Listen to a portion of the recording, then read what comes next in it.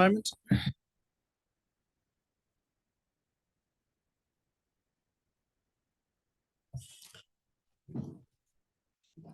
Okay, good morning. Welcome everyone here. I declare the council meeting CO 26/7 open and welcome everyone present. Please note that this meeting is being live streamed and the consequences of that. I can ask Chris Napier to open with our karakia.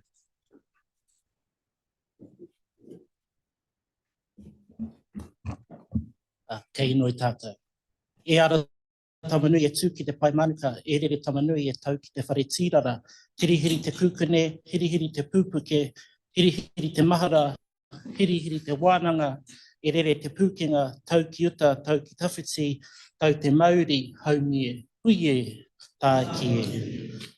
Ka tū ana au ki runga o pū whenua, ka huri te titiro ki Waikato, awa, ki te maunga o taupiri, ki reira tō tātou are ki nui, a kuini ngā waihono i te pō e noho ana. A kua nei, ka tae mai ia ki roto o tauranga moana, ki tū te reinga marae, o te kaupapa, o te paukai, nō reira kei tō tātou are ki nui, te whare o te kāhui ari ki tonu, tēnei ka mihi, rire, haupai mārire. Ka huri ngā whakaro ki a rātou kua wehe atu i te tirohanga kanohi. Ahuhua te kei wana i a tātou, no tēnā marae, no tēnā hapu, no tēnā iwi, o tira no tātou katoa, rātou kua mau nei i te pū o mahara, tēnei katangi, oki atu. Oki mai ki a tātou ngā waihotanga o rātou, mā, kei te whare tēnā koutou. Kei te mana kei roto i te whare tēnei kamihi. Ki ngā ihu o ngā iwi kua tae, tēnā koutou, kei ngā koro matua tēnā kōrua. Tai atu rā ki o koutou, kai kaunihira, tēnei a ngai tamarawaho, aho kua ko taku tūranga kei roto i te kaunihira, anei te reo o te hapū, o tauranga moana whānui, e mihi atu nei, hara mai ki raro i te tuanui o tēnei whare e tuake, i rongi i te whakahira-hiratanga o te kaupapa kei mua i te aroaro, tēnei ka mihi kia pai te haere o te hui, me ngā kōrero kei roto no reira tēnā koutou, kia ora mai tātou katoa. Thank you, Chris. So, for the sake of our guests today, please take note of the fire exits at the back of the room, and in the event of emergency, please follow the instructions of staff. Toilets can be located in the foyer back over that way, which you have passed on your way in this morning. For all councillors, you'll need to use your microphones today so we can get the recording for the live stream. And to turn those on, press the button on the right-hand side and the red light will come on when you're live. I know we have a full house today, certainly for our councillors, so no apologies. I'm not aware of any late items. Does anyone have a declaration of interest? No? There are no items to be transferred from public excluded. And before I adjourn to allow TCC to begin their meeting, I just want to acknowledge Mayor Mahi Drysdale and the Tangata City Council, and to welcome both councils as we meet here today to consider the future of water services for our sub-region. The due diligence phase has required openness, goodwill, and a genuine commitment to working together in the interests of our communities. I want to acknowledge the work of the joint working group made up of elected members from both councils, supported by staff, and working alongside Tangata whenua to consider some of the more detailed aspects of the process of how we might come together. I want to acknowledge the members of that group for the time, care, and collaboration they brought to this work. And I want to especially thank Councillor Roseboom, who has led the TCC working group, and Shad Rolleston and Hakopa Tapiata, who have led Tangata whenua. And also Lyle Thurston, who has chaired the meetings with dedication, a gentle touch, and some considerable patience. So with that, I'm going to adjourn the Western Bay Plenty District Council meeting and hand over to Mayor Mahi.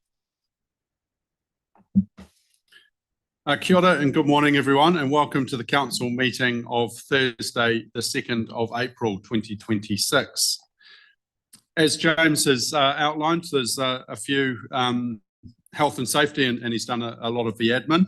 This is a unique occasion where we're running 2 council meetings in parallel. I thank James and the councillors for hosting us here at Western Bay of Plenty District Council, and I hope that the outcome of this meeting will mean that we work collaboratively a lot more together, and that's why we're here today. Just want to be aware that this is being live streamed, and this meeting will be available on YouTube. And today's meeting will run slightly differently because we're running 2 meetings in parallel.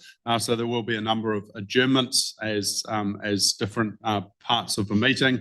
So we're going to have a very quick meeting until we adjourn, and then we'll hand over to Western Bay to run us through the public forum, and then we'll come back and just allow any councillors are allowed to ask questions during the Western Bay's part of the meeting that is being taken in that public forum. As James has said, just please be aware to use the right hand button on your microphone if you want to speak. Slightly different to what we do at our council. I'm aware we've already had a karakia from Western Bay, but I would like to hand over to Councillor Rolleston to give us an opening karakia for our meeting. Thank you. Yep. Ka te kia ora tātou. Ki mua te karakia, hei te mihi ki a koe, e te rangatira a Chris, mō tō mihi whakatau, mō tō karakia te whakatūwhera. Nō reire te rangatira tēnā kōtau, te whānau ko tai mai nei, tēnei te mihi poto ki a koutou, te whānau o te motu o Matakana, nui te mihi ki a koutou, me nā mema o te hapori ko tai mai nei tēnā tātou. He honore ki te whakatūwhera, tēnei hui ki a karakia. Kia noi tātou. Tui runga, tui raro, tui roto, tui waho, tui te tangata, karongo te a, karongo te pō, nau mai te ihi, te uhi, te mana te tapu, paupau ki roto ki a mātou mō tēnei ata. Koi ara e rongo whakiriraki ki runga, turuturu whakamaua ki a tīna. Haumi e hui e, tai. Thank you, Councillor Rolleston, for that opening karakia. Acknowledge we've got a full contingent, so thank you very much. There is...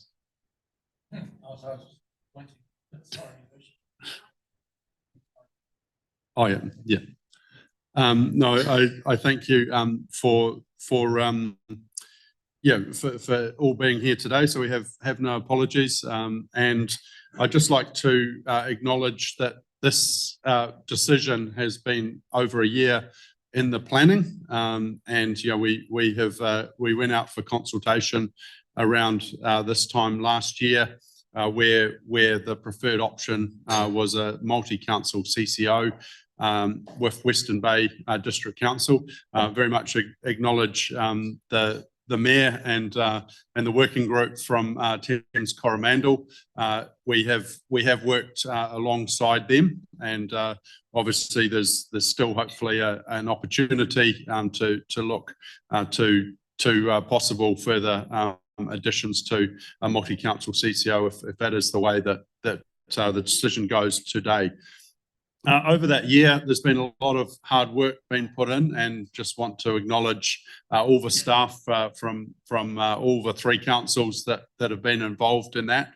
Also want to acknowledge the working group that have put in a lot of hard yards over the past 4 months, and that has been a good partnership, and obviously our leader of that being Councillor Rosenboom. So it's fantastic. Thank you for all the hard work, but also the other members in Councillor Schuler, Councillor Crowther, and Councillor Baker. I think Councillor Rolleston made a few little appearances there as well. So thank you very much for your work on that.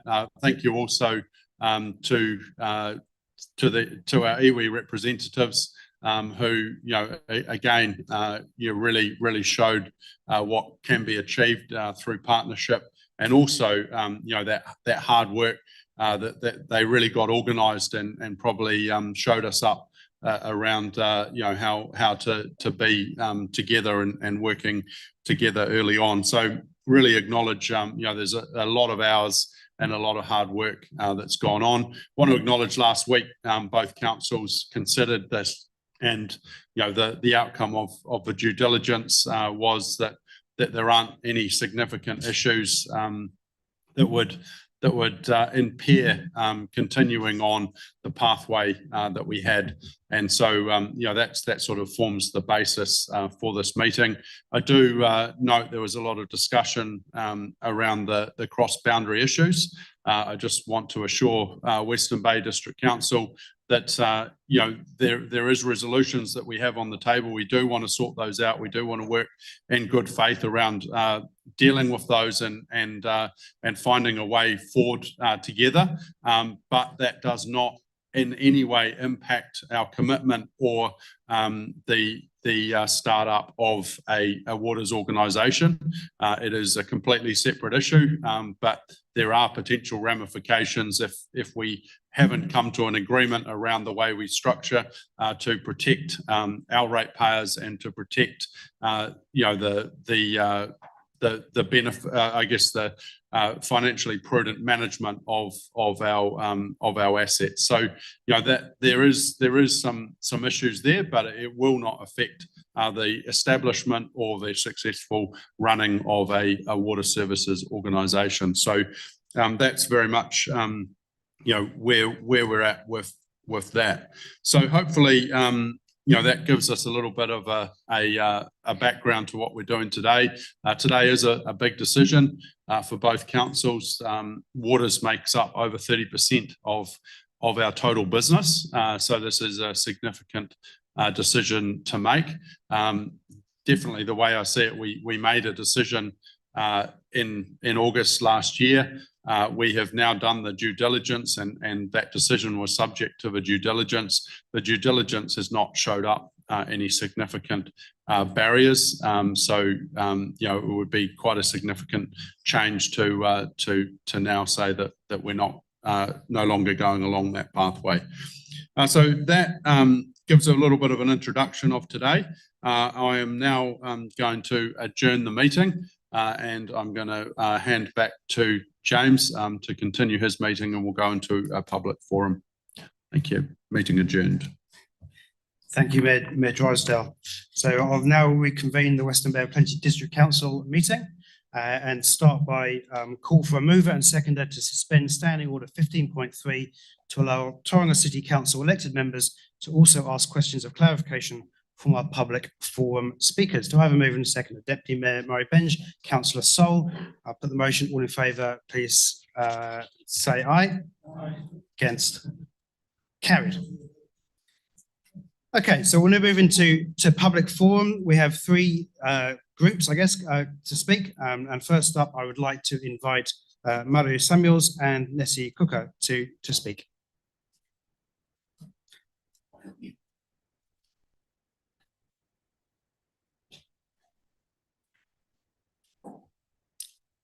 Morena koutou. I'm Nisi Kuka from Matakana Island. I don't know where Mario is. Anyway, I'm here to speak on behalf of Matakana Island. And just to say that Tangata whenua has been a part of the discussions for a long time now, ever since all of these discussions took off. So to exclude us in your opening kōrero there was a bit unfair. And that although we weren't too happy joining with TCC, because in our view, we've been working with Western Bay District Council for a lot of years now and have come to a place where we are very trusting of each other. The other bit I want to say too is that there's no way in hell that we want TCDC anywhere near our kaupapa. Matakana Island has made a significant contribution to the whole of Tauranga Moana by allowing the pipeline to come out to Matakana Island. And then to have And this is all about the hauraki input into all of our kōrero. And that is the treaty issue. It's not for the councils to decide when other people from other areas are going to come into our district and start claiming this and claiming that. And I'm sure you've all heard about the cost claims that are all going on and that Maitarangi hasn't settled, and that putting it all out on this table today and bringing in TCDC, which will then lead on to all of those iwi coming into this area, is right out of scope. We're unhappy with, well, a bit more than that actually, about the last decision that's going to be made today, and we stand resolute in saying that we oppose anything to do with TCDC coming to the table. And if TCDC wants to come to the table, and all of you fellas want to come and have a big discussion about our contribution to the whole of Tauranga Moana, come to Matakana Island, and then we can go from there. Thank you, Nessie. And I think I would, before I offer the questions, I think regardless of the decision today, we will keep talking. I'll give that commitment. But any other questions for Nessie? Councillor Murray-Benj. Morning, Margaret. Nessie, what has water got to do with treaty settlements? Margaret, I'm not here to explain what the treaty settlement process looks like. For some of us that have been around in this camp going for 35 odd years, probably into 40 years, it's about mana, it's about cost claiming, and it's about keeping other people out of your area. Any other questions? No? No? Okay. Thank you very much, Nessie. Appreciate your time coming here. And I say we will definitely keep talking. I would now like to invite Shad Wollaston and Hakopa Tapiata to come to present, please.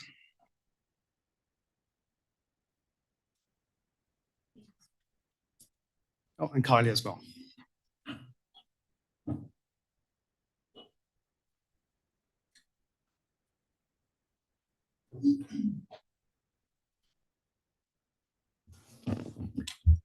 Morena tātou, tuatahi ake ka tuku mihi kia koe rā ki te tokorua. I whakatūwhere hea tēnei o tō tātou nei hui ngai te rānei.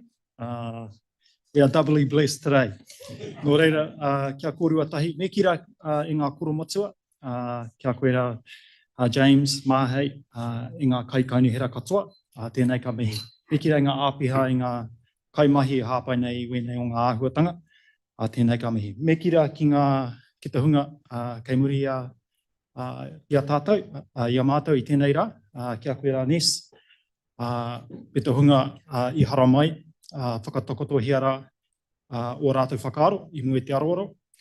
Ki ata whiriwhiri hia nei rā hei kai mā koutou. Nō reira, tēnā koutou, tēnā tātou katoa. Kia ora everybody, I just wanted to acknowledge our kai karakia this morning, our opening karakia by Hemi and by Chris. Yeah, we are doubly blessed today.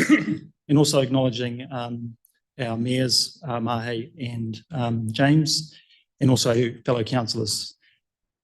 Before we kind of move into our part, I do want to acknowledge Martin as well, in terms of the role that he's played in leading discussions on behalf of Tauranga City Council through the working group, and also James. Yeah, so just really wanted to acknowledge those that have provided the opportunity for us to engage in this kaupapa, and also the staff that have supported.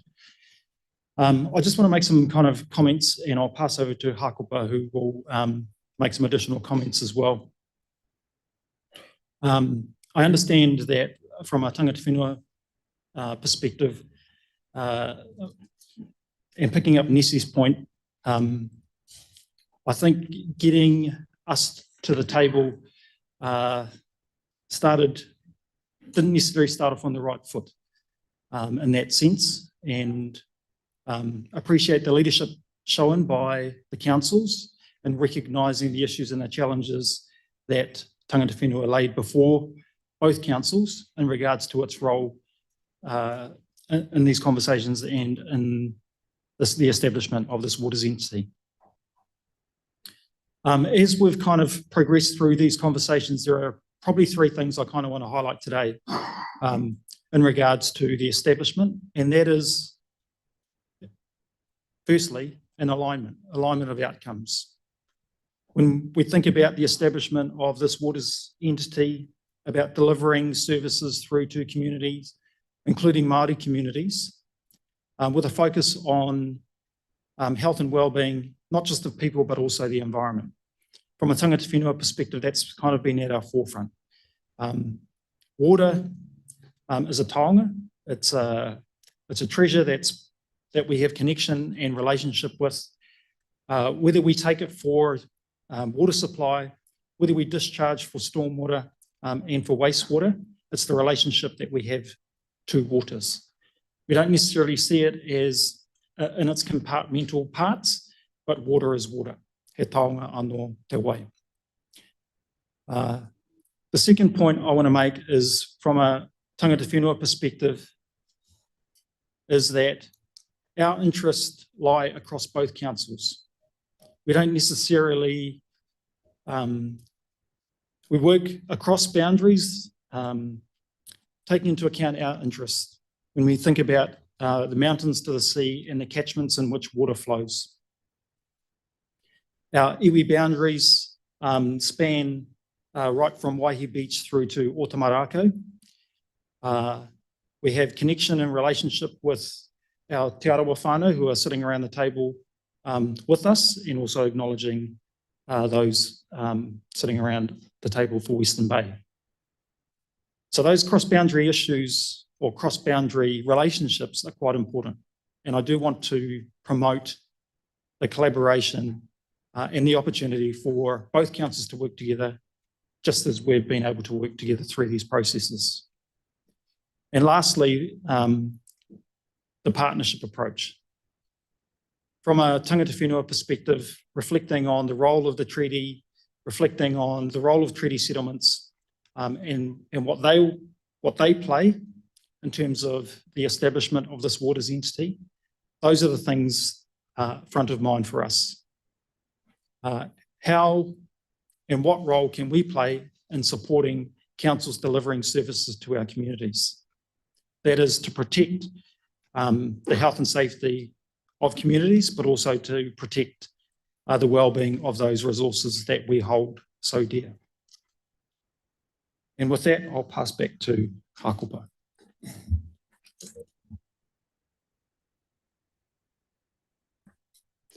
Tēnā tātou. Tēnei au ka tauna tia te kōrero tōku tuakana ni o Shad. O tia, taku aronga tuatahi ka mawhiti atu rā taku titio ki Matakana, ki nā kōrero I kōrero hia nā tō tātou whaia nisi.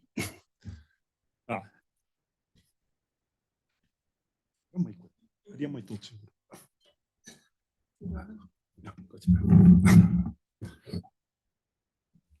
Taku mihi aroha ki taku whaia ne. Tā mātou noihu. Te waha, te mana, whenua, mena he kupu, hei karawhiua, tērā me whiua ka tika.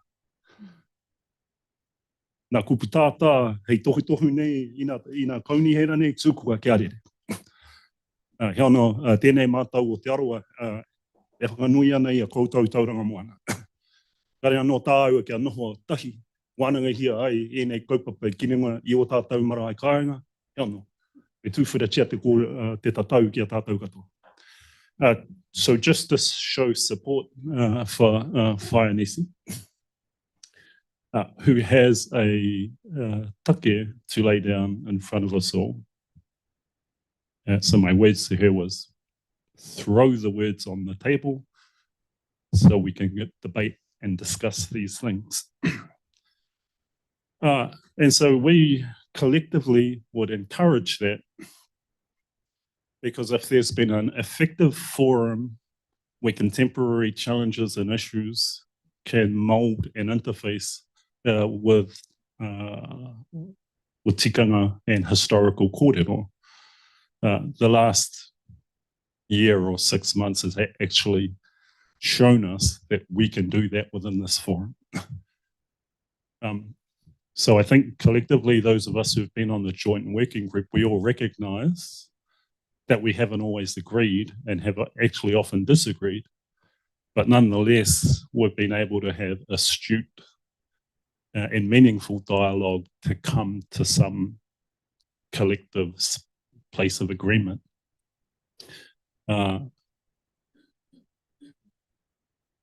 So it's been a positive, from the Tangata whenua perspective, it's been a very positive forum, as Shadrach has said, from when we initially started this discussion through to now. And I think that's been the general consensus of the three teams on that joint working group. But the concerns of mana whenua are real and clear. And we collectively need to talk about it and consider it as we progress the establishment of this entity. So tēnei ka mihi ake kia koutou, kia tātou. And the other thing that I said was that although Te Arawa has constantly supported Tauranga Moana's stance on the water issue, we haven't actually sat down on a marae, which is the right place to talk about these from an iwi perspective, to discuss it. So I've invited Tauranga Moana haramaire rā ki au, ki te tauihu, kia Te Arawa, kei reira tatau wānanga ai, tēnei o nā kaupapa. So Te Arawa invites Tauranga Moana to come and have a kōrero so we can take a collective stance on this. And we might even invite the council at some point.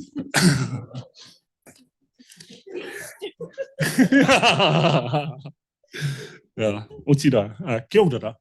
So the point being is that it's the joint working party under the astute leadership of Councillor Roseburn and your worship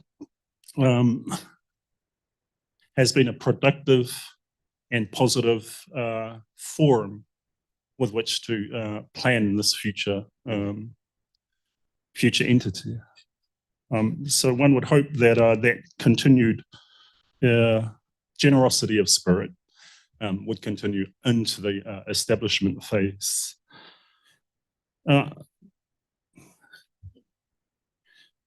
One observation that I'd make from the Tangata whenua perspective is that many of the differing views that have come before us have essentially stemmed from different views of democracy and what it is. So one view that we've heard in our forum is that the exercise of authority rests with elected members, which is not a wrong interpretation, but it's a very narrow one, which and is strongly held by some of the community. But then there's a more wider, inclusive perspective on democracy, which encourages wider considerations, greater diversity, and wider contribution to final decisions. And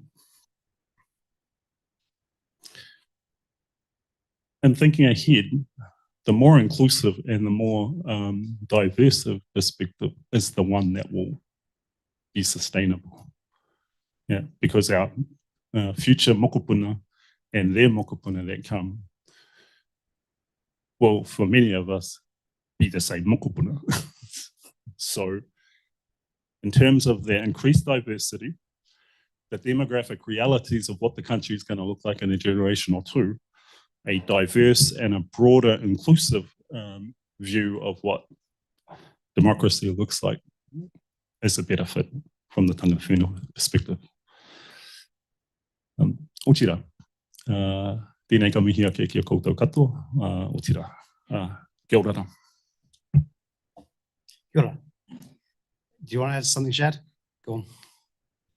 Sorry, just before we close, I do want to acknowledge my fellow members sitting on the group. So Rowana Bennett, Kylie Smallman, Kiritapu Allen, the Honourable Kiritapu Allen's given her apologies today, and Roharua Murray, and then also our technical support team, Spencer Webster and Matere Duncan, who have supported providing us with advice to be able to support this process. So I do want to acknowledge the team effort that's gone into providing our views and perspectives. So kia ora tātou. Thank you, Rod. Appreciate that. So, are there any questions for our speakers in front of us? Councillor Crowther.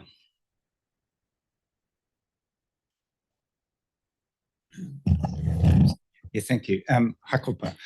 Question in terms of diversity, which I'm fully supportive of, and taking a wider interpretation of democracy. I think you're right, that's a key issue. Do you see a place from what you've said for elected members and mana whenua? Do you see a place for direct community representation from the wider community, the various diverse aspects of our community? Tēnā koe, Councillor Crowther. Yeah, I think this is fundamentally, as you know, a point that we agree on in terms of participatory democracy and encouraging voices to engage, consult, and listen.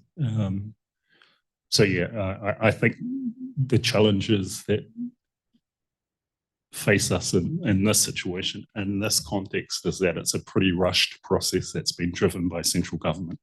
So many of the issues of timelines have just meant that it's not necessarily been the most ideal process, as you and I would see. Kia ora. Councillor Olson. Thank you. Tēnā tātou. First and foremost, big mihi, ngā mihi kia koutou, mō tō puku mahi. Said it in our council, our Tauranga Council meeting recently about a possible blueprint of how we work forward going together. The calibre and the capacity of the people sitting at the table is created as best as we can a balance, because we as councils have a massive machine behind us, as you can see today. So I want to acknowledge the work that come together at short notice and across iwi.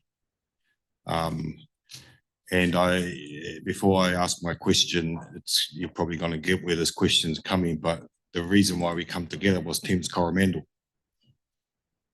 The proposal that Thames Coromandel were going to be part of a joint CCO is what prompted a hui at the Armitage. Let's be direct about that and upfront what created that. And since then, lots of good mahi has come about as a result of that. So if probably, one of a better word, if the issue didn't raise its head, we might not be sitting around here. We would have been sitting around here making these decisions, but not through the process that we got, which, as I said, was a good process. And probably I asked myself the question as you're talking, Shad, that wasn't a good start, but it was a good process after that. And so I always ask myself, what might have been if we had a good start? What if we had a good start? How even better it could have been. And that's a message. But I guess my partai is that that there is a potential that Thames Coromandel will enter, and that's why of the understanding that I've heard today. I think I've heard a bit from you, Shad, around, from our mayor that said, the mayor of Western Bay, that regardless, iwi need to be part of that conversation. So I'm not preempting any decision to be made today, but I'm asking your views, and probably from the working group, around if that should happen, how should that happen? Is that through, like perhaps what Kakupa said, through more kōrero, through more conversation? Kia ora. I might start. I think we've been quite clear about our role in this process and the mandate in which we were authorised from our iwi members, our iwi chairs in particular, and our hapu entities in particular, and that was to assist the councils in the establishment of this joint waters entity between Tauranga City and Western Bay. I think conversations beyond that is beyond the scope of our mandate and beyond the scope of our role. And what I would encourage, like as you've indicated, is to have that kōrero and to continue to have that kōrero amongst yourselves, but also directly with our iwi. So that's whether that's a Thames Coromandel or an Eastern Bay Council or a Waikato Council or whoever potentially comes to the table at some point in the future, because at this point we've got 2 councils. There's scope to include others, but you need to have a clear process about how you manage those relationships and those conversations moving forward. And it's not just the Thames Coromandel challenge, it's a challenge with anybody that comes to this table. Councillor Ray. Morena. So firstly, I'd just like to make a brief statement, then I do have a question. It's quite concerning to me, Hakopa, that you mentioned that kōrero on the marae haven't happened yet, because I see that as a fundamental part to any representative role. So the question would be, just to confirm, the people sitting at the table today, that they see that a multi-council CCO with Tauranga City is a better way forward, not only for tangata whenua, but for koeke, mokopuna, and the wider community. Because in my view, I've always had a strong view on this, that bigger doesn't always mean better. So I'd just like to clarify and confirm that that is what the table is asking for. Tēnā koe tuahine, Laura. A couple of questions there. If we think back to what Councillor Rolliston said about how this all blew up last year, then Te Arawa and Tauranga Moana were very firm on a cohesive view from that point. The point I was making was that that happened by default as a result of circumstances, but we haven't actually sat down on any of our marae to talk about it. So that would be a positive way to progress, full stop. Because as Shadrach correctly said, this is going to be a feature of the future of water management and the potential of other partners to come in. So what we all need to do, and it's a good place for mana whenua within the rohe to start that conversation, is how do we want to guide or engage in that process, which is, it's coming, no doubt about it. So that was me hui tātou. And so, that should just happen as a normal part of this process. And then once mana whenua have a clear collective status, then after that we would talk with council to guide them on the right pathways, potentially. But if you don't do that, then how's any of this meant to work? If you don't have clear systems and processes for engagement and consultation in a respectful sort of manner, well, then all you get is what you've already had, which led to last year's situation. Gilda. Councillor Dinsdale. Morena koutou. Uku ake e nei whakaro ne. Ko taku pātai ki a koutou. He ahana mea e whakararu ana i a koutou e pāna ki ngā mea tongo wai mai ngā awa. Tēnā koa whakamārama mai.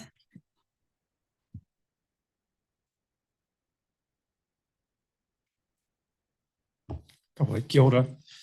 As I understand the question is our thoughts and views on the way water is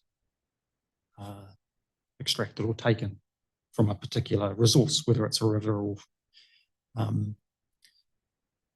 And so as I understand the way water resources are currently managed, Tauranga City Council in Western Bay extract water for community use for potable water supply and then discharge stormwater and wastewater treated back into the environment. So whether that's at the Kaituna, Matakana. Matakana, or Chapel Street and out at Arataki. That's how I understand our water resources are currently managed. And they're managed through resource consents, essentially, that councils have sought approvals through the Bay of Plenty Regional Council to either take water or discharge water. And there's an opportunity for us to participate, tangata whenua, to participate in those processes and put our views forward, particularly around the areas that we may have concerns about, which is how water is used, how it's potentially degrades existing environments and those kinds of things. From my perspective, and I'm just speaking on behalf of myself, we haven't necessarily had that water conversation, but it's about how we participate in those processes to ensure that our values, our views, and our perspectives are built into those processes.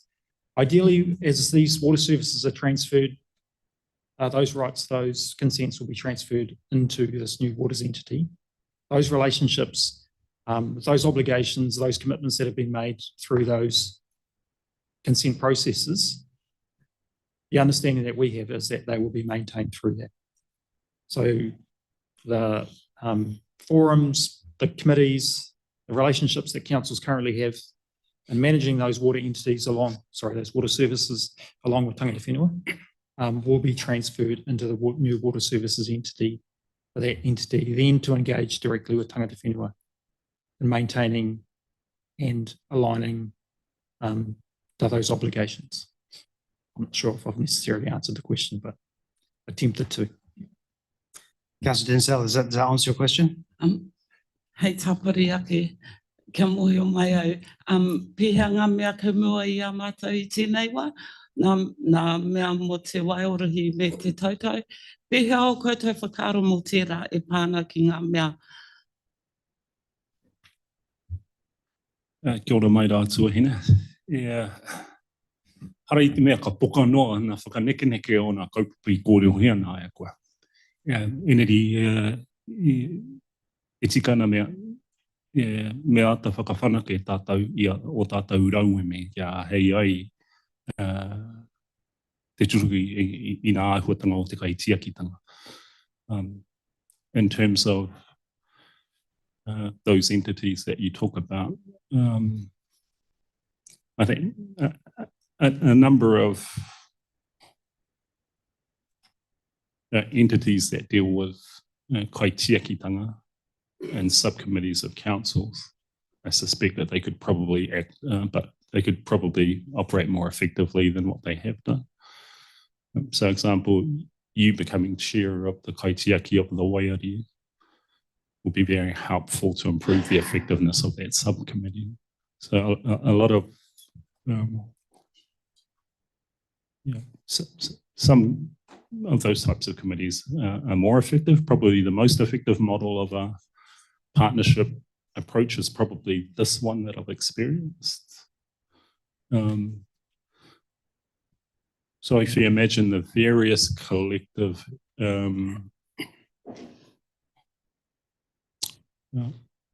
Māori entities that operate within this space, if they operated to a same level as this particular committee, well, then it would be truly transformative about the things that we could achieve. So that's like whaiati tu kahurangi that gives us something to aim for. Cousin, kia ora. Thank you, Hakopa. Deputy Mayor Murray Bench. Thank you, Mr. Mayor. So my definition of democracy is a bit different from yours, and I note that we keep our Māori forums well informed. And for Nessie, for this is the first time I have seen you, which I would have expected you would have been part of that group.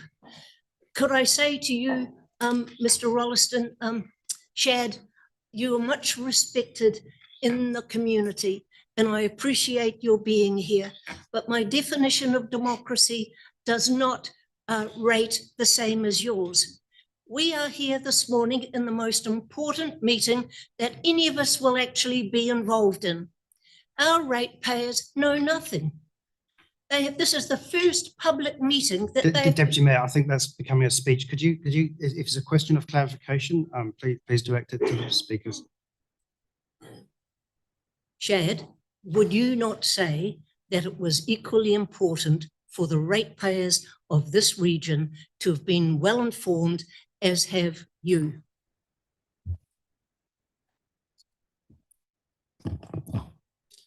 I'll start, and I think Hakupa might chime into that.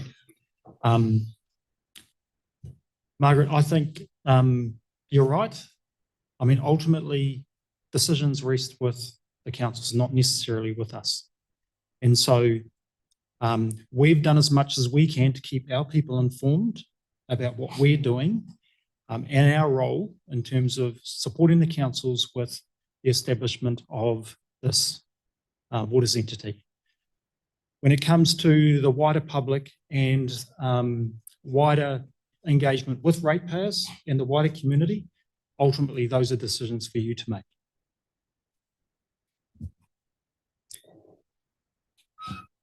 Go on, Nessie. I just want to answer Margaret's question. What was that question you asked, Margaret? Why you weren't involved in the forum as a local Māori forum member on the major forum that has been involved in this process? I don't know, but we are part of the Waiora rōpū that has been dealing with the pipeline. That's what I've been doing, Margaret, for years and years and years. You have been a diligent member of the Māori Forum for many years, and I would have expected that you would have been one of the leaders in this group. Thank you for that. Thank you, Deputy Mayor. So that brings us to the end of this item. Was that Hakupa? My apologies. Gilda, and thank you, Margaret. My simple point is,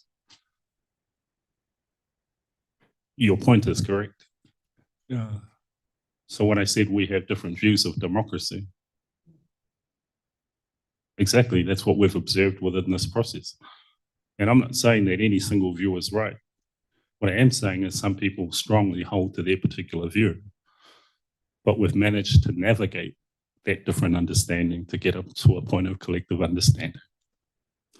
Gilda. Thank you, Hakupa. So we'll move on to our next public forum speaker. So thank you very much, Shad and Hakupa and Rana, Nessie and Kylie. And I'll now invite Mayor Peter Revel, Deputy Mayor John Grant and Chief Executive Aileen Laurie from Thames Coromandel District Council to come and talk.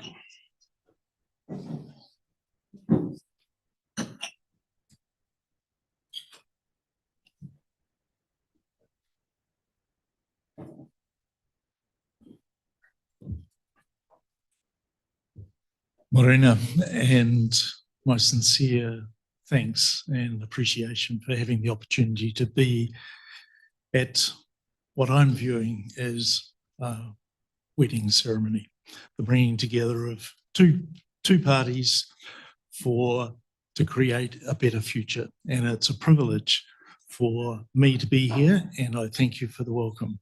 Acknowledge Mayors Mahe Drysdale and James Denyer. Thank you for having us here. On my left, I have John Grant, who is Deputy Mayor and who's been involved with all the work that we have been doing around Three Waters right from when we first began doing that a year and a half or so ago. And on my right is the Chief Executive, Aileen Laurie, who's been similarly on a journey and who brings to our council and to this table 15 years of experience as a Chief Executive. And we all are very privileged and thankful to be here. Councillors, thank you for having us from both councils, and thank you for the attention that you're giving to us this morning. I wish to acknowledge the speakers who have gone before. Firstly, I'd love to acknowledge their eloquence. It is just wonderful to hear people speaking that way. But in particular, I would want to acknowledge and to say that we hear the messages that you have brought to the table this morning. And that's important for us. And it is very helpful as we go on our journey around Three Waters, the Water Services Organisation, and where we want to end up. I'd like to acknowledge the phenomenal work that has been done by so many people to get to this point today. And I was just chatting with a gentleman at the back before and looking at what is involved in getting to this point. And Mayor Drysdale called out a number of people who have been involved from TCC and certainly from our own council. There have been a lot of people who have done a lot of work to build the understanding that we all have around the opportunity of Three Waters. And finally, I'd like to acknowledge that we sit here looking at the future, that we're here today, or you're here today, making a decision, which I think somebody referred to as perhaps the biggest decision that you as councillors will be making. And it's a decision about the future. And it's a decision that is driven because I believe everybody sits here in the entire room concerned and with foremost in their mind the benefits of our communities and our ratepayers. That is why we are here. We're not a corporate board sitting to make decisions about the corporation per se. We have all the time in the back of our minds what is best for our communities and what is best for our ratepayers. And I think that becomes a very unifying thing.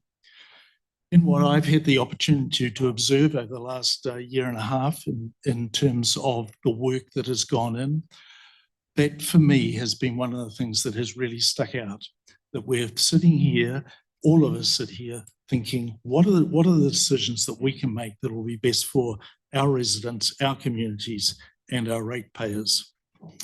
I also acknowledge that today we are spectators. This is not about us. This is about the decision that Western Bay and Tauranga City Council are making in terms of establishing a water services organisation. We desperately would love for that to happen, because in the work that we have done, we can see the potential benefit for our communities and our ratepayers. And I think what you're doing today is doing that for your combined communities and ratepayers. I'd like to build on some comments that have been made too, that from our point of view, one of the mantras that we have been talking about in this triennium is working with. For us as elected members, working with staff. For us as elected members and staff, working with our communities. And to me, that has been a hallmark of this whole process around Water Services Organisation, as I have observed people working with one another. And where this goes today, I would love to think that we have the opportunity to continue to work with Tauranga City Council and Western Bay in this particular venture around Water Service Organisation.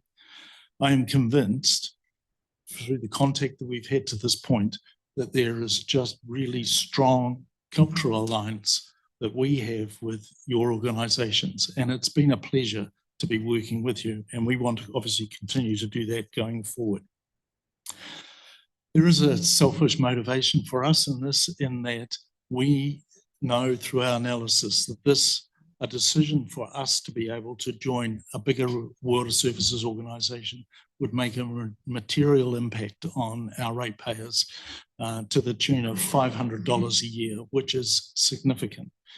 That becomes a high motivation, but you have your reasons for wanting to form a joint water services organisation, which similarly delivers benefit to your ratepayers and your communities. So today we sit here wanting to encourage you to put this together and to set the direction ahead.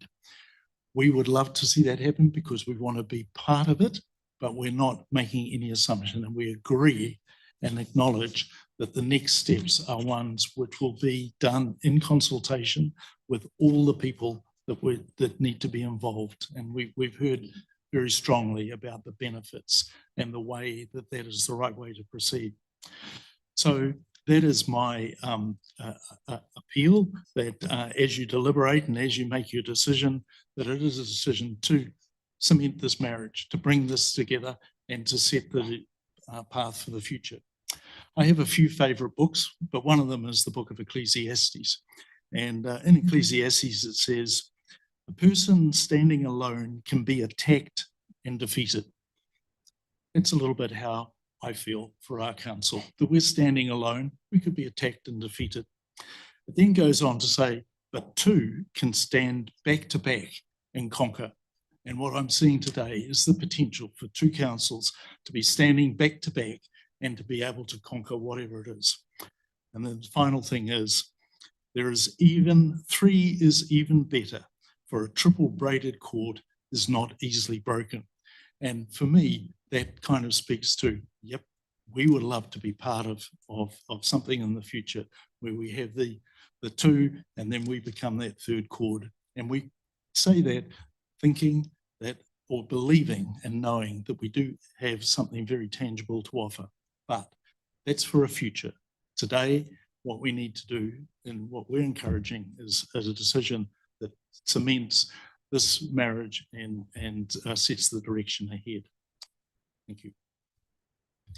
Thank you, Mayor Revel. Some lovely words of scripture there to set us on the path, and I appreciate your kind words. I also want to acknowledge it's been an absolute pleasure working with you or discussing matters with you and your Deputy Mayor and your Chief Executive and your predecessor, Mayor Salt, before you as well. It's always been a highly respectful and good conversation, so I wanted to acknowledge that. I'll now open it up for any questions of TCDC, and does anyone wish to ask questions? Councillor Joyce. So you've heard today some very important words from our iwi partners. So how are you addressing that issue from your end? How are you helping to address those ruptures? Because as you made very clear, you know, there are benefits in going forward. Thank you for your question. We have taken guidance from our Kamatua in Hauraki District, and a message that has come through very clearly to us from them has been, this is a decision around that for council to be making. This is a decision that rightly rests with the local government about where we go with our waters and what have you. We have, through our journey, have made sure that we have kept in connection and consultation with our iwi right through this process, and have tried to make sure that they are aware of where we're at and where we're tracking. In terms of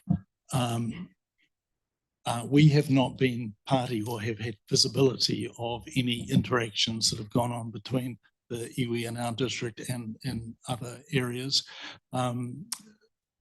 So that's where we're at then. Can you just enlighten me? How many iwi do you have in your district? Yeah, kia ora. Te Tara o Te Ika a Maui, Rohi, 16 iwi, 12 recognised by the Crown. The guidance we've had from Kaumātua is, as the Mayor has outlined. In the rest of the district, there is split views. Not everyone is in alignment. Some are thinking that there's a loss of local democracy and preferring the go-it-alone option. The guidance we've had from the Kaumātua is this is rightly a question for local government and they didn't want to be involved in it. But we have other iwi that look across to Auckland potentially as a preference. Others, of course, that waka is towards Bay of Plenty. So we're a district that looks in every direction, and that's the case for our communities and for our iwi. Sorry, one last one, then I'll shut up. From briefly at least. You have other options. So why so fixated on this one? I mean, you know, you're part of the Waikato region, right? And there are at least two groupings going on in the Waikato. So, I mean, it's a decision for yourselves, but I'm interested to hear your view on why you've so determined to come this way. That's a very good question. Thank you. You know, to answer that, it comes back to what is in the best interest of our communities. And we have looked very extensively at other options that are available in regard to Waikato alliances, and we keep falling back on this one as being far better for our communities. For numerous reasons. We have many of our places looking out over the bay. You know, we are a coastal community, where the rest of the Waikato is very much centred around the Waikato River and other centres. So we are different, and we feel a lot closer to Western Bay and to Tauranga than we actually do within the Waikato. So there are multiple reasons for the position that we've taken, and you know, it's very clear that that in the financial benefits that flow from this, that it's a natural move for us to look to a closer relationship here. And could I just add that it was not just the Waikato Waters Done Well grouping that we looked at. We also looked at the grouping with Hamilton and Waikato District. We looked obviously at just going alone, and we looked at this, and those, I would say, all those options were ones that were considered with as much weight as another, and it ended up being, this is where we want to go. So on the 24th of June, that's why we passed a resolution to say we want to be at this wedding. Obviously that changed, but that was a very clear decision for us on the 24th of June last year. Thank you. Councillor Elvin. Peter, welcome, and to your team. I thought if it was good enough for you to quote Ecclesiastes, I'd give it a shot too. And it's a preface to my question, and the verse is, better one handful with tranquility than two handfuls with toil and chasing after the wind. So I want to preface my question to say, I appreciate your comments about joining with us, but I'm highly sensitized to the fact that we have an iwi issue in our midst. And I really think to progress this, we have to stop playing pass the parcel, whether it's the minister, or whether it's our mayors and councils or whatever. That's as part of a community, and I think it is appropriate and respectful that we get on and address this in a way that does give effect to what we say we believe in. So, I mean, I think how you propose to progress that and how we propose to progress that is critical to how we go ahead. So I'm interested in a little bit more than I'm going to throw it over my shoulder and it's someone else's problem. I apologise if I've given a sense that I don't want to do that. That's what I've done. But I do want to be clear that today's meeting is not about us. Today's meeting is about the establishment of Water Services Organisation. If that does not end up happening today, then we continue on the pathway, the expensive pathway, I might add, that we're currently on. It is not until this decision is made today, we are rightfully spectators. Were we to have the opportunity to then come, as the resolution is saying, to potentially other parties, then we would want to do that with all the respect that is would be required, and under the rules that you would be laying down. So what I do want to communicate is that for everything we know, we would just be really keen to be part of it. Thank you, Peter. Councillor Daly. Thank you, gentlemen, for coming to tell us about your experience, ladies and gentlemen. My question is about your current kaupapa, I guess, in terms of having to deliver on your agreed water services delivery plan with the DIA. I understand you have to progress an in-house business unit to meet the requirements before any further arrangements can be entered into. And I'm just wondering if you want to comment on that process and the implications of that, and the possible benefit of a collaboration in future with another CCO. It was the 28th of August last year that we rescinded our original decision to join a water services organisation with TCC in Western Bay. But in that resolution on the 28th of August, we said that we would be establishing our own house water services organisation, or our own internal business unit, but we would continue to look for the opportunities of being part of a larger water services organisation. At the end of the day, we've got a population base of 33,000, and that's small.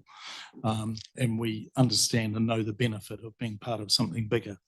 What we had decided we wanted to be part of was this. And then in setting up our own in-house business unit, it has been mandated, I think, to the chief executive that not to spend $1 more than we have to, because what we're anticipating is that in the future we might have the opportunity to join something. So we are meeting the legislative requirements set out by DIA. We are establishing a water services organisation or internal business unit. We have factored that into our draft annual plan, which is out for consultation, where we have signalled a overall average rate increase of 3.77%. So all that is the work we've been doing with waters is all factored into that. So we are treating cautiously and conservatively in pursuing the in-house business unit in anticipation that there will be a bigger, brighter, better future for us. John, do you want to add anything to that? Just to follow up, I mean, that's a very impressive annual plan proposed increase. Just an off the cuff, did you have to make any compromises on your But we're not water talking about annual delivery plan to do today, that? Councillor Daly. Councillor Sol, please. Thank you, sir. My question basically is, if the opportunity is there, even say if it was today, how soon do you think you could be in a position to actually push the button? Can you, would you be likely to be able to meet a July 27, or is it something that longer term would be of benefit for all parties? Thank you. Really good question. We've got a council meeting coming up on April the 24th, and if under your scenario, if the opportunity was there for us today, then we would be putting that before councillors on April the 24th to rescind our in-house business unit and move ahead. On the advice that we have received and being party to some of the discussions between Western Bay and TCC, being ready for July 28 would absolutely be, I was going to say a walk in the park, but you know what I mean, would be straightforward. We have been taking advice from Martin Jenkins, who've been helping guide us through this, and they have said, well, July 27 would not be out of the question for us. But those things, from our point of view, are just academic until we get to the point of being able to make a decision around the council table. So thank you for the question. Any other questions? Councillor Crowther. Councillor Crowther, go on. Thank you for coming along, and good to get an update on this issue. I'm interested in your current position on stormwater, because I notice you've got more stormwater connections than water or wastewater. And you also have, I think the figure I was just looking it up to remind myself, 72% of those assets in an unknown condition in the underground assets. So it's obviously, from our perspective, putting aside all the other issues, and particularly the issue that was addressed in the public forum for iwi, you know, just from a risk perspective, there is a much higher risk for our councils partnering on stormwater because of the unknown element there. And there's also some financial equations which when I work them out, I sort of see pros and cons, let's put it that way. So I'm interested in your perspective, how much, if you do want stormwater, and how much of a stopper would it be if we said no to the stormwater?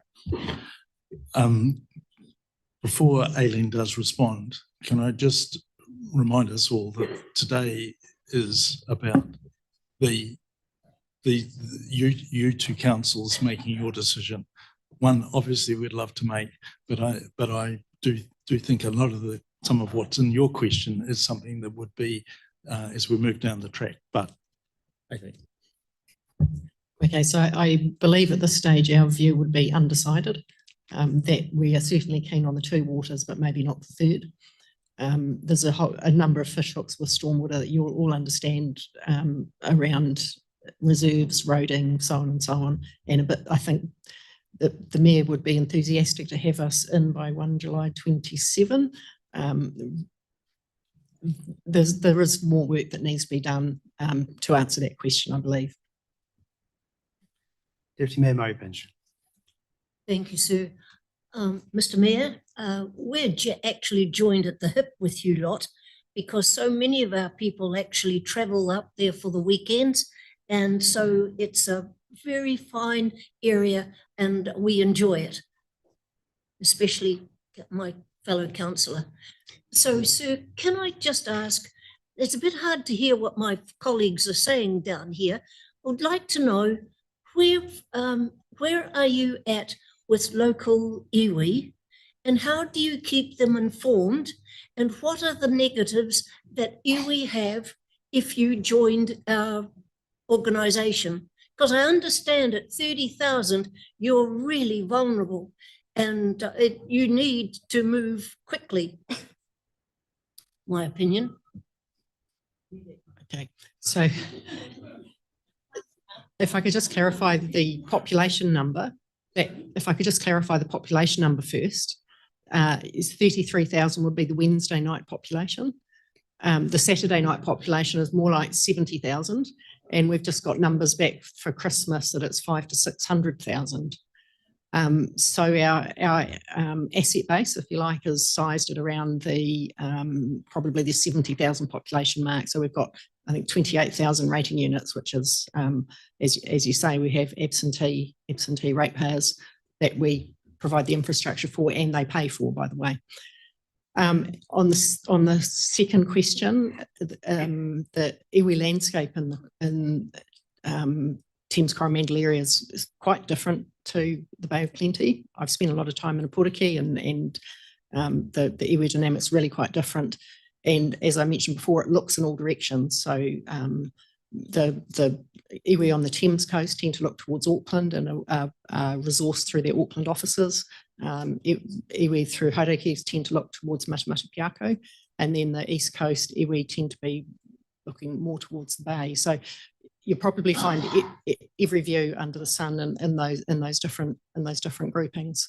The main show in town for us at the moment is actually the Mana Whakahono Arohi agreements, and that's probably of more, probably taking up more time in our teams than waters at the moment. So that's yeah, I'll leave that there, but yeah, that's how we're sitting at the moment.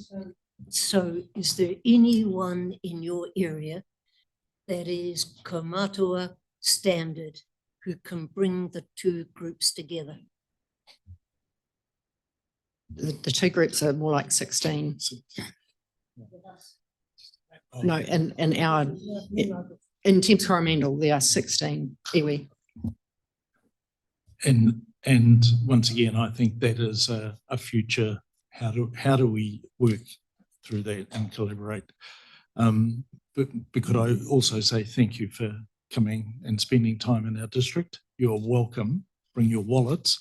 But, you know, as you would appreciate, when a storm happens, it impacts us. And when fuel prices go up, it impacts us. And that's another challenge that we have in front of us at the moment while we're trying to keep rates under control, is having visitors and tourists not come to our district. So please keep coming, bring your family, bring the whole room.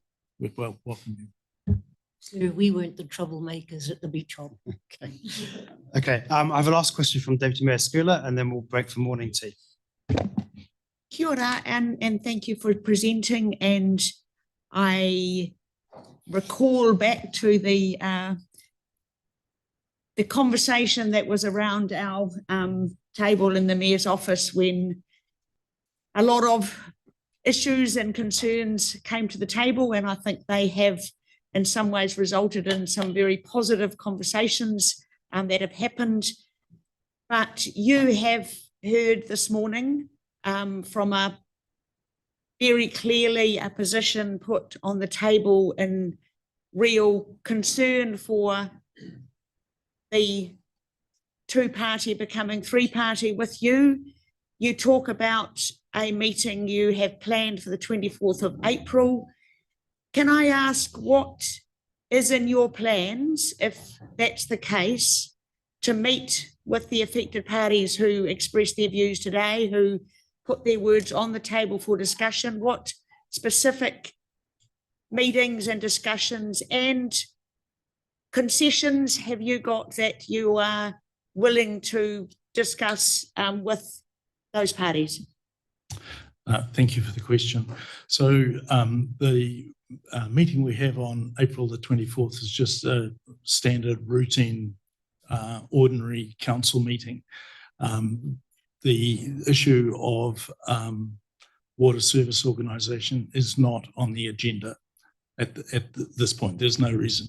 I was responding to the question here that if the decision was made today for us to be part of it, the first step would be to get that resolution through. We're not there. So we will not be, it'll not be on the council agenda in April.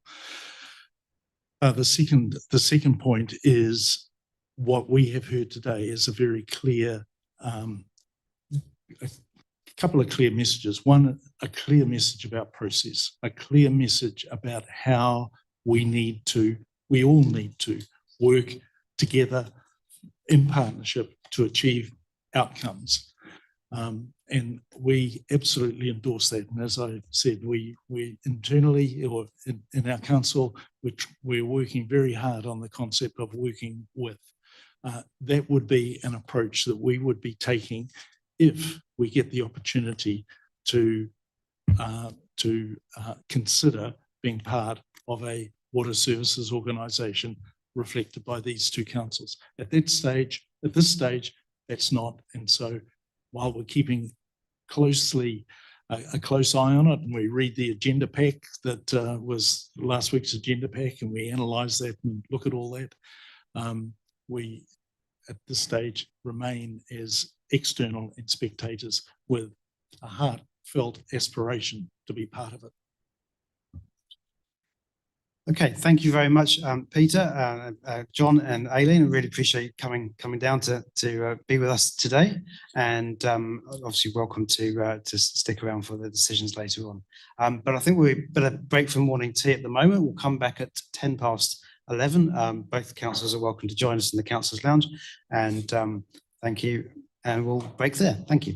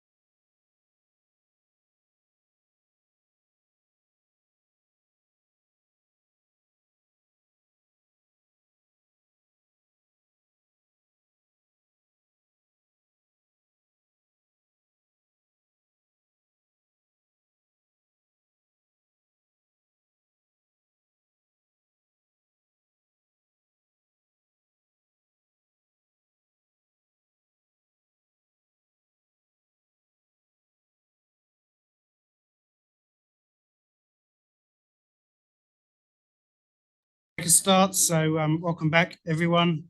So we're now moving into the agenda proper from page 7, local audit done well, progressing the delivery of water services. Adele, do you want to say a few words? I'm not intending to have a big introduction. We've been covering this for the last year or more, but Adele, would you like to just say a few words? Kia ora, councillors, and thank you, Mayor, for the opportunity to speak to this paper today. Yes, as you're recognising, the purpose of this paper is to make the decision as to basically whether to proceed with the water organisation or not. This has been subject to the due diligence process that was included as part of the water services delivery plan as a piece of work in advance of making the final decision, just to make sure that there wasn't anything to prevent us moving forward. I think the process has been well run, and we've had various work streams, including governance, including the key terms that were going to form part of the Constitution and the shareholders agreement. And we've also looked at how we might work on an HR basis and how the finances would be moving into the water organisation. We did find some matters that we still need to put on a future work program, and acknowledging Mayor Mahi's comment this morning about the cross-boundary issues. But all the matters that we've identified today can be worked through in good faith. We've also noted, and thank you to our speakers today in relation to the Thames Coromandel. As part of the agenda, we've got an additional recommendation that seeks to continue working with Thames Coromandel in the future, and also includes a letter from the Minister in relation to this, noting that the financial impacts to the council are well noted. But I'll just leave it at that, and hand back to you, Mayor, if there's any other questions of council today. Are there any questions from our councillors? No? Okay, good. So we'll move on to, sorry, did you have a question, Councillor Daly? You don't have to. Actually, I think Darlene indicated she had a question, did you? Okay. Look, I'm not sure if this is appropriate. Just on the cross-boundary issue, Adele, I know it's going to a further process, but and Mahi, you addressed it in your opening remarks as well. So I'm just wondering, the time frame and the process that we might expect some resolution on that one, I guess. Adele? Through the Mayor, so in the recommendations that were presented on the 24th of March, it has been noted that those good faith are expected to be completed by 31 March next year. Or no later than. And the process, is it worth commenting on that? Or? Through the Mayor, I don't think it's appropriate for me to comment on that. No doubt the Mayor Mahi and I will have a discussion and involve everyone else. Deputy Mayor. Adele, can you remind me, what is the issue that we can go through if we don't reach agreement? For example, on this issue of, I think it's issue number 3, if there's no agreement or if there's a resolution that's difficult, who do we go to? What's the process? I know Councillor Elvin knows, but I think it would be good if it actually stated for everybody in this room. Through the Mayor, so in relation to any matters that can't be resolved, is that what you're speaking to? As part of the commercial terms that were agreed and put to council on the 24th of March, there was a process whereby if you're unable to get through good faith negotiations, that there's a mediation option available through that will be considered as part of the constitution arrangements. And if that doesn't progress, then arbitration. Thank you. So I don't see any further questions. So I'm going to take the recommendations in parts. And so first of all, I'm going to take recommendation 1 and 2 together. That is to receive the report and that it's of high significance. Councillor Sol is moving, Councillor Ray is seconding. I assume we're not going to debate this one. So I'll put the motion. All in favour, please say aye. Against, carried. The next recommendation is number 3, and that council confirms that a robust due diligence process has been completed, and so on. I won't read the whole thing out.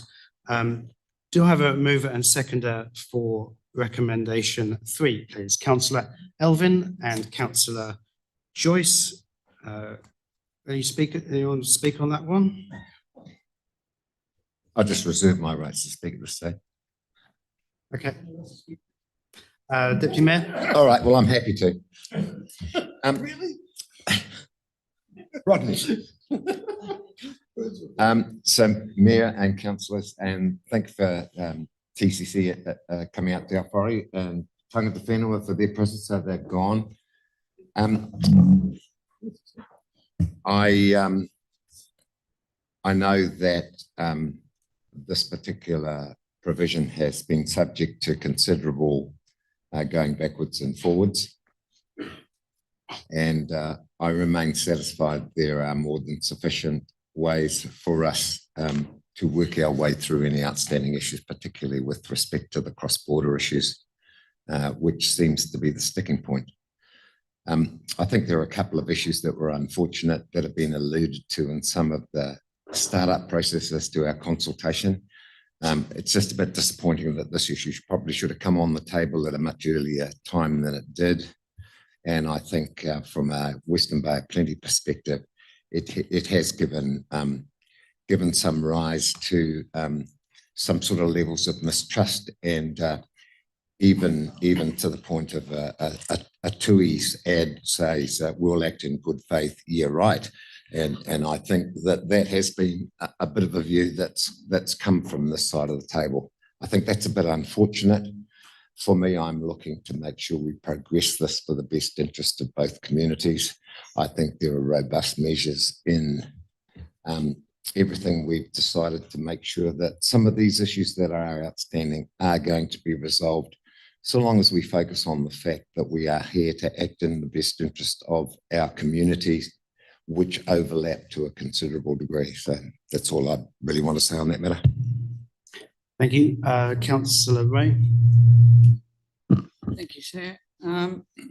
Unfortunately, I won't be supporting this motion today. I cannot enter into any type of process where there are matters that are not solidified. So I won't labour that. I'll just leave it there.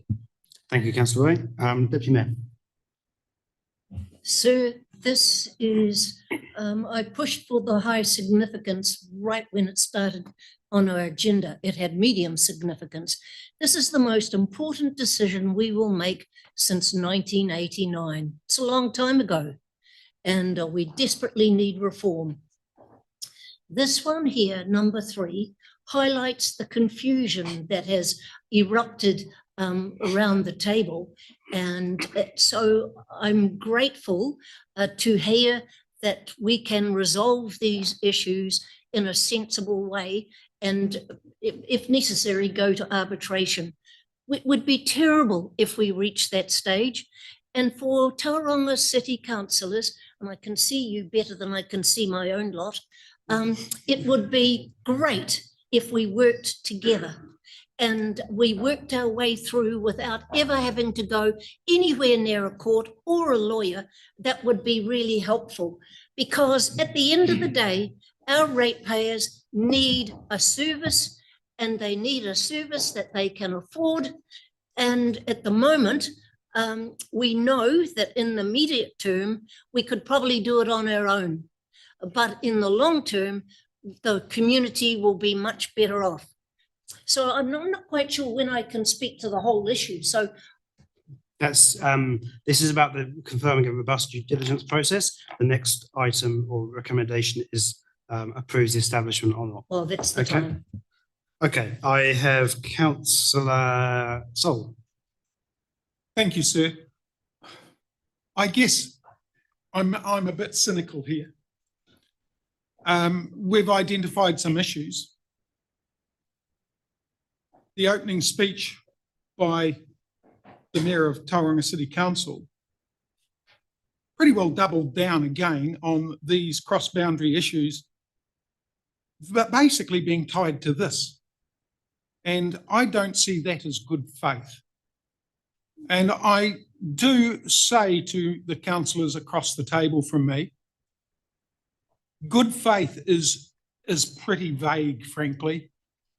And I look for intent and actions from people. When I deal with people in good faith, I look for it. If I can't find good faith, it's nothing to do with whether I agree with them even, but as to their points of view. But if I don't see real, genuine good faith in my business world, I walk away. I don't want to be part of that situation.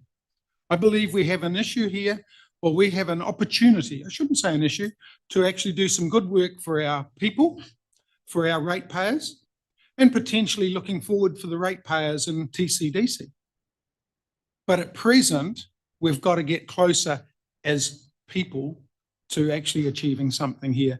So I find it quite difficult to really support this motion. Thank you, Councillor Sol. Councillor Coxhead. For once, I'd actually quite like a maybe option on this one. I agree with the first part. The council confirms that a robust due diligence process has been completed and notes that several matters identified through this process, including key terms, require further development. And I want to thank all of the people that have worked so incredibly hard to bring this to this point today. I cannot agree with the the second part. These matters will be progressed through good faith partnership discussions. I'm sorry. I do not believe where we've landed, our partnership per se is currently on a good footing, and I doubt our ability to have good faith negotiations. So I'll be saying no to this one. Thank you, Councillor Coxhead. I will just say a few words on this. This has been a long process, and there's been ups and downs. There always will be in these things, but generally it's been pretty good to work with the joint working group with both Tangata whenua and Tauranga City councillors. Had some long meetings and generally found agreement in the end. I'm confident that I can work with Mayor Drysdale and the rest of his team to come to agreements. I think the outstanding issues are most of a pretty minor nature, and there's some tweaking of the commercial terms. We're getting into some pretty fiddly stuff at this point, so I have every confidence we can work through that. With no more speakers, I'm going to put the motion. It's been moved by Councillor Elvin, seconded by Councillor Joyce. All in favour, please raise your hands. 1, 2, 3, 4, 5, 6. Those against, please raise your hands. 1, 2, 3, 4. I declare the motion carried. Thank you. I assume that's why I did raise hands. No, Margaret, that's why I asked people to raise hands. Sorry? We've recorded it all. Thank you. Okay, so we now move to recommendation 4, which is the council approves the establishment of a multi-council water organisation with Tauranga City Council with a proposed go-live date of 1 July 2027. I am going to move that. Would you like to second that, Councillor Deputy Mayor Plunge? Okay. So I'm just going to say a few words. Sir, could I propose an amendment before you debate this one? You certainly can. I would like to propose a very simple amendment to recommendation 4, and that is simply changing the go live date from 1st of July 2027 to 1st July 2028. If I have a seconder, I would. Yeah, just 1 second. So it's that you're changing the go live date, putting it back a year. 1 year. Okay, seconded, Councillor Coxhead. Okay, I think before we debate that one, I think that needs some clarification on the implications of that. it is my understanding that such a move would be in breach of the water service delivery plan and would likely be rejected by DIA, but I'm happy to be guided on that. So Adele. Through the Mayor, I actually have a representative from Department of Internal Affairs here today. I will invite him up to respond to making that change at this point in time. So I'd like to introduce you all to Dave Foster.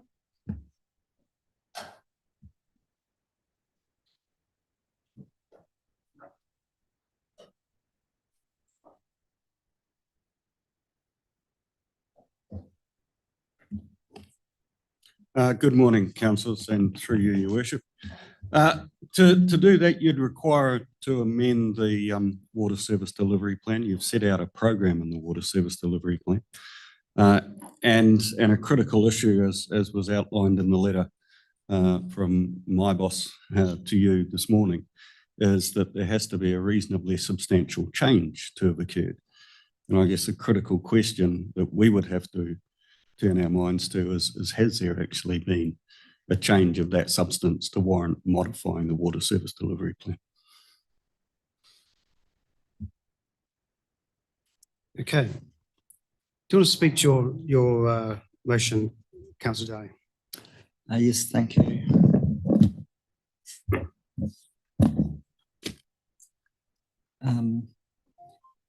I believe there would be some benefit in this recommendation. I realise that the water services delivery plan does not anticipate this perhaps, but I don't think it's a game changer. I mean, a showstopper, but I mean, I'm clearly I'm not in a position to make that decision, but I would like to maybe signal through this committee meeting that we would ask for advice once the resolution is either won or lost, to consider that. And I believe the circumstances that maybe justify it are simply the fact that this would allow us to pause, slow down, take a breath, work through these cross-boundary issues referred to by Mahi in his opening address with certainty and a principled historic approach, because we know that relying on good faith negotiations doesn't always achieve the desired outcomes, and recourse to mediation and arbitration not desired, but may ultimately be required. So that in itself is probably enough justification, as you saw in the previous vote.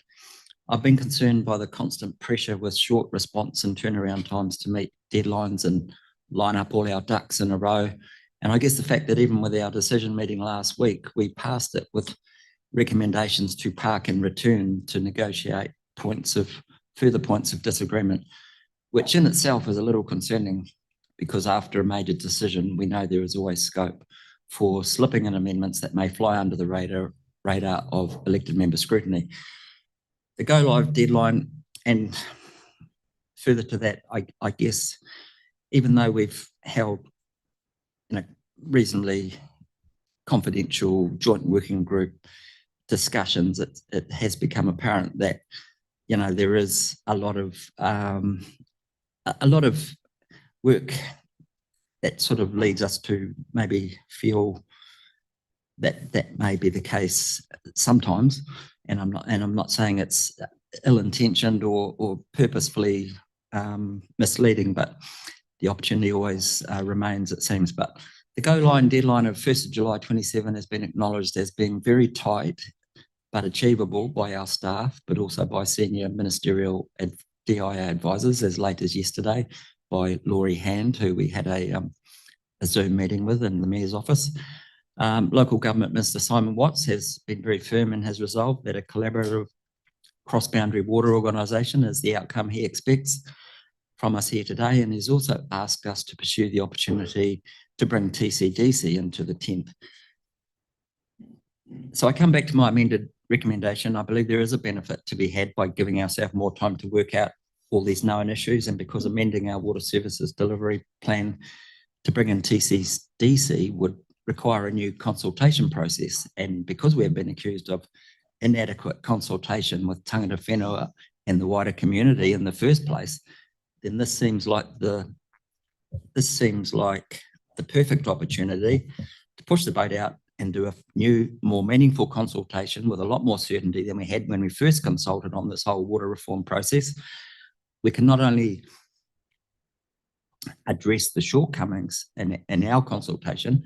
And I'm not making any comments about TCC's consultation because I believe that was very thorough and rigorous, but with all our Māori communities, but also everyone else, because as is usual with any consultation process, it is not until firm decisions are on the table that the real squeals and concerns are heard.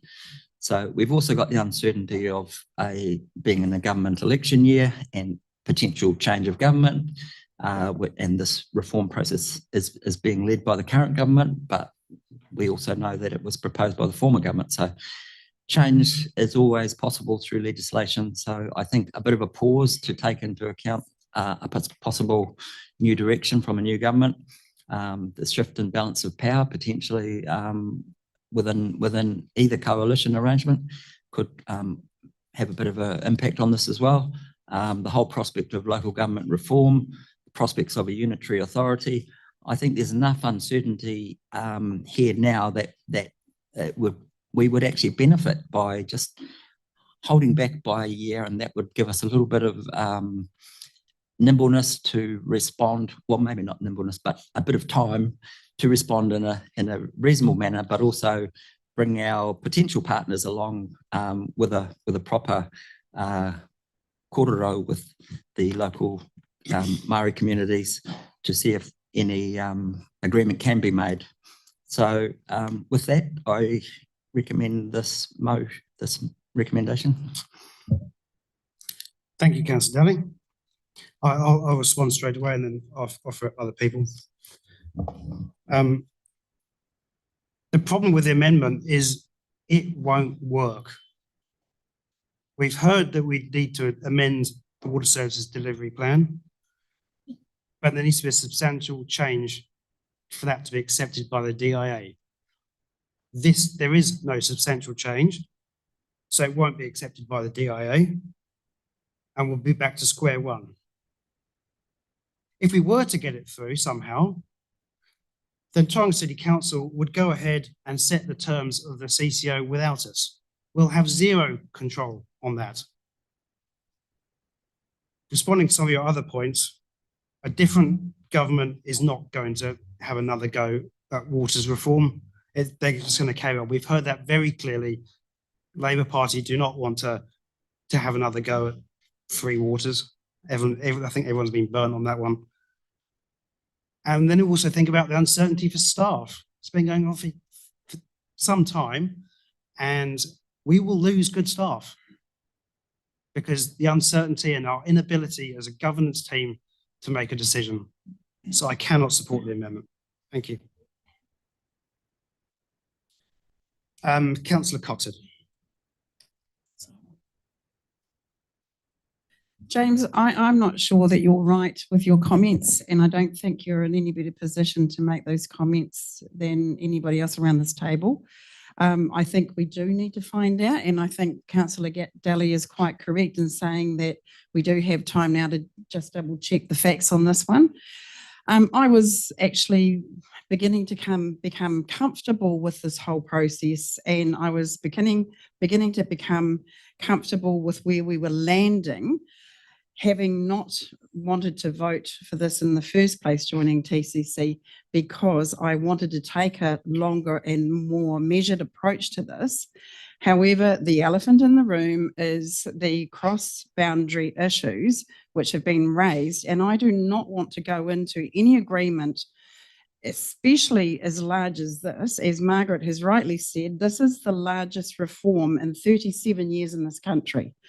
And I do not want to race into this and make a huge mistake. It's millions and millions of dollars we are talking about here.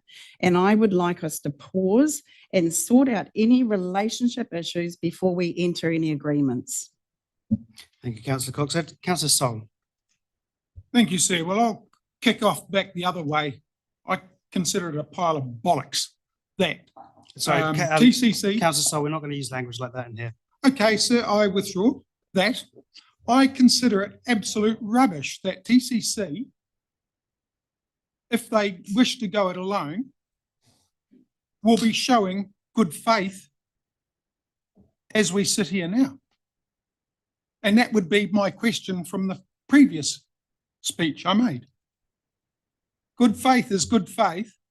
For them, the benefit is the same as it is for us. More time to get it right, to sort out the issues that both parties here have. And if you're looking for something of significance, the significant change is that we could have a third partner in this and the cost benefits. The benefits are probably well worth the wait for 3 councils with 3 lots of ratepayers that are going to gain from it. Why would they necessarily want to object to the opportunity to benefit more ratepayers? If that's the purpose of this whole thing, why would you go against it now? They should be considering that as a very good reason. So to me, sir, it's an opportunity to bring TCDC in. It's an opportunity to sort our cross-boundary issues, and then we actually are working as one from there. At present, your comments make me uneasy as well, if that's the case. I'm sorry, I could not see any sense in turning down this motion. I will support it. Thank you, Councillor Sol. Councillor Elvin. With due respect to Councillor Daly, I don't support this for a moment. And even if it were possible within the legislation, which I don't actually think it is from what we've heard, but even supposing it was possible, I still would not support it. There's a couple of reasons. Procrastination is not a process that I subscribe to. I don't think delaying things makes for improved decision making. I think 15 months on its own is almost pedestrian anyway. We've got plenty of time to address the issues, and I think there are issues about momentum that we need to be concerned about. We've got momentum on this. We've put a lot of energy onto it. We need to keep it moving. So I don't see any delays going to improve anything. I think if it's a backdoor way of avoiding entering into this, then that's unhelpful. But I don't see that we haven't addressed most of our issues in terms of our cross-group collaborations. And it'd be very rare to enter into something as significant as we're entering into without a couple of itch and scratch issues that we need to resolve. And we've had a robust engagement. I think we can continue to have a robust engagement. And as I said before, we've got backstops to resolve them. So from that perspective, I don't think delay adds much value. The second thing is, I think to have a half pie decision is not particularly respectful of our ratepayers. We need to be in or out and get on with it. And it's certainly not that respectful for our staff.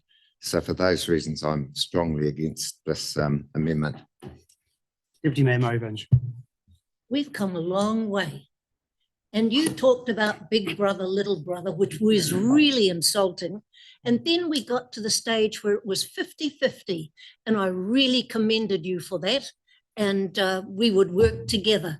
And it's such a simple thing to say. Ultimately, in the decades ahead, we don't know when, but we will be one local authority. The regional council is going. Shane Jones assured us of that. And we have challenges before us. This amendment is unhelpful because it unsettles our staff. Our poor ratepayers don't know anything about this so far, and we haven't gone out to them. We haven't kept our Māori forums decently informed, so we've got work to do. And I was so unimpressed with this morning and being dictated to as to what a democracy is.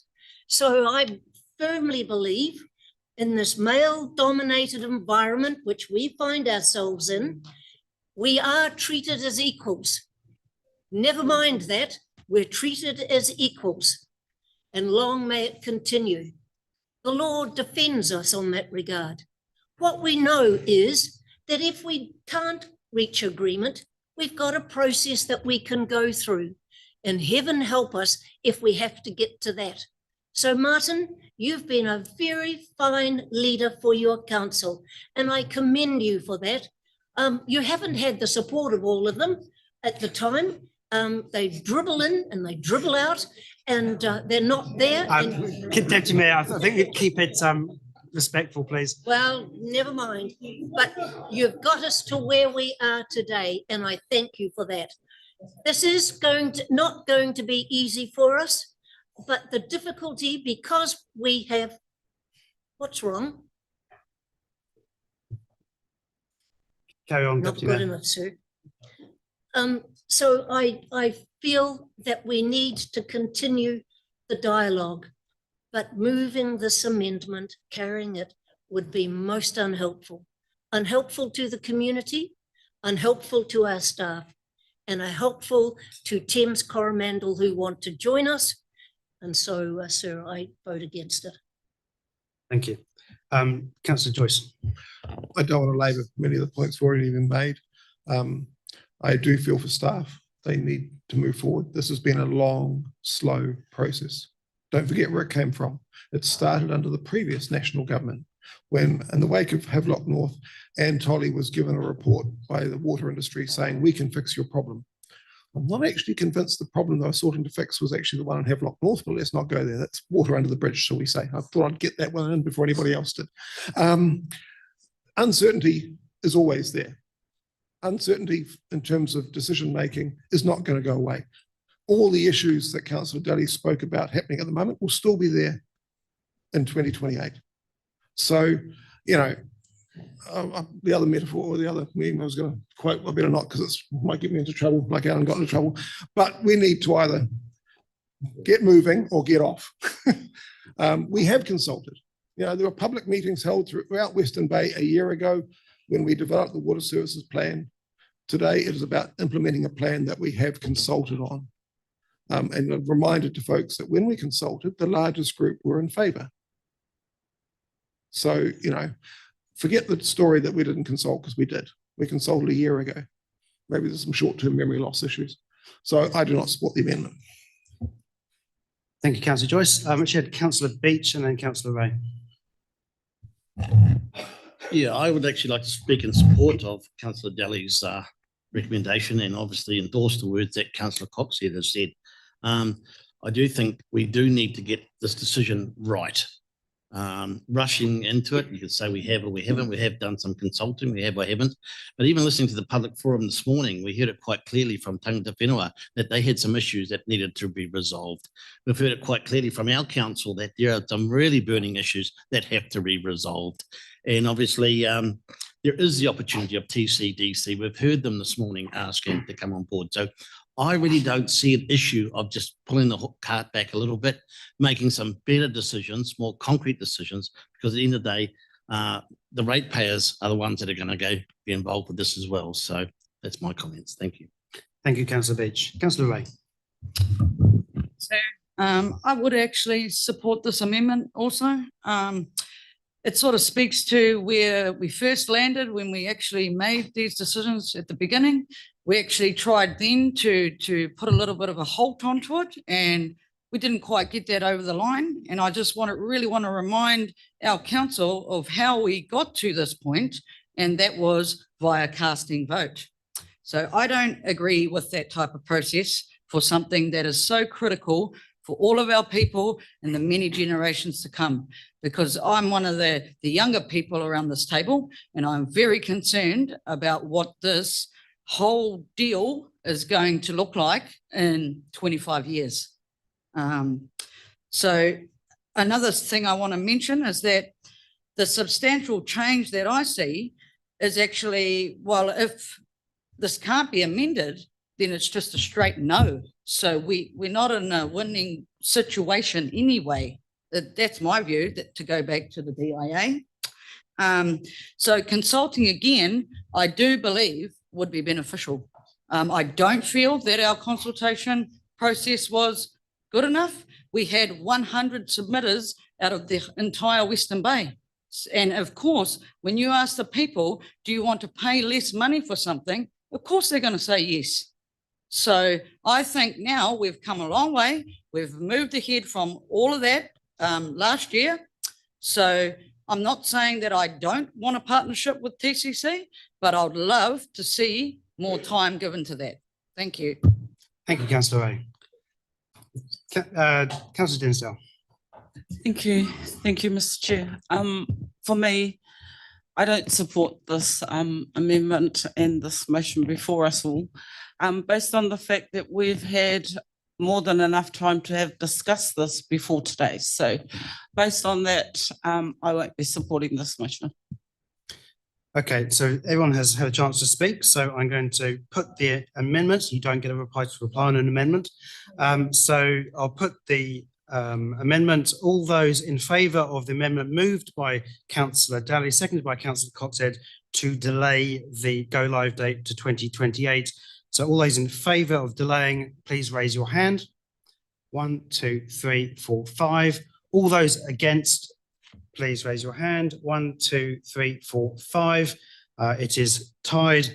I assume we'll have a division because that's be appropriate. It is often said that the worst decision you can make is not to make a decision. Therefore, I do not support the amendment and declare the amendment lost. So we move back to the substantive motion, which has been moved by myself and seconded by Deputy Mayor Murray Benge, and invite speakers for and against this. Did I say 3? I meant recommendation 4. Yes, correct. Right. I want to speak to this because, as you all know, it's not an easy time. And one of the things that I've discovered is that as Deputy Mayor, I haven't been involved in the discussions which you all had. I hadn't been in discussion with the people who were at the top table earlier on,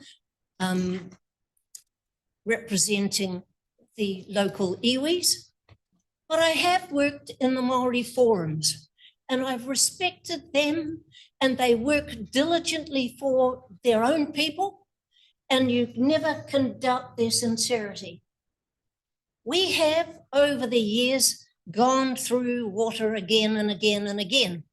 And under the last government, the problem was it was 50 elected, 50 appointed. That went down like a dose of vomit for the whole community. It changed the government. And here we go. And I must tell you, Simon Watts, if you're listening, I really am annoyed because as minister now, you're telling us to get on with the job. But when he was a candidate and at Classic Flyers, he said he would fix race relations in this country. There would be no more co-governance. There'd be no more partnership.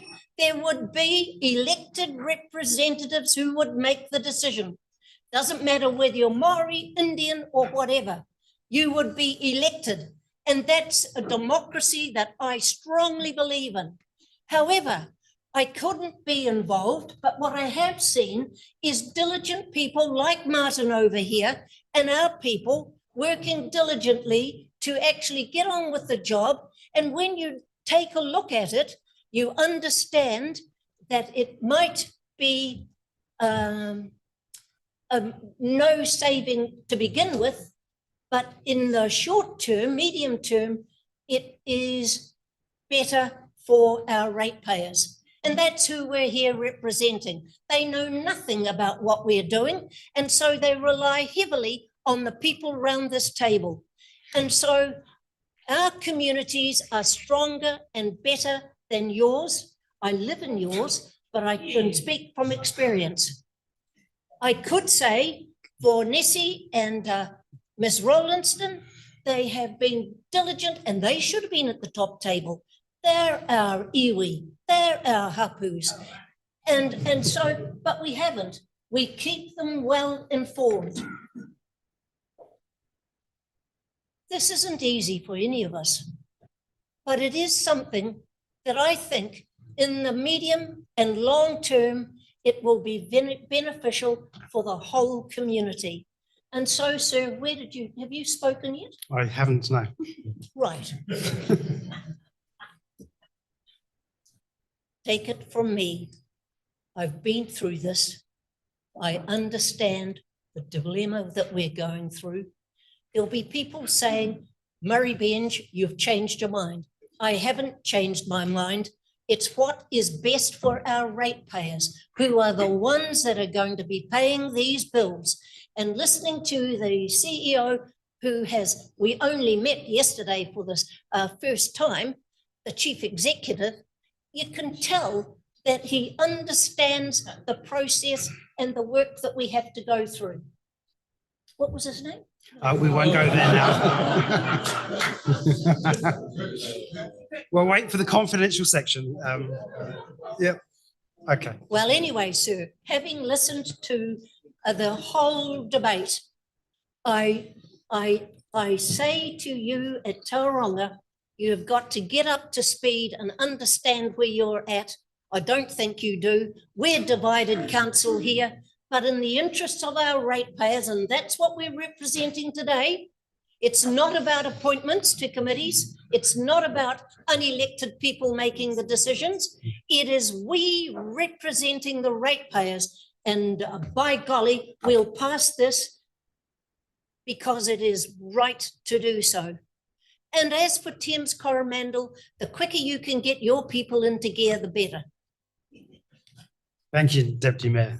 Councillor Coxhead. I was actually just going to suggest, do we just go around the table and let everybody speak, because everyone's going to speak. I'll do it the normal way, but Councillor Coxhead. Okay, let's be normal. Let's try that. Okay. Yeah, it gives Grant time to write his speech. Rewrite, sorry.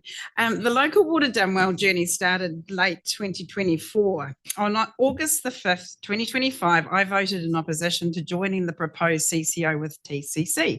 It's nothing personal, it's just business. Because I had too many unanswered questions and I preferred we take a more measured approach. However, the Water Service Delivery Plan was adopted on the 28th of August 25.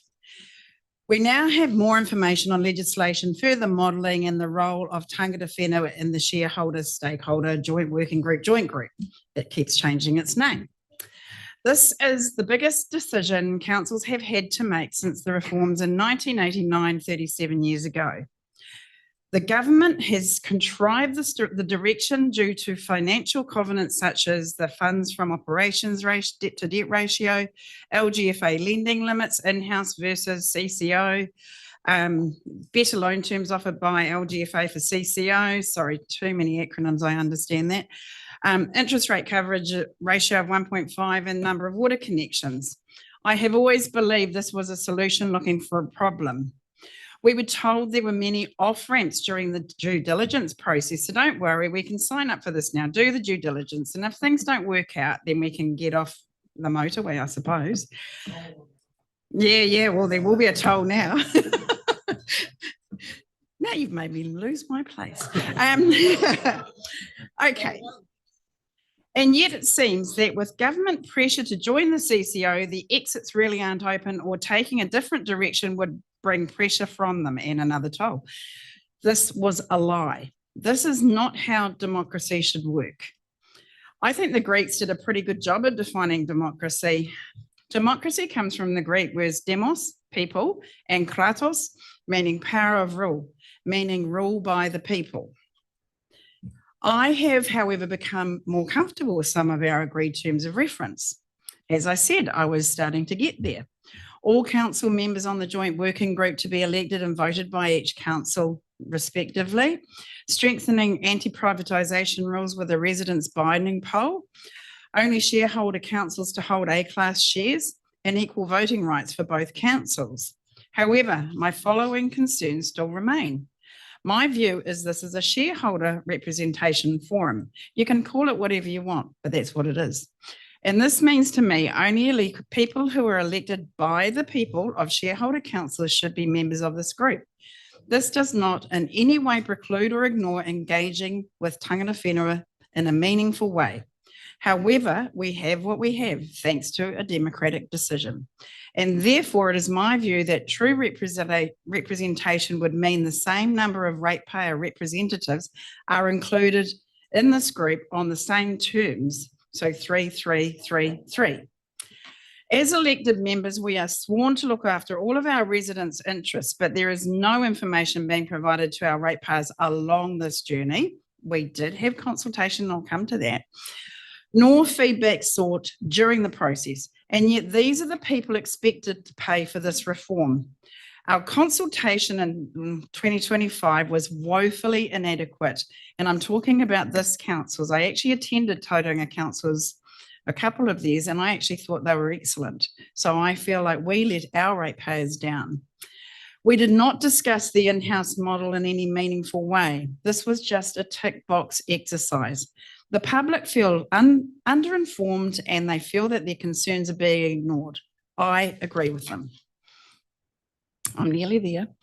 I am still not comfortable that moving stormwater into the CCO is the right decision. From a cost point of view and based on the modelling, it appears to make sense, but does it make sense in practice?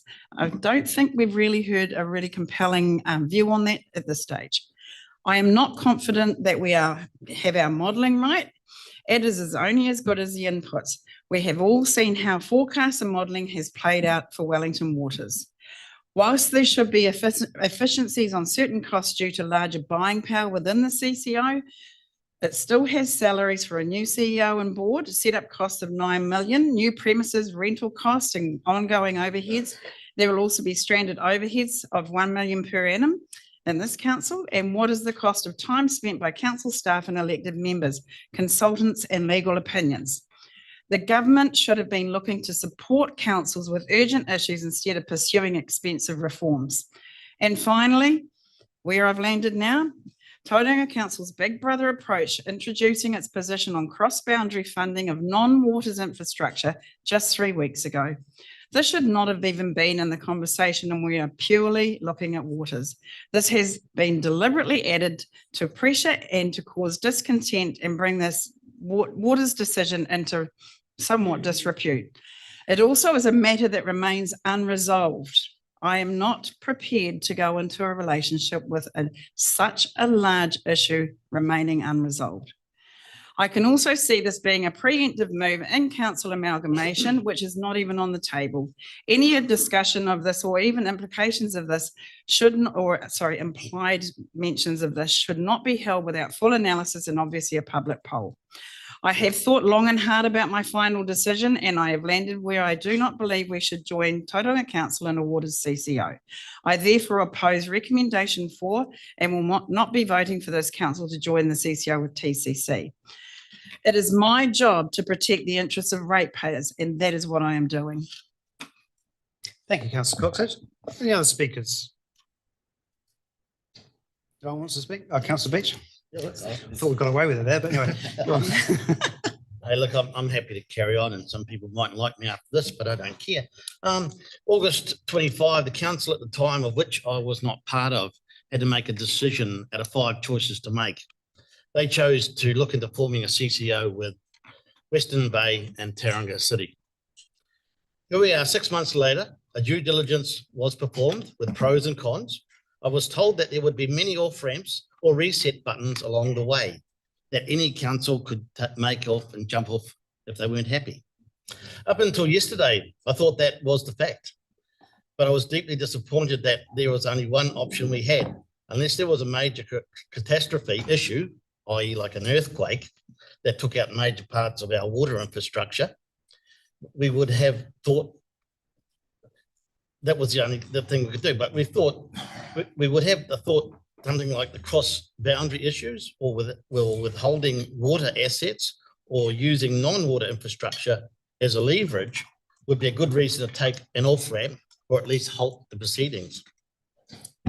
Changing the options would be, by what I understand, A, very expensive, B, take up vulnerable staff time to represent another way for the water delivery plan, and C, someone from the government with a big stick would put us back in line. But instead, we were told to negotiate in good faith, to solve our issues. But unfortunately, good faith and Tauranga City in the same sentence is unachievable. With a very dysfunctional non-conforming council, this will never happen. The ironic thing, though, is that I do believe a CCO is beneficial to our ratepayers in the long-term financial gain. But forming a CCO with Western Bay and TCC is not in the best interest of our ratepayers. So for that reason, and only that reason, I can not support the joint CCO between Western Bay and Tauranga City. Thank you, Councillor Beach. Councillor Daly. If I'm the last one, then would have No, you're not the last more one. time, but Councillor Daly, go on. okay, I did have another speech prepared, but and I think it needs to be said because so here we are on the home straight, ready to cross the finish line with this decision today. Of course, we were propelled on this journey nearly 6 years ago, although as Rodney has pointed out, the national government after Havelock North was the real instigator. But nearly 6 years ago, when the sixth Labor government announced their Three Waters, a lot of numbers, Three Waters reform program, and embarked on a publicity tour to talk to councils all around the country. I'm perhaps for my sins of being around the table so long, I do remember these things, unlike some of you over there and some on this side as well. But I recall the gathering at Mount Maunganui Surf Club very clearly. This coincided with the announcement of a $761 million Three Waters infrastructure stimulus package where councils were required to participate in the initial stage of the reform program to access funding, which was considered by most as an unashamed bribe to soften the water. There were cynical off-ramps signalled for the next stages. However, it soon became apparent that this was coming by mandate, like it or not. The detailed structure and policy design, including the proposal to transfer council-owned water assets to 4 new regional water entities, or the big steal, and 50% co-governance. I better not say what I said about that. Were formally announced in October 2021, and this is when the reforms became widely known, politically contentious, and Three Waters became a dirty word. Time went by, we all accepted our handout and made good use of it for the benefit of our district and the housing space for us, for the benefit of our elder citizens and tangata whenua. As the resistance deepened from both councils and the wider public, Labor responded with changes to address the opposition. This included a last gasp attempt by new Minister McAnulty, whose bill that just arrived in Parliament could be useful this weekend if it was enacted, but some of you might get that, to reduce the size of the water orgs to smaller regional entities. And National proposed their own local waters done well proposal as part of their 2023 election campaign. The country had their say, Winston made his choice, and the rest is recent history. So I won't dwell on that aspect any longer, other than saying the new government made it clear that our choices were still being funneled towards a joined up approach between neighbouring councils. It's been a long and arduous journey. I was grateful to have been appointed to the 5-member Western Bay elected member governance group and hence participate in the joint working group, which was made up of 5 TCC councillors and 6 tangata whenua members. Our task was to work through the joint governance issues and the optioneering and the commercial term sheet, amongst other matters. Like Hakopa and Chad have said this morning, it was a respectful, open, honest, but ultimately safe space. Although sometimes it was perhaps a bit raw and fraught. I think it's fair to say that there is a clear gap between legislative consultation requirements and ultimate partnership principles put forward by tangata whenua. However, I'm reminded of a meeting of Te Maru or Kaituna River Authority, which I was a member of almost 10 years ago, where the respected kaumātua from Naitarangi, Charlie Tawhao, outlined his vision for the relationship between tangata whenua and local authorities. And he was hopeful that we were heading in the right direction, but acknowledged that our community was probably not ready for that level of partnership just yet, maybe in another 30 years. Which I know for some is a long time, And when I told Maturi this, she said, "Oh, that's way too long." And it does probably reflect the state of our nation at the moment. I really need to acknowledge our tireless staff working directly with us. Adele, Ariel, EJ, CJ, Charles and Tyler, among others, who have shepherded us on this journey with issues and option papers, advice and guidance on this kaupapa. It is a different kind of pressure, but thank you for maintaining your dignity through the process. I know it's not easy having to answer the constant stream of questions or barrage from elected members. If I could interpret your looks into thoughts, I'm not sure I want to know, but there are possibly 3, possibly 4 elephants in the room. TCC, the role of tangata whenua, the prospect of amalgamation, and maybe the egos in the room. The relative size of Western Bay Plenty District Council has been referred to many times in the fashion of poor cousin, little brother, etc., etc. I'm just a minnow, maybe a fish called Nemo. However, if I can quote that famous pugilist, and I might be wrong in the attribution, Napoleon Bonaparte, it's not the size of the dog in the fight, it's the size of the fight in the dog. And to have a big brother looking over our fence and eyeing up our green pastures, which we have in abundance and they clearly wish were theirs. So reflecting on this and this decision, you know, what possible influence could I possibly have on this freight train that is rushing towards us? Well, I've tried at every possible opportunity to improve the outcomes. As late as 20 or 30 minutes ago when my failed amendment was made. But I think the reason I've tried is because of the fact that we've made this decision on a casting vote, and I could make it a majority 6-4 today, or I could make it another casting vote. And I've been told that's poor governance by Herb and the Mayor, which I agree. So in principle, I actually support the whole multi-council CCO. It's just the reservations about working with Big Brother. I think that has been the problem. So I really thought that my amendment was great. Let's bring in TCDC, more connections, more ratepayers, more cost benefits and savings. So even if we'd agreed with the previous amendment, this decision wouldn't have been a showstopper because we would have got direction from the DIA. We might have had to come back for another meeting in a few weeks. But anyway, we met the new CEO who we will be able to approve, it seems, after shortly. And that gave me great heart as to the benefits that will accrue from this arrangement. And you know, I think we're all uncomfortable about the might be's and the maybes, but ever since Three Waters was proposed and Scottish Water came and did their analysis, I was quite hopeful. But even with that Scottish Water analysis, there were two unknowns that they talked about, and that was climate change adaptation and the role of tangata whenua. So, and they didn't go into too much detail on that, but I think we've teased that out over the last few years. So I'd like to choose another famous quote from President Theodore Roosevelt, and I'm not sure if this applies to. No, I'm just about finished. One more.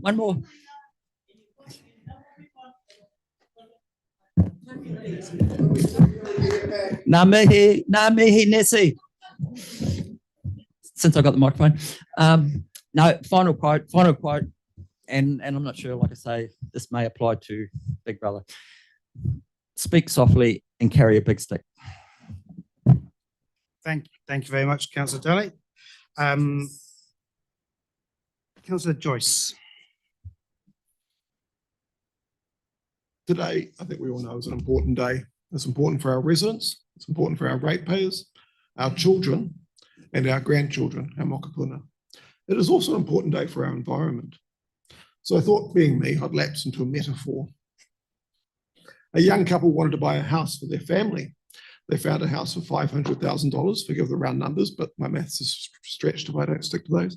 And after raiding their KiwiSaver, they scraped together $100,000, their 20% deposit. So off to the bank they went, only to find that the lenders were not willing to come up with the rest. The bank said their income was not high enough for a $400,000 loan. It would only lend $300,000. If they wanted the house, they would have to double their deposit. Scale it up with a few more zeros, and that is where our Western Bay District Council sits with its waters business. We have some huge bills coming up. Just the Te Puke wastewater plant and sorting out Karikari's leaky wastewater network will cost more than $150 million. We have a big, so far unmet stormwater need in Waihi Beach, Makaroa, Makatu, and potentially Te Puke. It's all in the documents. And we are a fast growing district with all the challenges that brings in terms of big waters capital investments. Like homeowners need a mortgage to afford a house, we need to spread the cost of these and other waters projects over the life of the assets, typically 35 to 50 years. If we cannot spread that investment through loans over the life of the projects, we either cannot do the work or we have to pay up front. This is what the lenders are telling us, along with the government and our own experts. In my view, these financial constraints are already impacting on spending on stormwater in the Western Bay. Waihi Beach has long identified stormwater issues, for example, and resolving these have been slow. It is not a popular view, but I believe financial constraints have been a factor in those delays in Waihi Beach, as the council tries to fit all its required work into its budgets. We need to accelerate our investment in our waters assets for the health and safety of our residents and their children, for the environment, and to meet increased government regulations. We cannot solve the housing crisis without more houses, and those houses need a safe water supply, environmentally responsible wastewater disposal, and homes that are safe from the increasing frequency of big deadly storms. We cannot put all this cost on existing ratepayers. Early on in this process, one of our consultants said it was theoretically possible for Western Bay to keep its waters operational in-house. A few people have seized on that, but they forgot about the second half of that message. To keep it in-house would require a heroic increase in costs for our ratepayers. We would be turning ourselves into a water company, and we still could not do that properly. If the bank won't lend you the money for your mortgage, you have to put more money up front. It's really that simple. Today's ratepayers cannot afford to do all the work and pay for it up front, so that we either make our people suffer poor health and environmental outcomes, or we move forward together to build something better. I choose to make a better future for our ratepayers, our residents generally, our children, our mokopuna, and our environment. Has the path always been smooth? No, this is a venture that is new for our district and has understandably made many people nervous. We did hold public meetings that involved the public when we came up with the plan a year ago. Today is about implementing that plan that we put out to public consultation. Was the consultation perfect? No, but it laid out the issues to the public by the end of the consultation period, if not at the beginning when it should have been. There has been the cross-border issue that Tauranga has tried to bring to the table at the last minute. Intense discussions over the past few days show that to be more of a pop gun than a gun to our head. It is still there, but the previous talk of leverage has now turned to more talking it through, which is what it always should have been. To stretch that metaphor, the only gunfire so far has been a shot to the instigator's own foot, which has eroded trust, but frankly has not even advanced its own interests. I do want to briefly address the Thames Coromandel issue, the true cross-border issue that's facing us. I acknowledge that TCDC is a bit of a hard place, but the treaty issues are similarly real, and we cannot just please one side and forget the other. Nessie's just gone, but I'm very happy that she was here with her Matakana whenua today, and I do want to keep the dialogue open. You are, after all, in my ward, you are my voters. I will always have your interests in my heart and mind. I look forward to seeing you on Matakana Island in a few weeks, and happy to talk through this and any other issues you and your people want to address. The pressure to help out TCDC has come down from government, where we've consistently said the treaty issues need to be addressed too. Government cannot escape its role in that. To be absolutely clear, government needs to bring the same energy to this part of the issue as it has to the other cross-border issue. Lastly, there is a fear that forming a waters company will lose democratic control. This is actually a fundamental difference between this plan and that of the previous government. We will be an active and interested shareholder in governing this waters company. Knowing our wonderfully stroppy councillors, you can be sure of that. As has been said by others, the kaupapa in front of us today is the most important decision we'll make this term, and perhaps the most important decision of our political lives. So I focus on the big issue, and out of respect for the motto behind me, for our people. Today, I vote in favour of this because I vote for the future of our ratepayers, our residents, our children, our mokopuna, and our environment. This is the best way forward for them.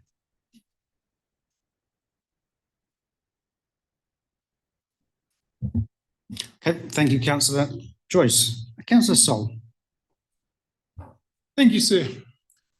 I look at this and I keep saying, best deal for the ratepayer.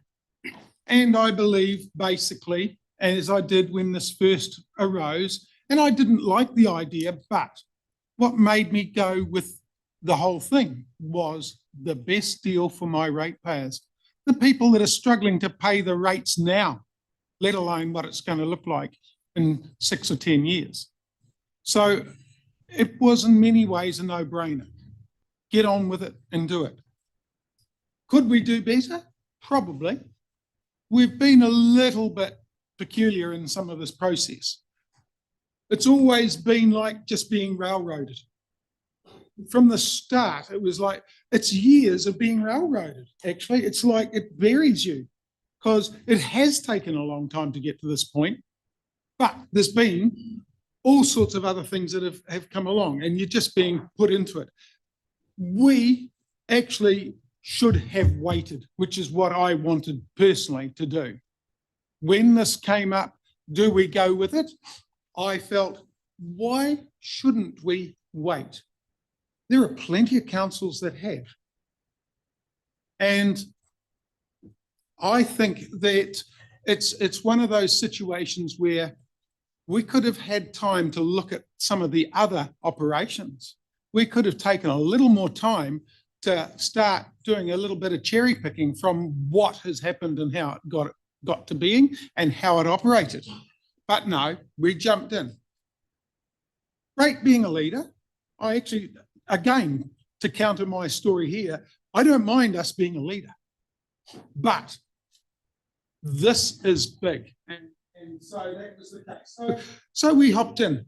We adopted a water services agreement, delivery agreement, 25th of August, 26, with off-ramps. We were told there were off-ramps. Don't get too worried about it. We'll just go down the line doing some work. And then if it doesn't really fit, we still can go out and take another option. Rules changed, or we didn't get the whole story. Something's happened here because all of a sudden off-ramps are like, frankly, the off-ramp is you've got to climb Mount Taranaki first and then jump off. It's not an off-ramp. The off-ramps are pretty poor. We did consultation, okay, over a year ago. We didn't offer all the options to our people. And we didn't. There's no way you can argue that we did. We didn't give them all the options. I'm not saying that the options would have been necessarily the right one, but we didn't give them that option. So to me, the ratepayers basically were also just taken down a road. Yeah, basically the off-ramps were the thing that I feel we've really had a hard time with. We've been fed an orchestrated litany of tales, to borrow from somebody that decided to, well, was placed in a position to comment on a major air crash. But it has been a pile of tales where we're told these things, and guess what? Sorry, DEA, somewhere along the line, either we didn't get the message, and that mightn't be your problem, that might be ours, or basically DIA or the government didn't give us a very clear message as to what those off-ramps were and what the hoops would be to get down those off-ramps. We were led down the garden path. So then we're told it's too late or it's too hard. Today we had an opportunity to actually try and take one of those off-ramps for a little while, get a bit of a breather. Another one was, what, have a cup of tea? I can remember from a former Prime Minister.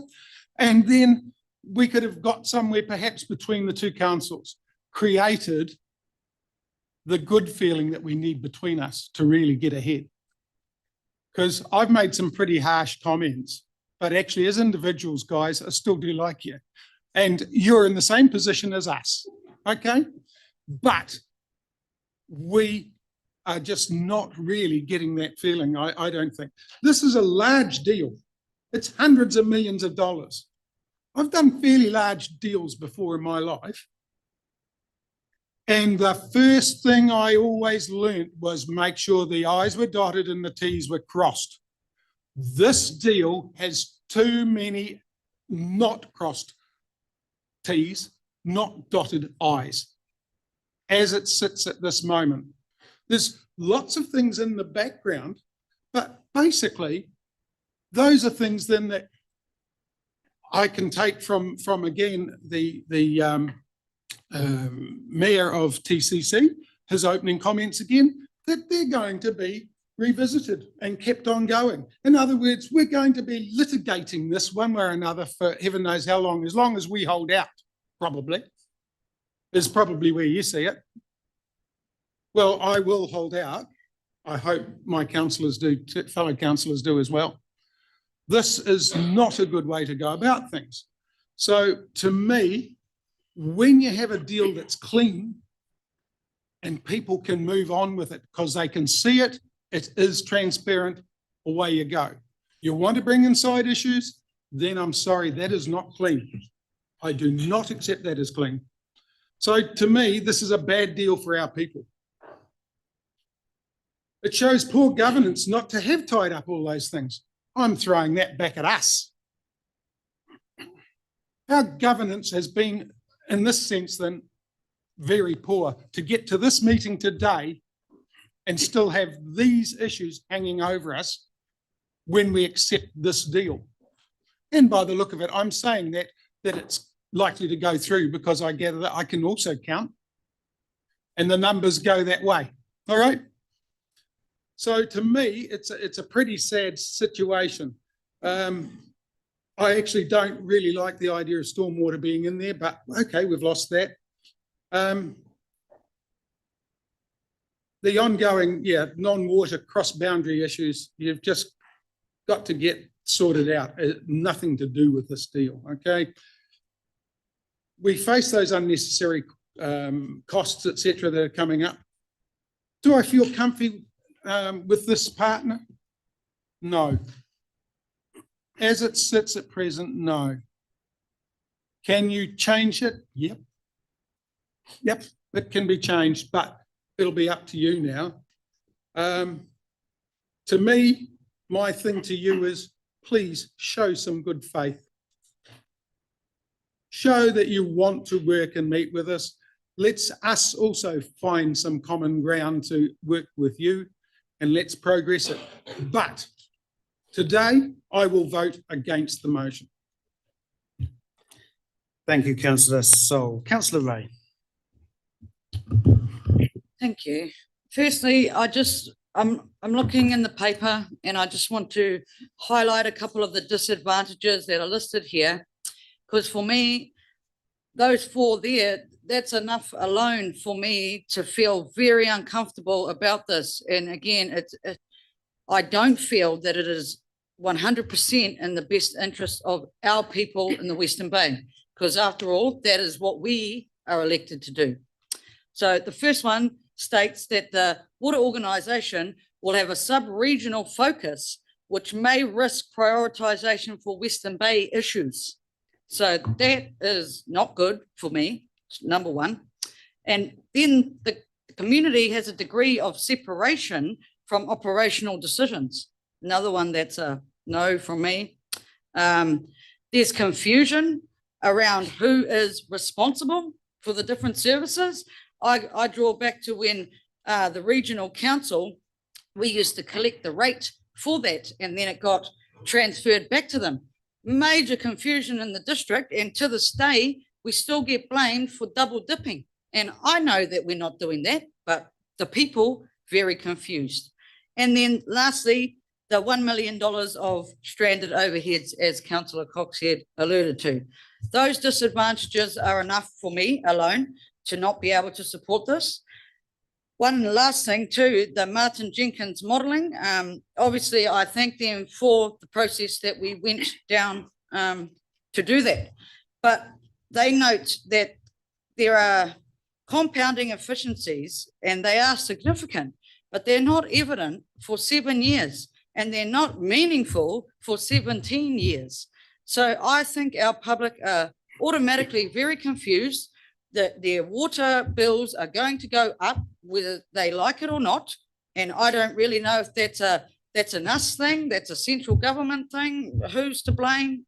I don't know. Have we been under investing in our water infrastructure? Maybe.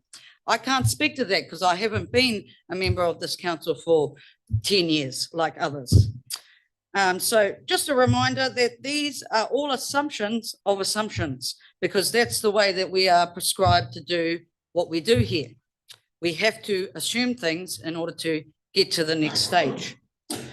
So I feel that this has been a very rushed, even though it's been a long time, but it has still been rushed because we're crammed with 200 pages of reading and then come back and make the decision in a few days' time on the fly. That's very difficult to do that. And I'm not blaming staff for that, because I understand the difficulty of the work that they've had to bring to us as well. So definitely not a personal thing, just the nature of what we're dealing with. So it's been a rush prescribed process all the way through.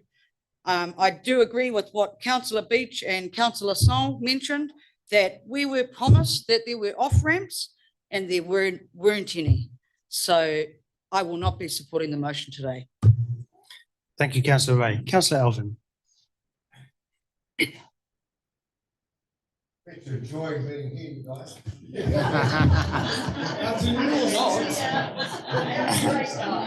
Yeah, I thought you probably thought you had it tough.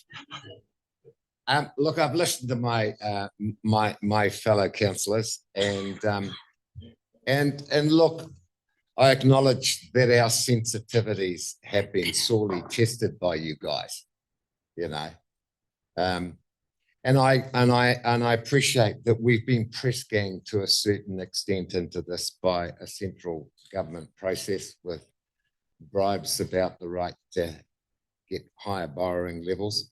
But I also agree with Councillor Joyce. We need to be adequately investing in the future, and if this is the way through, then maybe that's right. I acknowledge there's been quite a few deficiencies in the process, and you know, sometimes that's just the fact of life. I came into this quite late and had to get through a mountain of reading. Thank you, Adele. I inadvertently left the pile of paper in Wellington, and it cost me about $70 to get it couriered back. It was so heavy. What I can't accept as a reason for not going into this, however, is the failure of us to not be properly prepared ourselves for something. It is the biggest issue we're facing with. It was very obvious to me quite early, reading all the information we had, that our off-ramps were cliffs. And if you didn't find that out early, then you haven't done your job. And it is way too late to using that as an excuse not to do something at this late stage. We can't blame everybody else for our own failure to be properly prepared. And look, I agree, TCC have grandstanded a bit. You know, they called us names. They've used a few political cheap shots. So what? My skin's a bit thicker than that. I agree that there are issues about their conduct that I found a bit unpalatable. So what? We're talking about what's in the best interest of our ratepayers. We are not perfect ourselves. I don't need to tell you guys that. I just ask that we examine that for ourselves. I get back to the key issues. Is this the best for our ratepayer? Yes, I know big isn't always best, but by gee, it goes a long way, as you're all complaining here about the big guys beating us up. But I also ask the question, if not this, then what? Are we going to simply sit by and be told what to do? I think we need to continue to control our destiny to the best way we can, and it's not going to be perfect. I think we need to show a bit of courage, Grant, that there genuinely is a bit of fight in the little dog, that we don't throw our toys away and hide in the kennel. There is a bit of fight in this dog. And I think TCC know that. And I think we're capable of working through these issues. You know, there's a risk in everything. Risks in everything. And when you're measuring risk, I think you've always got to consider the reward. And I think the rewards here do outweigh the downsides and the risks. Now, Grant, you know, you're throwing a few quotes in, but I thought I'd find one that might be helpful. And I think it's helpful for us all. And I think it's part of what we're living through at the moment. We live in a moment of history where change is so speeded up that we begin to see the present only when it is already disappearing. And I think that we've had some of these stuff forced on us, 2 governments in a row. We've got to get with the program. This issue is disappearing behind us. We've got to get on board. We've got to make the best of it, and we've got to do the best for our ratepayers. Thank you. Thank you, Councillor Alvin. Any other speakers for Grant? So I'll do my right of reply. Councillor Dinsdale, did you want to speak?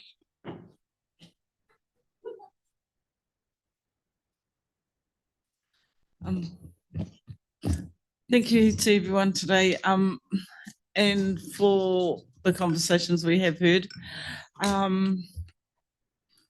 In terms of recognition or recommendation number 4, and the proposed to the water organisation with Tauranga City Council, I support that. I support that on the grounds that I have been instructed by Tangata whenua that they look forward to the work program ahead. They look forward to some robust discussions around cross-boundary issues. So one of the questions that I asked Tangata whenua today was around cross-boundaries and water takes. The answers that they gave were clear, and Nessie herself for Naitarangi and Matakana Island, they're clear on where they stand. So in terms of what organisation were TCC or Tauranga City Council, and I'm, by the way, FYI, I'm not offended with all that kōrero, big brother, little cousin, big cousin, unlike some, because to me, I believe that we were brought together to work together. And it was, and our iwi have been proactive in telling us if we work together in kotahitanga, then we will work together to get the results for our ratepayers. The Māori ratepayers right now are very supportive of the water organisation with Tauranga City Council. Kia ora. Thank you, Councillor Dinsdale. So that just leaves me to speak on this matter. I try not to give too many cliches and sayings. We've had quite a few of those. But today marks the culmination of a long and complex journey on water reform.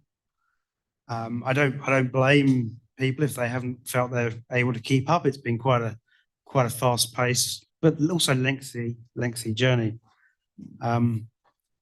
But I would, in response to what some have said, we have done a lot to keep our community informed.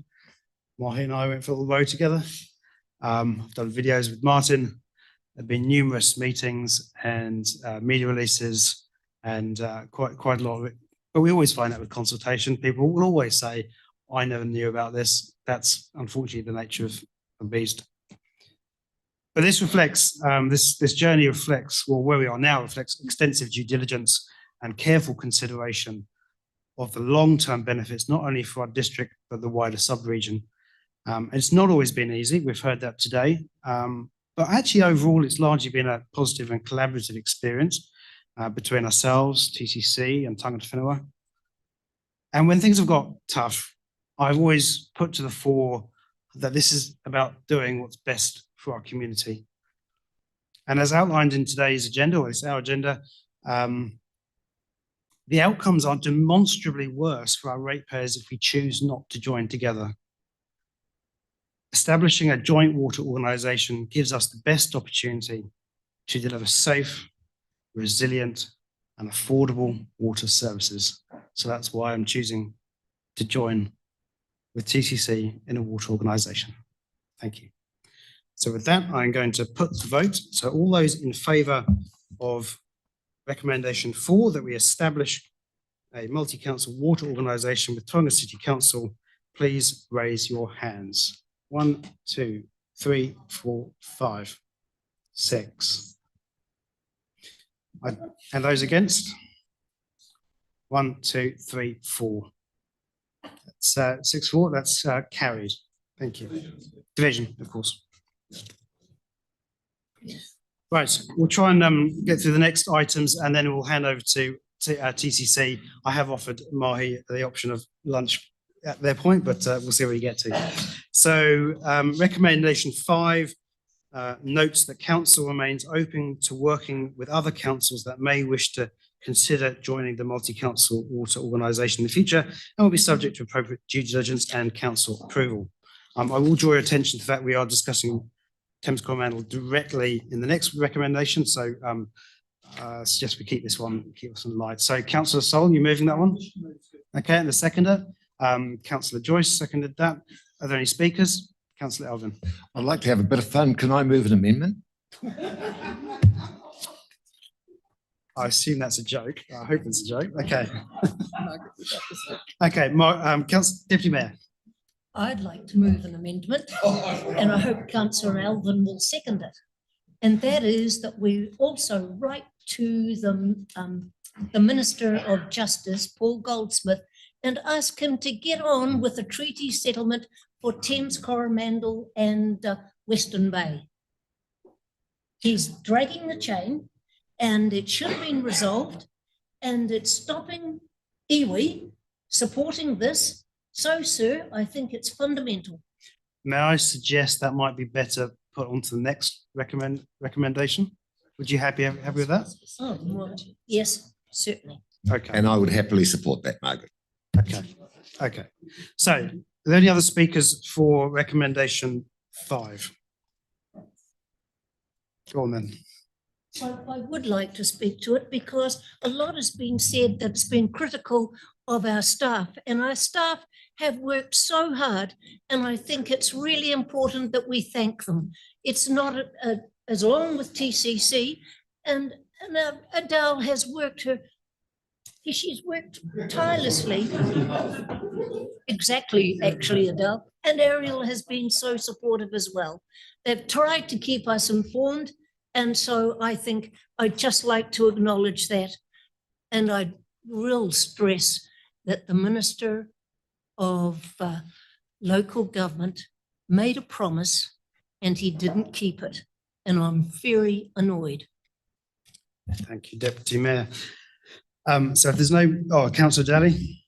Look, I did miss a couple of quotes that I wanted to slip in here, but don't feel you have to. You're holding. You're the only thing between us and lunch. I'm speaking in support of this, and I think for me, I asked Marlon Bridge from DIA, you know, from his vast experience with water care and Manukau Water, as I've just found it this morning, and other water organisations in the DIA, that there are cost benefits and savings to be had from a multi-council CCO. And he talked about the Auckland Super City when that was set up, and or water care, I should say, and that the immediate cost savings that came within the first year were in the order of 25%, I think he said. And I think and that's from the benefit of his vast experience, as I've already said. And I know, and I think we all took heart from that, but then I reflect and think, well, we're just talking about getting into bed with one council, one big council with a lot of debt and a lot of a big capex program. So are we going to see those sort of benefits? Probably not.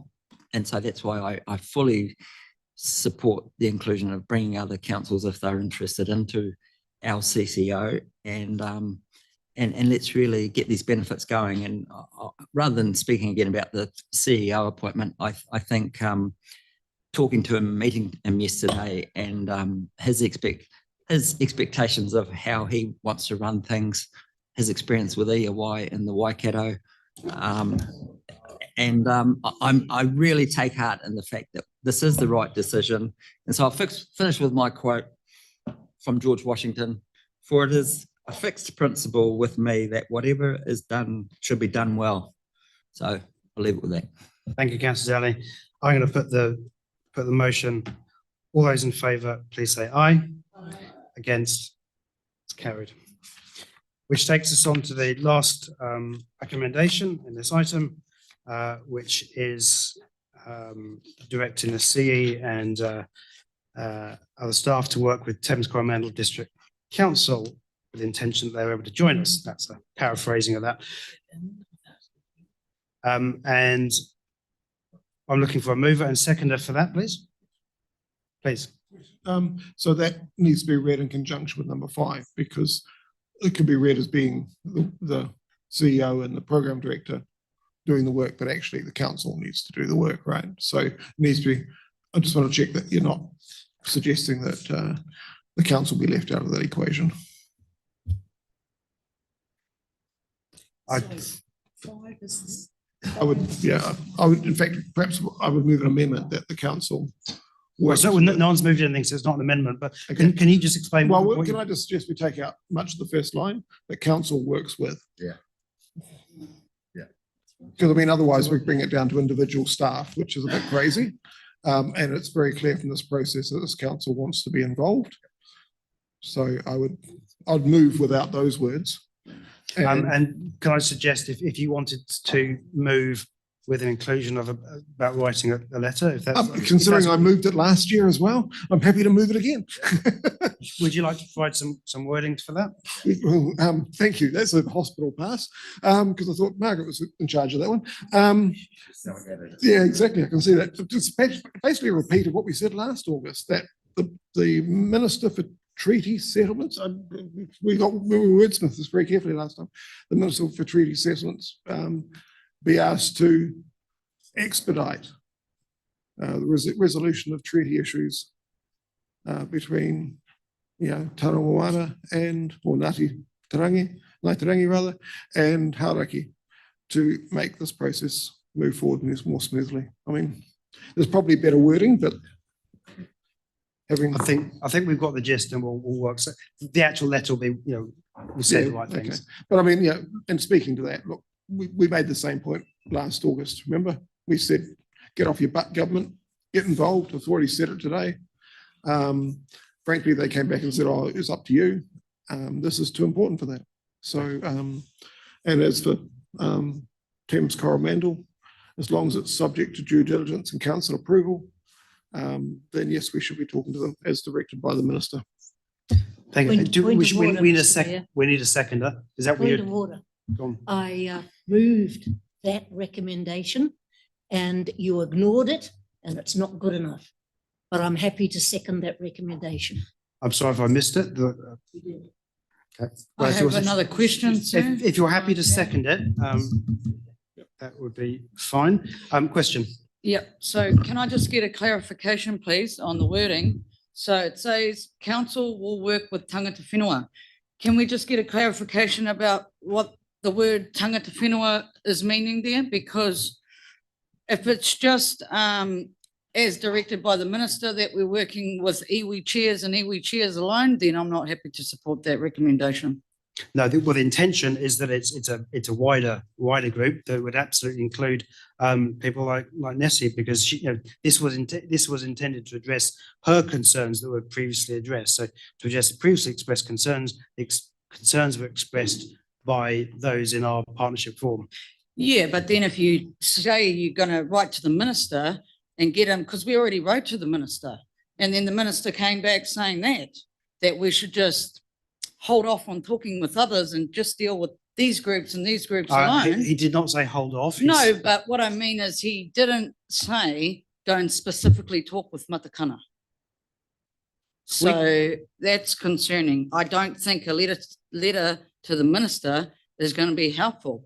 If tangata whenua are not able to work out their treaty settlements, there's obviously reasons for that. And I don't think a letter to the minister or to anyone really, we shouldn't even have any involvement in that. It is not for us to dictate what it is that they should be doing in their space of treaty settlements. I mean, you're free to vote against the motion. I mean, if you've got better wording for who you mean by tangata whenua, then I'm happy to suggest that to the mover and seconder. I mean, I think we're under no illusions that, you know, you don't solve a 20-year issue with a letter, but it shows intent at least. Why would there be a point then? Which shows intent. Mm. You got a question, Councillor Daly? Could we just clarify the amended recommendation, please? I think Robin will read that out if she's got something. So the first part of the recommendation is we're deleting the words directs the Chief Executive and Program Director Water Organisation and just going that Council works with, that reads through. And then second part will be that Council requests the Chief Executive writes to the Ministry of Treaty Settlements to ask that the resolution of treaty issues between Tauranga Moana and Hauraki iwi be expedited, well, to expedite a settlement process. A follow-up question.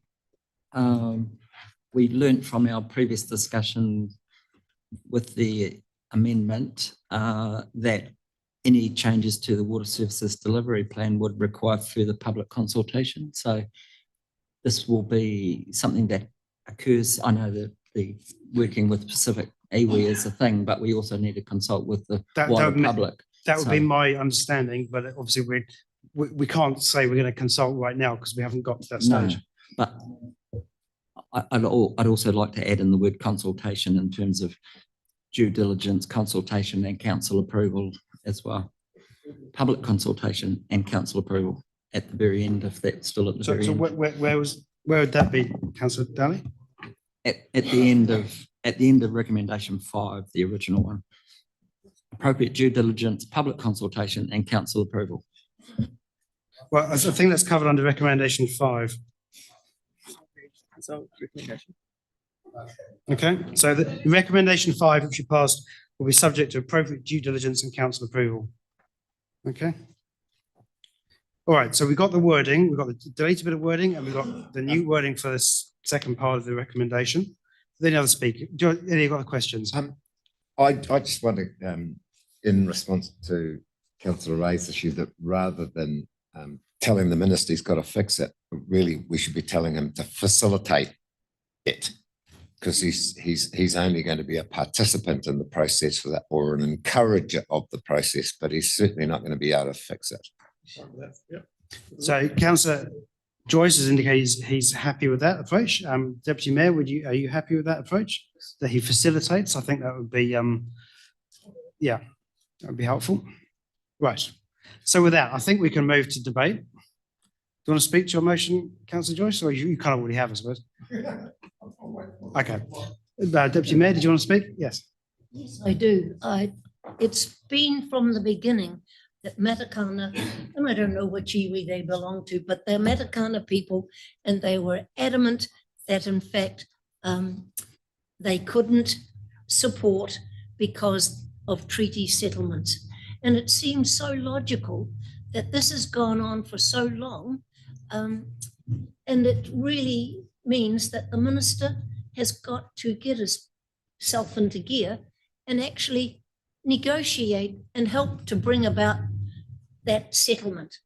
And so I'm very much in favour of it.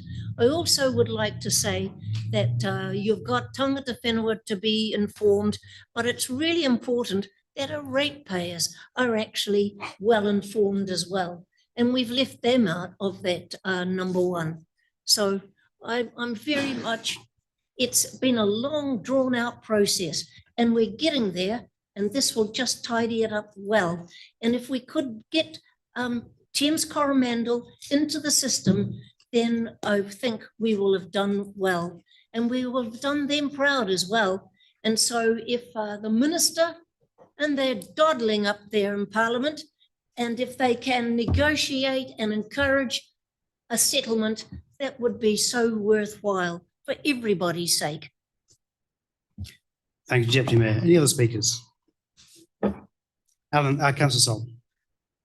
Thank you, sir. I just want to make the point that we definitely need to be consistent here as well. Whilst there are some requirements one way or another imposed here, I have spoken very firmly earlier today about cross-border issues here and how it doesn't fit with the waters.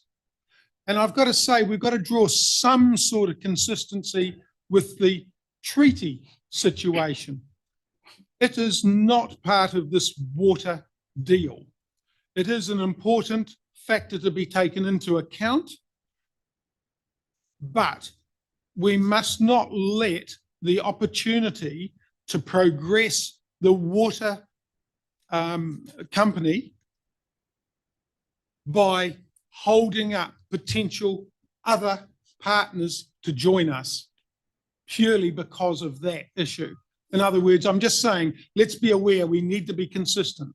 I can't belt Tauranga City Council on the head because they're bringing in this other outside issue, and nor can I bang anybody else or restrict TCDC from maybe joining us purely because some Maori decide no. We've got to separate that issue. I just want to be clear that I feel strongly about that, sir. Thank you. I'm just a few words on this one. I'm keen to expand our partnership to Thames Coromandel District Council. I think it would be beneficial to all our ratepayers, and the modelling shows that. The Minister has given us clear direction on this matter, but I would like to reassure Tangata whenua, and particularly those of Tauranga Moana, that we will keep talking. We will do our best to address the concerns you have shown, and we want to see an outcome that works for everyone. For our council, for Tauranga City Council, for Thames Coromandel District Council, and for Tangata whenua. And who knows, maybe this is optimistic, but it may even help to build relationships towards that long-awaited treaty settlement. So I'm supportive of this recommendation. Councillor Ray. So I'm just going to speak against this motion. So I didn't support recommendation number 4. However, we are where we are. I supported recommendation number 5 based on where we landed on number 4, because I do actually want to work with other councils. Recommendation 6, though, these parties, including us, we've all been aware of this issue from the very beginning, as as Deputy Mayor Murray Ben suggested. Nessie came to the table all those many months ago, potentially years, and told us the consequences of doing what we wanted to do and going with them. Therefore, we all changed our minds and went, no, we're not going to do that. So to suddenly say that now we're going to write back to the minister again and tell him to get on with it, I just absolutely do not agree with that. So I'll just leave it there. I won't be supporting. Thank you, Councillor Ray. Any other speakers? No. So in which case, with the wording that has been changed, I'll put the motion moved by Councillor Joyce, seconded by Deputy Mayor Murray Benge. All those in favour, please say aye. Aye. Against? That's carried. Would you like a division? Okay, it's a division on that one. So with that, the motion was carried, and that's the end of the open section. And I think so I'll now adjourn our council meeting and hand it over to Mayor Drysdale with a suggestion that we may want to lunch at this point. Yeah.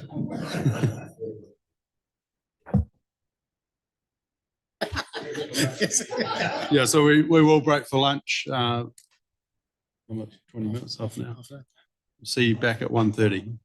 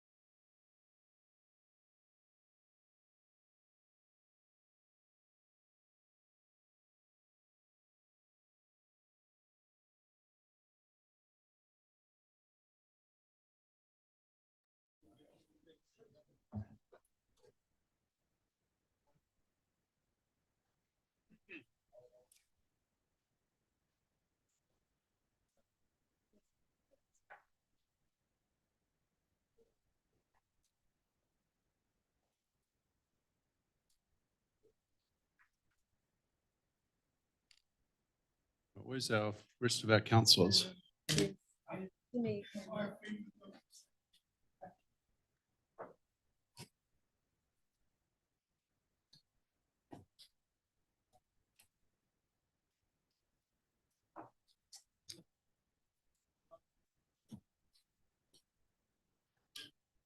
Right, kia ora and welcome back, everyone. We are re-adjourning our meeting. Just a couple of things. Firstly, just want to acknowledge Tangata whenua, and I apologise I missed them out. I talked about iwi and the joint working group, but not specifically Tangata whenua. So I apologise for that, and just make a mention and a thank you for the input that they've had through this process. Before we start this, I just want to in the light of efficiency, just address some of what we've heard. I think the cross-boundary issue has clearly been a big part of Western Bay's discussion today, and I just want to address some of that. Firstly, it's not part of the waters deal, and we aren't confusing that at all. It just may have some impact on the way that the organisation is structured. Cross-boundary issues are a history between the two councils for as long as the two councils have been in existence. And in history, big developments that are contiguous on the boundary have generally been dealt with through a boundary realignment. So that is what's happened in the past. Again, saying we brought this up at the last minute, not true. The first letter went to Mayor Denia in September, and the final letter came back to us on the 28th of February. And what the difference was is that clearly there's a change in those cross-boundary issues that were contiguous, that Western Bay no longer wish to look at boundary realignment. So, that had a significant impact on how we dealt with things in the past, and that gave us a significant risk to our ratepayers on some of those developments. So, that was part of a due diligence process. That's where it's came from. However, it has nothing to do with the waters organisation, and that's the frustrating thing, I guess, that I'm hearing today is there's a mix here. And as I said, whether we have an agreement or not, we will go ahead with the waters organisation, and it has very little impact on how that happens. So, we've heard about intent and actions. The last 4 months, the two councils have worked together. We've worked through 47 different issues, and we've effectively agreed on all of them, apart from one issue that hasn't been dealt with. So, to say that we can't come to an agreement in the next 12 months, well, not sure we should be working together at all. And, as an example, a couple of letters and one afternoon, James and I have come to a draft agreement on one of those boundary issues. So look, I don't think this is a big issue. You guys have clearly made it a big issue, but it's not. And I'm very confident that we'll come to a fair and equitable outcome, and we are working in good faith. We talked about little brother, big brother, said that was potentially insulting. I disagree with that. That means we're family, and we see you as family. And it's one party is bigger than the other. But talking about good faith, we've given you 50% of the voting rights on this organisation. So there is nothing that we can do without you guys also agreeing, because most of the decisions that we make has to be unanimous, and that means that we need both your council and our council to agree. So I think it just wanted to address that I think if you're talking good faith, I think we've been very good faith, and if we wanted to pull one over you or ram it through, we would have taken our 80% the vote, and we would have made all the decisions, without you. But that's not what we're trying to do here. We're trying to work together because, as you have pointed out, this is better for both of our ratepayers. And I think, all the modelling, to be fair, is probably underestimating some of those efficiencies that we get if we build one network effectively that services the whole region.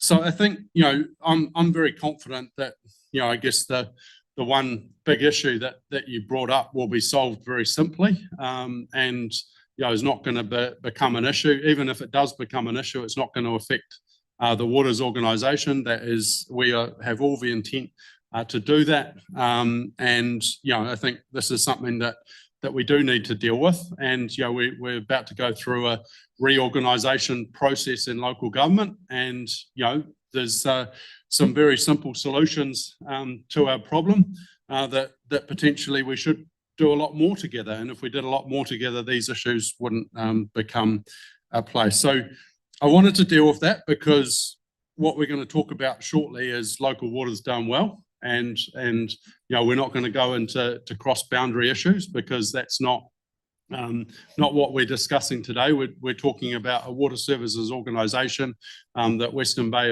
have just agreed to do with us, and now it's our turn to consider that, have a debate, and look as to whether we think it's in the best interests to join you. So that's where we are, and now I'll hand over to Christine Jones, and I'll let her to introduce.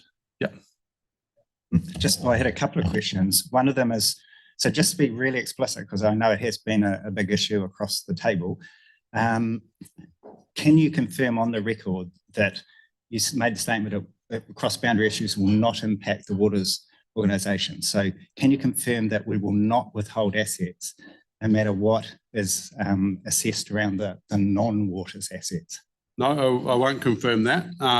And if we were to withhold assets, then that would mean that they'd get a larger share of the organisation. Oh, just point of order or something. I'm sort of just while I compose myself. I thought we were just trying to put this to bed and say, and I just wanted to put it really clearly so anyone, I think there's still a few people in the audience and people watching, but you've now just contradicted, I would have thought, what you just said, because you've said that will have nothing to do with the waters entity, but it literally makes up the assets of the water entity. So I'm really struggling now. I was quite happy. I was sort of thinking, well, that's one of my big concerns. But now you're saying, well, it has no impact on starting up a waters organisation with Western Bay. Give me a feel for it, maybe. Could you disclose anything about your what was it, draft agreement for one of the areas to give us a sense of how this is being resolved? Because to be fair to my colleagues across the table and some at this table, I knew nothing about this until it was given to us, I can't remember, 2-3 weeks ago. And we talked about it last week. We had days of notice. It suddenly sprung upon us. So yes, the mayors have been at a table for 6 months of writing letters, but we've had absolutely nothing to do with any of it. And I know I lost the, some of, I think, Councillor Rolleston and others put forward an amendment, and we lost that perspective in our meeting, but it doesn't change the reality that there are people in this room who are deeply concerned about it. So I think it just seems a strange process to sort of say, right, let's go for it, we'll put it all to bed, nothing to see here. But now you've literally said it could impact the waters organisation. Well, no, I said it will not impact the starting of a waters organisation. It has nothing to do with it. Okay, so your clarification now is that it will not affect the start date of the waters. Well, no, it will not. It will not affect going in. Like, it's not dependent on the waters organisation at all. So could it possibly impact the asset base of the waters organisation? What's that? Could the non-waters assets issues between our councils, including potentially Thames Coromandel, could they in any way impact the assets, or will we commit to putting in all the assets? But it won't affect the establishment of the waters organisation.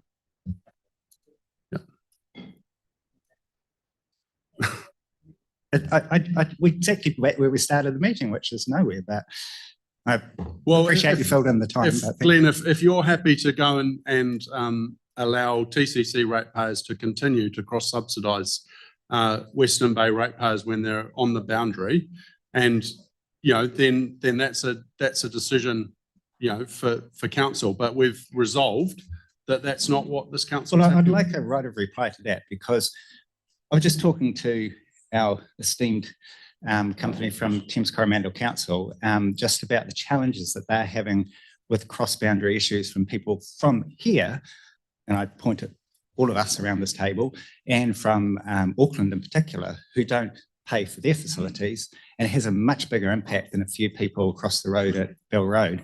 And then you likewise in Wellington and Christchurch, there's massive issues there around that. So, I mean, I'm not saying we need to sort it out today, but I just think we need to be a bit fair-minded in how we're going to phrase it and maybe communicate it to our public, because all around the country, there are far bigger issues that are not being dealt with in this way. And we're trying to link it to an asset base of a waters entity. And I just think we need to be honest and say, yes, it will impact the waters entity. But no, it will not affect the establishment of the waters entity. So we'll leave it there. I'll now hand over to Christine, and she will take us through the report that we're here to deal with. Thank you, Mayor. I'll just give a relatively short summary. So a lot of it's already been covered this morning in Western Bay, but we have gone through a comprehensive program of analysis of options, and including looking at both the financial and non-financial implications of a range of water service delivery options. And we've been working on that since about mid-2024. So the sort of key milestone was, there were many, but probably if we go back to August 2025, when Tauranga City Council adopted the Water Service Delivery Plan that provided for a multi-council water organisation with Western Bay Plenty District Council, and it was always the intention that that would be structured in a manner that other councils could join over time, and it's been a key theme. At that time, you also approved entering into a commitment agreement with Western Bay around the process that you'd go through in terms of a due diligence to get more of an understanding of the issues, identify if there were any risks or implications, and consider whether there was any reason why you wouldn't want to proceed, and get financial updated information. So we worked through since January with the joint working group all of those issues, and they came together on the 24th of March when you considered a number of reports. Those reports covered the commercial terms, so the 47 that someone just spoke about before, a number of due diligence reports covering a range of factors, a financial update, which updated the business plan with more recent information, and some work around cost remaining with council, which was a specific request from Tauranga City Council elected members. We also reflected the decision of February 2026, when Tauranga City Council made the decision that you would deal with 3 waters as an integrated package, so that stormwater, water and wastewater would all be delivered through the same water service delivery method, was the majority vote at the time. In 24th of March, picking up the points that Tangata Whenua reps made this morning, you passed resolutions around being committed to working in partnership and engagement and continuing the arrangements with Tangata Whenua, and you made a decision that the existing arrangements would either be retained or enhanced going forward in the waters organisation, and that was a particular issue that had been raised by Tangata Whenua, both in the hui last year that they referred to this morning and the position paper that was presented by Tangata Whenua.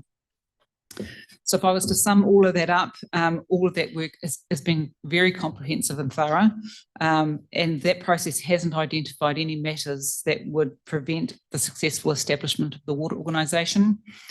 All of the financial modelling that's been done and the additional work where we've been able to update financial information with more complete information, that's confirmed multi-council water organisation is the lowest cost option, both for residences and businesses in Tauranga. So on the basis of all of that work coming together over the last sort of year and a half, the staff recommendation is that you would proceed with the multi-council water organisation. Craig was to be here, but he's had to leave. So I do have a finance phone a friend if you have any questions on finance, but yeah, he's had to go.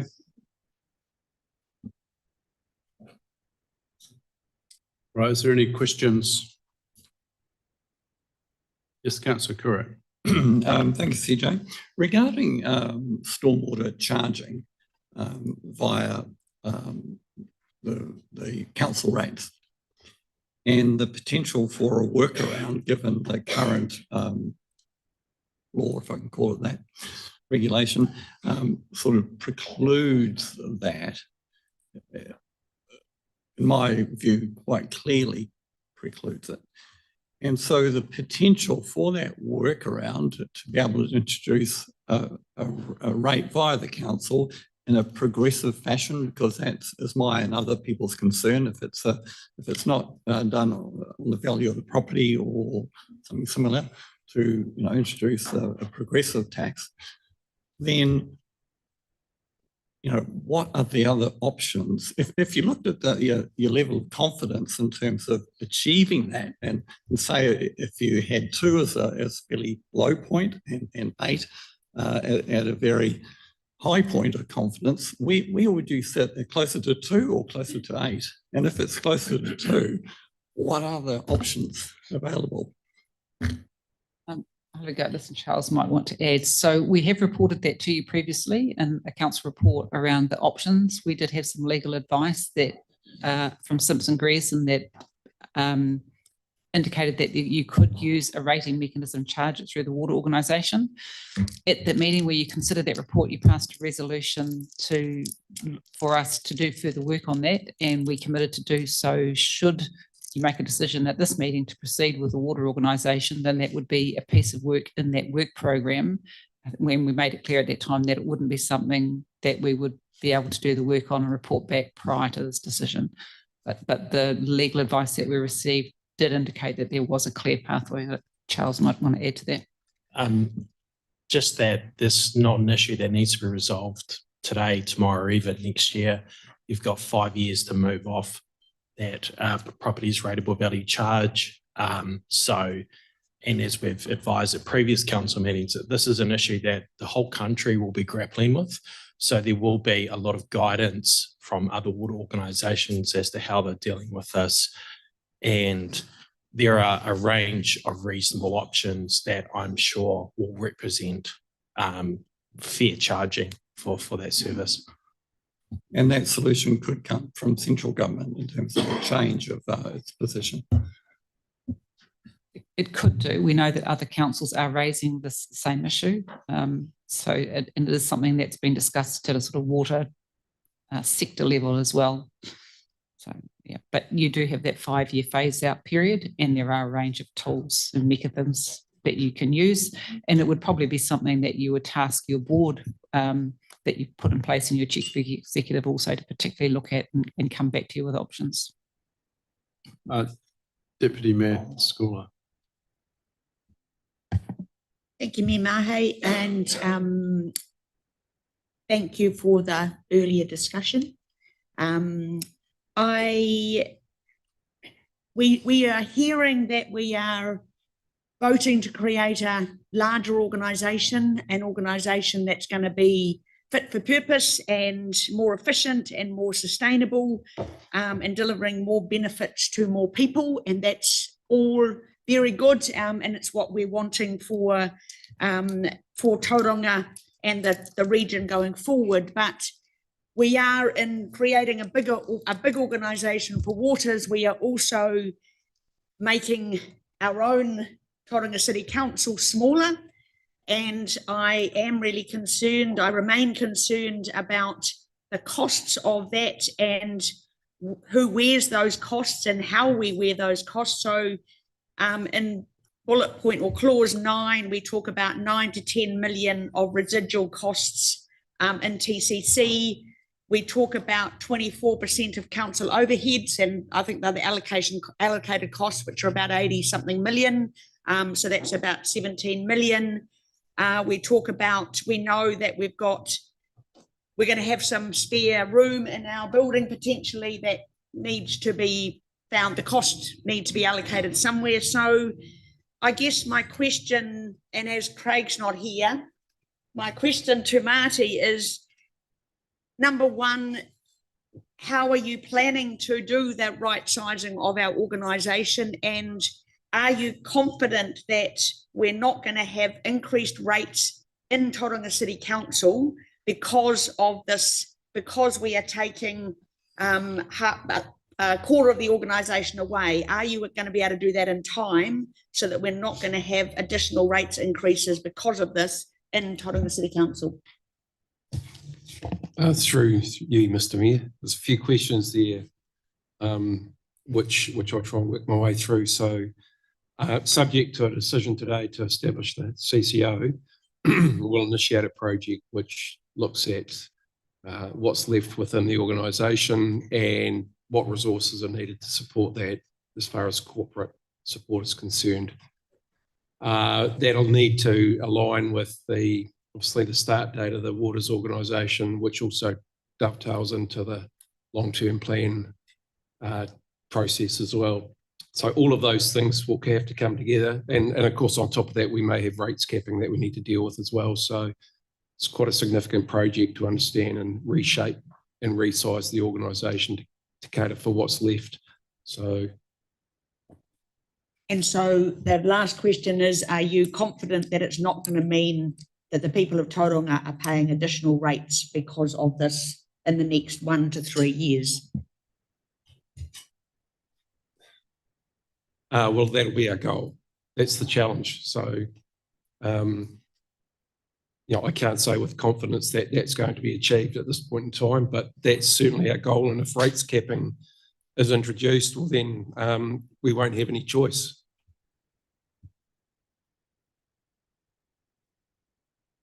Councillor Kura. Oh, sorry, Councillor Crowther. You could ask it if you want.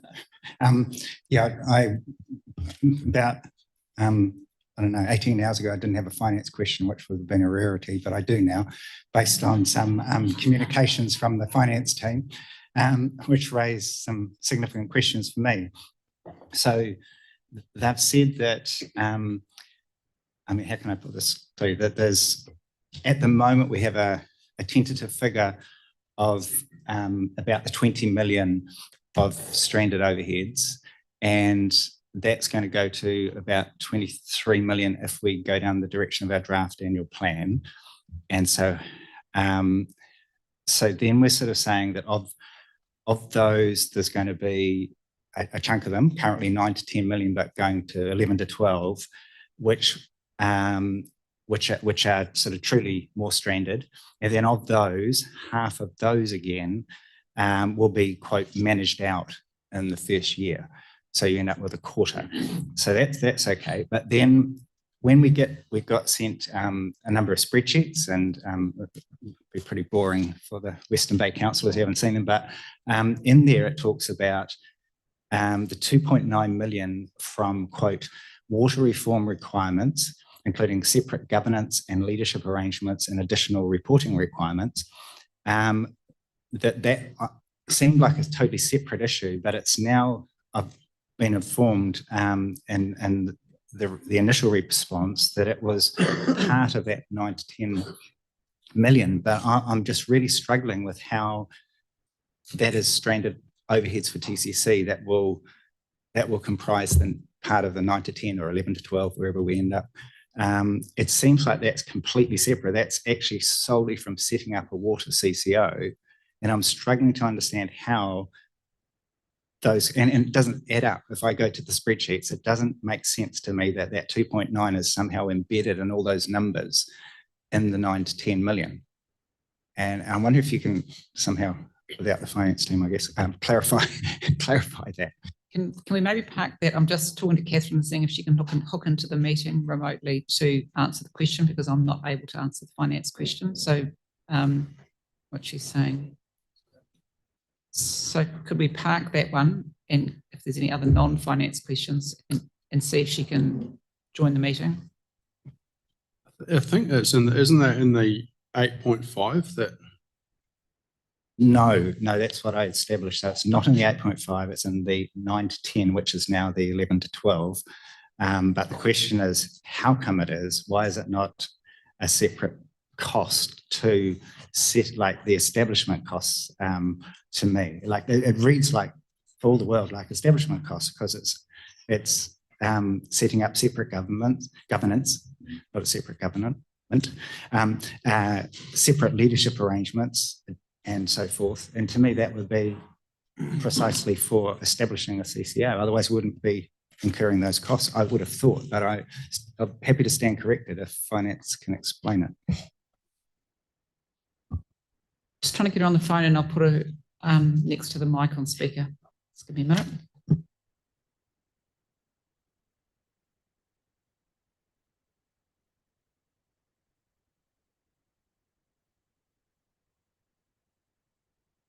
Can you hear us, Catherine? I can. Can you hear me? Yes. Yeah. Can you hear me? Yes, we can hear you. Right. So the stranded overhead, if you remember the table, which I did send on the email last night, that's the primary take. Yes, can you hear me? Yes, we can hear you. You're good. Keep going. So on the email I sent to you last night, there was a table of all the allocated costs and the ones that would be stranded. I'm sorry, I'm just listening to myself repeat that. I was going to another room.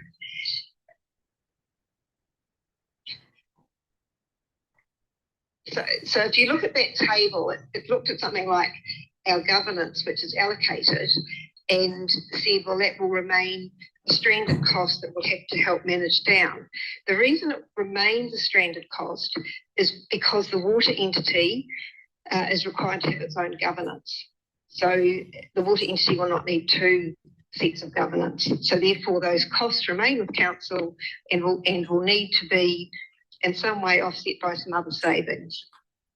Similar thing happens with the executive, and there will be aspects of our other services that will need to be duplicated. So perhaps some aspects of financial accounting.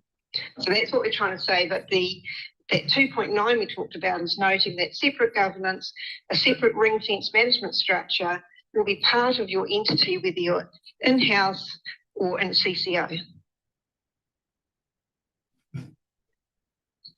Yeah, Catherine, through the chair. My question was that all makes good sense, but how come the 2.9 million, which you've just said is for the separate CCO and is not the stranded overheads, why is that included as part of the stranded overheads? Because the only reason that those costs can't be shared is that the waters entity needs its own. So if you sort of think from a principle, what we allocate, like a waters entity operating in a council, it has the engineering services sitting within the council, within that activity, but all the kind of business aspects, whether it's finance or HR or comms, sits in a shared service arrangement. And when you go to the new entity, the principle should be, well, either we lift and shift a portion of that shared service because it was for waters anyway, or we continue to offer it as a shared service deal.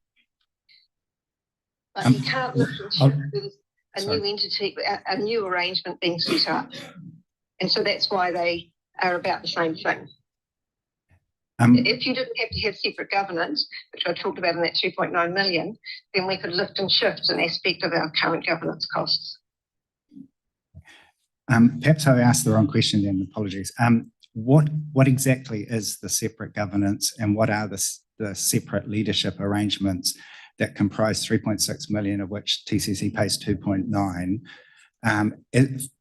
Is it, what I'm now thinking is it for a temporary separate governance and temporary leadership arrangements that will be stuck to Tauranga City Council, and that we are not talking about the separate governance of the water CCO, and we're not talking about the leadership arrangements relating to the water CCO?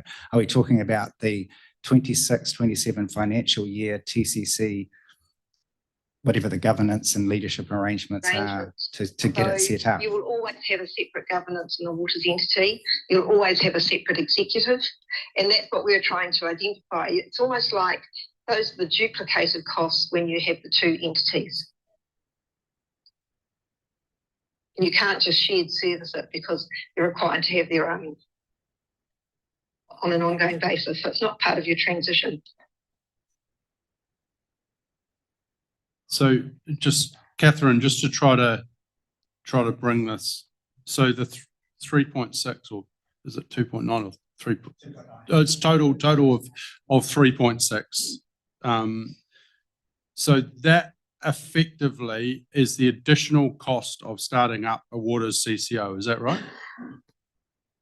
Of having it in place. It's not part of your establishment funding. But Yeah, sorry, it's a difference. Like, so when we started up, the water service organisation is going to cost $3.6 million more than what we have now because it's in-house.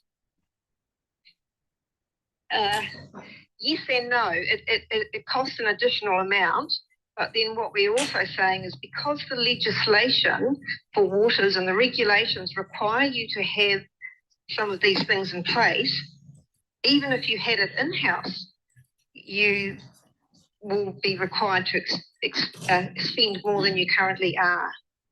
Because the new waters reform requires different things to happen that councils don't currently do. You'll require that extra additional governance, that ring fence management structure, and that sort of slightly independent operation, even if you're in-house. So yes, it's part of setting up a new water organisation, but some of it will happen to you anyway, even if you stayed in-house.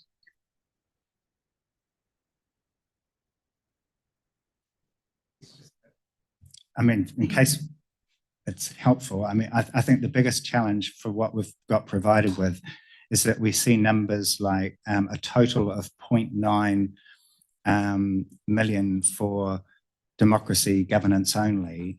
And so trying to piece together those two numbers doesn't sort of make much sense. It'd be really helpful, whatever happens today, just to get really clear to the Deputy Mayor's point in her email like this. I think it's really confusing to not see how the numbers tie in because they're completely different numbers.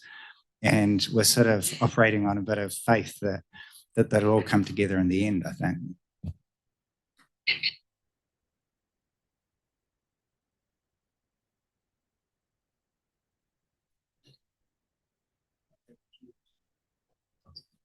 Any further questions?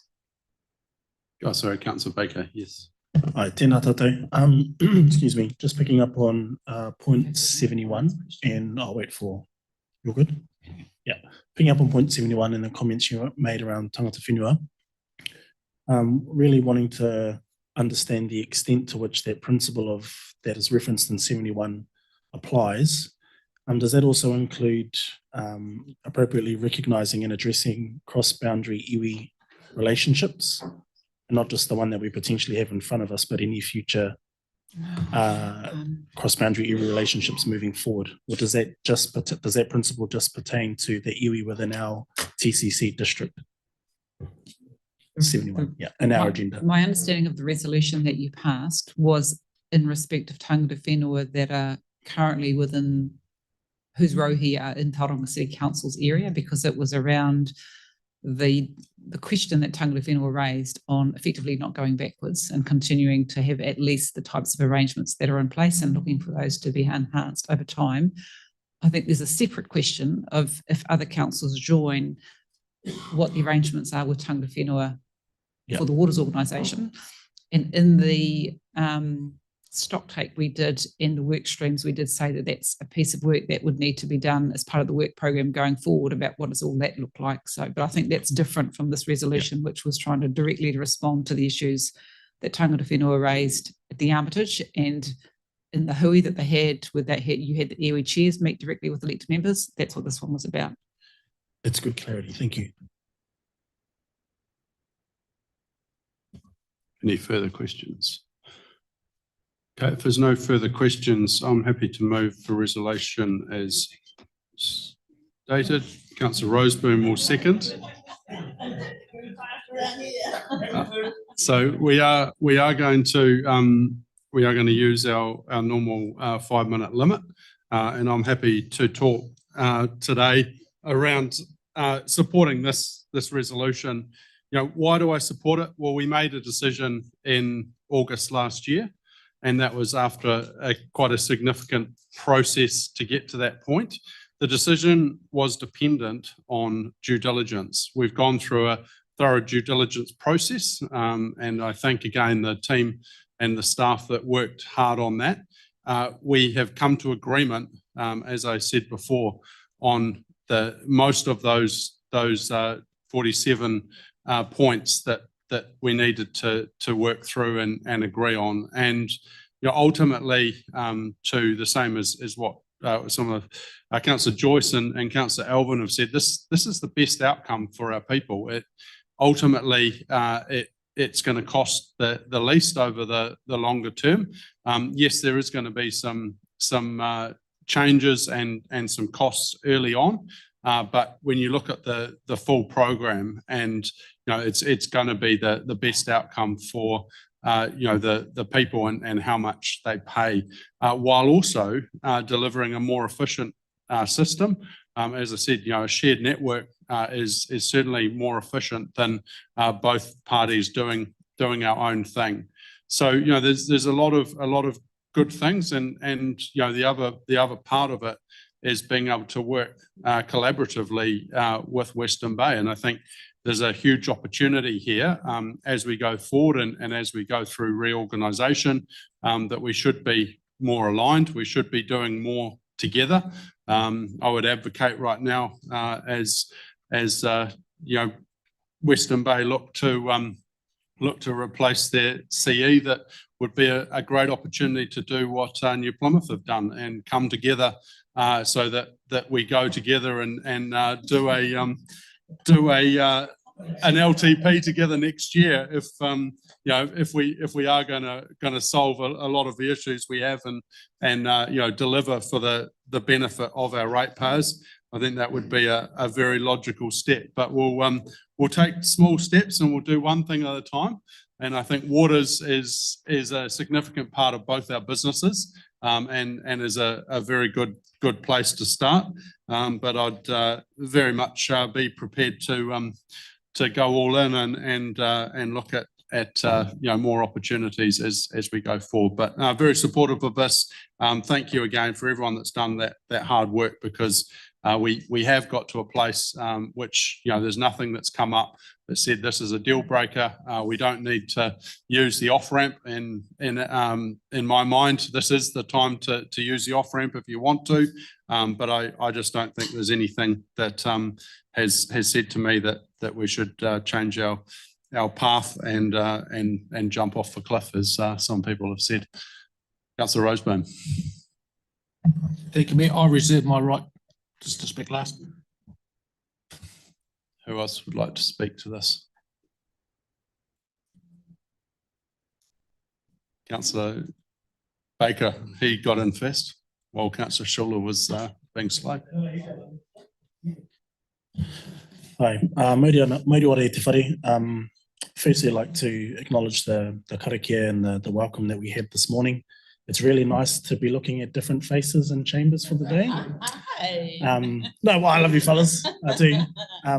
I've really enjoyed this morning. Enjoyed your guys' conversation. So thank you for having us in your house, and I look forward to being able to do this off the table more often. Yeah, you guys took ages, and I said that, but there was really beautiful nuances to what you all had to say, so it made it really enlightening to listen to. And some of the highlights from your kōrero today for me were TCC are dysfunctional, we dribble in, we dribble out, Herb getting growled by Margaret because he got stitched up by the other two, TCC and good faith can't exist in the same sentence, the whole Big Brother narrative, cap gun, show some good faith, and our conduct is unpalatable. I really enjoyed hearing those things. That was great. But more importantly, I think behind that, what that says to me, and it speaks to kind of my earlier point, is that there's real value in us spending time away from the table, getting to know each other as people, because this is one of many things that we're going to continue to talk about and discuss moving forward as councils, and not just us here today, but councils into the future. And whenever one happens, So yeah, thank you for having us in your whare, and it was great to hear you all this morning. It's been a big journey, and I too want to acknowledge Martin. He was going so red when you were all complimenting him. It was great. But you've been awesome, Martin. So have you, Mayor Denia, and generally support the recommendations as they are, acknowledging that it is what's best for all our people now and into the future. But I do have a proposed amendment to D at the end, and I'm happy to speak to that if there is a seconder. And I shared that this morning, I think. Do I need to say, oh, you don't have it? That's right. I will bring that up. So the amendment that I would like to bring to the table at the end of the current the proposed amendment D, it's got in where are we? Subject to appropriate due diligence and council approval, comma, the amendment is including the need to appropriately recognise and address cross-boundary iwi relationships. So if I have a second, I'm happy to speak to that. I'm happy to second it. Oh, did I not send you that?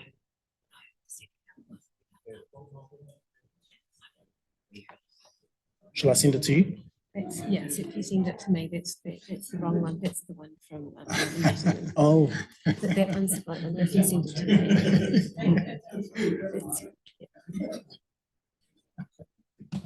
She's Caroline. So I've got 4 seconders. That's great.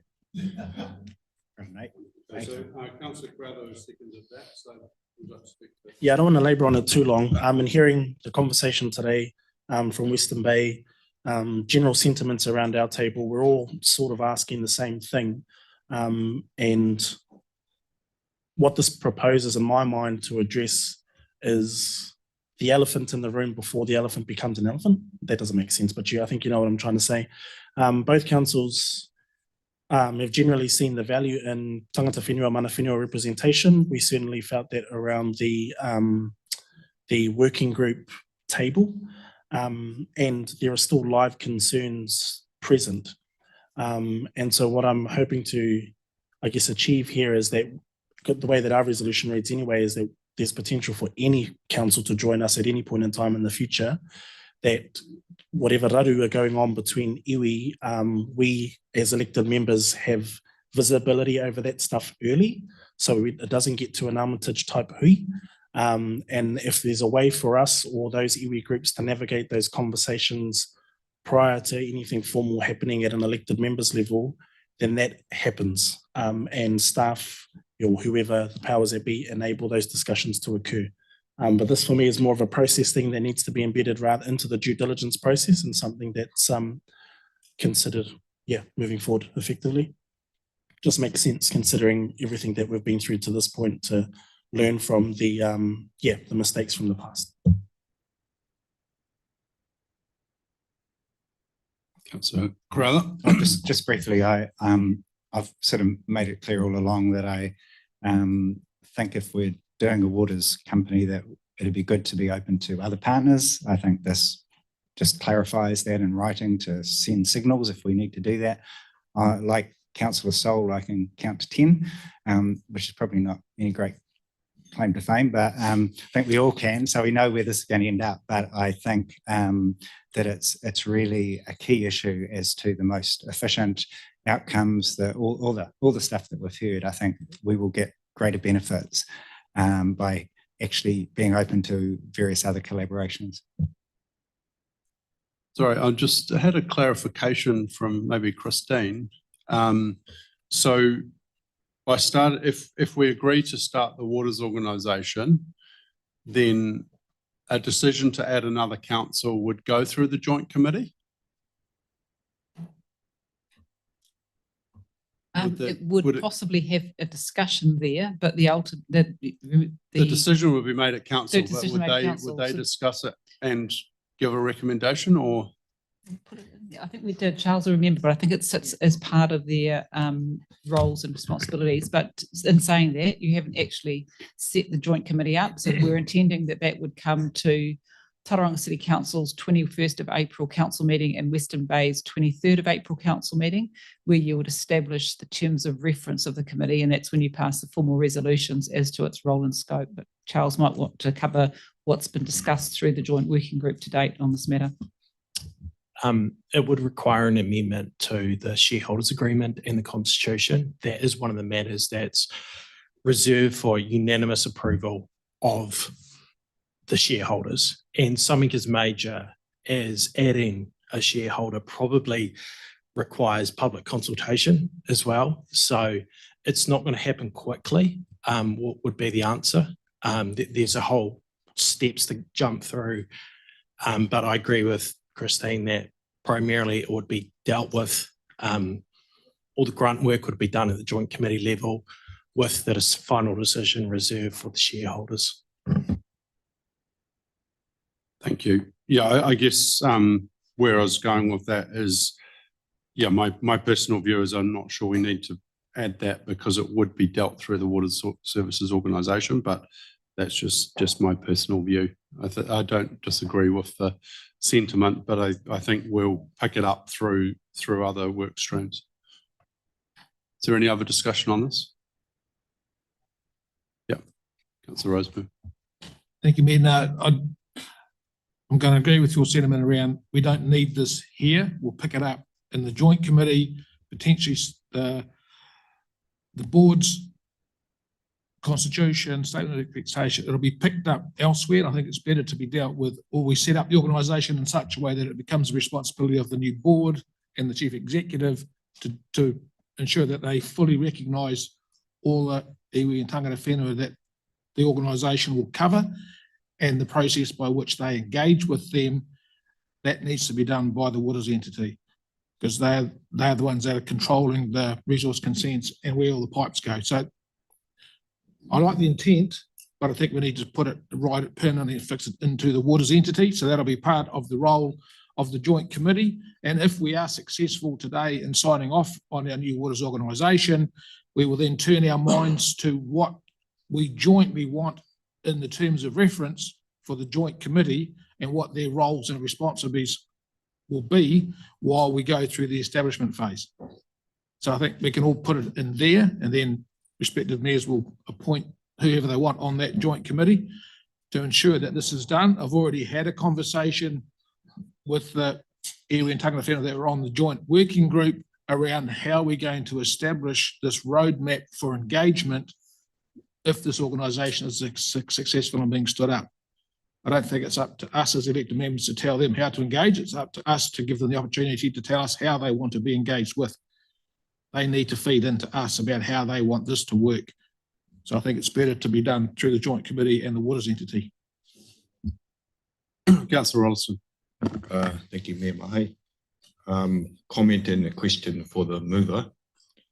The word address cross-boundary area relationships feels like a big challenge. Addressing cross-boundary area relationships is for iwi. That's just my view in listening to some of the earlier conversation around writing letters to ministers and stuff.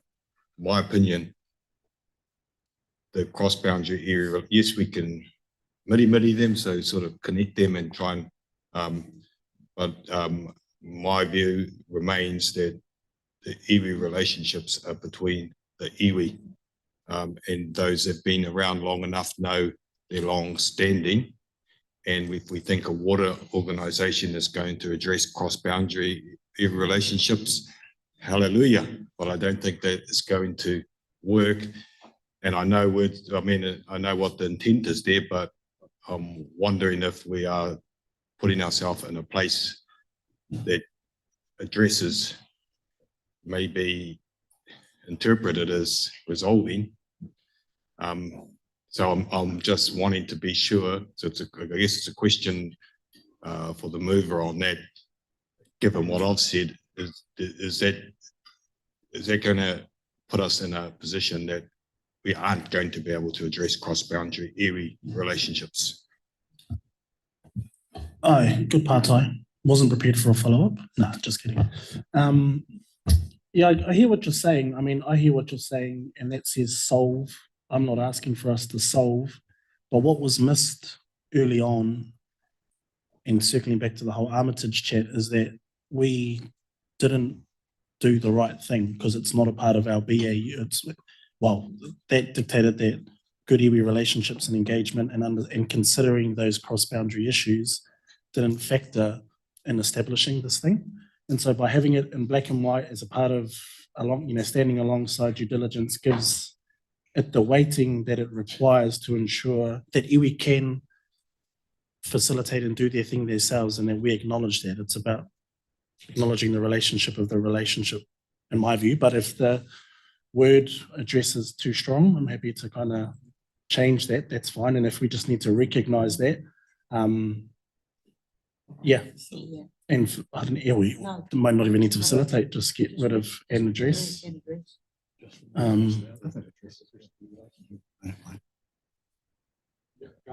Yeah, but I take your point. Councillor Shaw. Yeah, thanks for that reply, Hautapu. We want to set this ourselves up for success, and I'm concerned that that word, and again, it's an interpretation, but it's just, we could be setting ourselves up to fail because we may not be able to fully address those issues, and they have been around for a long time. And while I certainly agree, same as Councillor Roseboom and the Mayor have said in the sentiment, and also potentially that it's redundant because it will be addressed or acknowledged in somewhere else in the agreements. I'm just concerned that, one, we're doubling up, and two, we may not be able to follow through on that. So as it is at the moment, I respectfully not support. I think to that point, just quickly, I mean, we've heard, but I haven't yet seen on paper where we're committing to making that process a reality. And this, to me, at our first most opportune moment to do that, we should take that if we're serious on it and not just leave it up to chance, because we've heard when we've just trusted process and allowed us to be guided by staff, and the same with Western Bay, it's not really got to the most ideal and optimal outcome. And if we get to that same place and it ends up being a duplication, then that's a great duplication to have. But this just secures that part of that being a process that we recognize, value, and implement. I'm comfortable in removing address and can see how that could be interpreted that way too. So if the second is comfortable with taking and address away and just keeping recognized, and I'm kids by. Yeah. Yeah, just take away and address.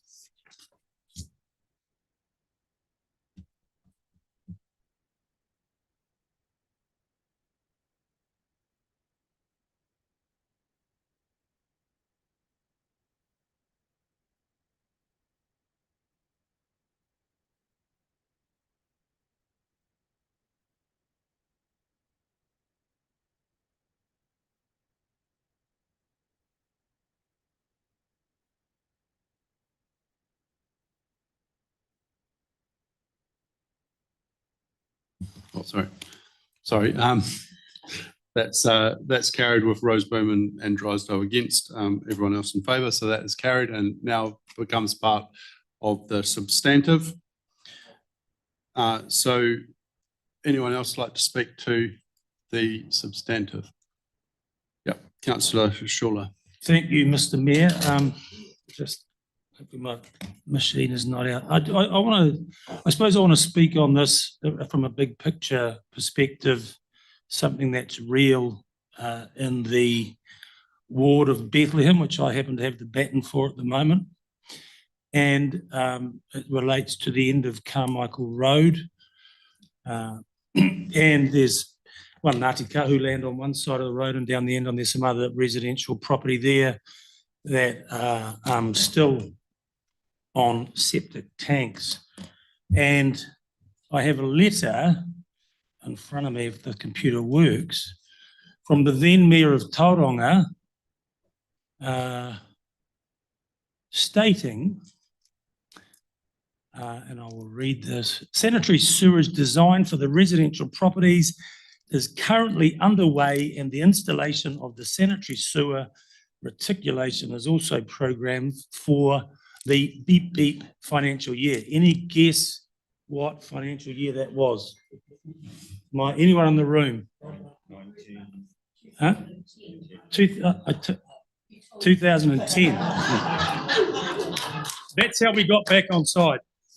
2010. Now, I suppose they're still on septic tanks, and 100 metres away, running right past them, is the main wastewater line from Makaroa that we can't access. Now, there'll be a bunch of reasons for that, but even when it came up in 2010, it wasn't new then, it had already been a long-standing issue.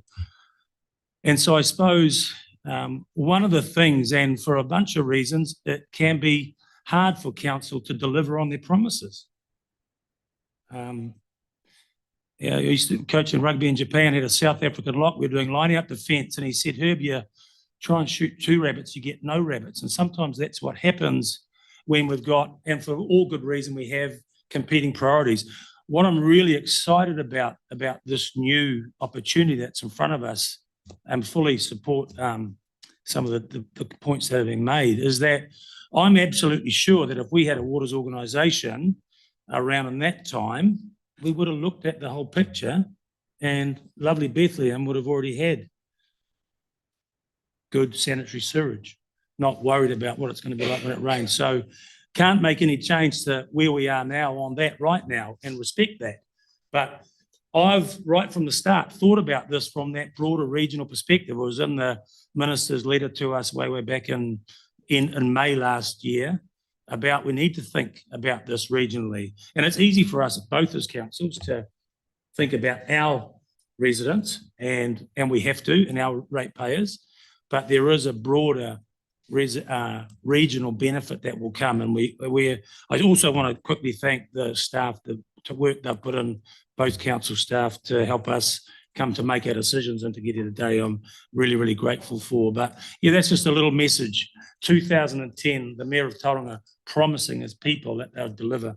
I certainly look forward to a waters organisation being able to benefit everyone in this region. Councillor Crowther. Yeah, thank you. And yeah, I'd echo Councillor Shawler's comments about staff. Thank you to all of the staff from both councils, to Councillor Rosenblum and Mayor James and Shad and Hakupa for their chairing of the respective entities. And I think it was a really interesting process going through that working group. And I will, for the last time, reiterate, I wish that had been public, because I think the public would have seen how good it was. I think it's a real shame we don't make hui like that public. I will comment again on the cross-boundary issues, which I understand the Mayor has said is not impacting the waters entity. You heard my view before, but I still hear the word leverage quite a lot, not just on the other side of the table, on our side too. And so I believe that TCC's gun is still pointed somewhere in the direction across the corridor. However, I think that the point is the government's got a bigger gun, and they've got a bazooka that they pointed to our heads last August. And that was when Councillor Morris got a bit gun shy and performed a beautiful Fosbury flop, and we ended up here today. And I think personally the government was bluffing then, and I think the government's bluffing now.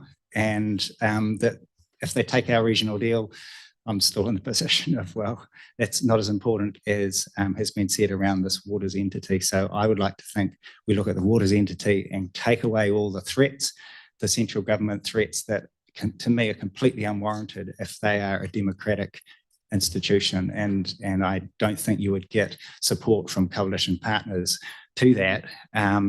But that's certainly the way that the National Minister is threatening us. And the recent letter today, which we received just before going to a meeting, which is downright, direct threat, that, to me, that's just not a way to run a government, and it's not a way to operate and collaborate with councils. So, it makes me sort of think, what's the point of even having councils? So to me, there is a clear agenda. Councillor Daly outlined it. And it is, you can call it what you want. I call it the neoliberal model, the professional managerial class sort of gaining more centralised control over key monopoly public infrastructure. And all its pros, and there are pros there, and all its cons. And it's all dressed up really nicely. We've got efficiency, we've got financial sustainability. Yeah, sustainability, I love that. And all the key decisions will go to councils. And so it all sounds like, what can the problem be? But Tangata whenua actually understand this better than anyone. And they understand it's about control. And as always, the losers in this will be our poorest and our most vulnerable residents. And that is the sad part of this. And I know that we've heard that kicking the can down the road and delays and all these kind of things, oh, you don't want to do that. But to me, we have to lift this up a whole level and say, we need to look, if we're going to do it, let's do it in a way that we're more inclusive. And I'm not just talking about Thames Coromandel, I'm talking about the Bay of Plenty councils. And I will take the comments from one of us last year, which was to be more humble in our approach at Tauranga City Council, and to look at how we can actually work better together across our region. Because my view is that while I have to look after the best interests of Tauranga residents and ratepayers, it's not just about a selfish attitude to that. We have to look at what's best for our region as well. And if we can't, as the biggest city, take a more holistic approach and an approach that tries to get the best outcomes for a Potiki just as much as for ourselves, then I think we've failed, because the whole point of these water reforms supposedly is that we're rescuing the struggling smaller councils. That's the argument in favour of them. We'll be fine. Tauranga would be fine either way. But so for me, the proposed amendment on the other side actually has a lot of merit, because delaying the start date would help us address the boundary issues, and it would help sort out the whole government situation once and for all, and would also sort out where we stand on Thames Coromandel. And we could actually, instead of having split votes, we could actually possibly get a win-win-win, and everyone pulling together in the same direction. But that obviously isn't going to happen now, because, as I said, I can count to 10. But for me, one of the absolute stoppers of me voting in favour of this, apart from all those other reasons, is stormwater.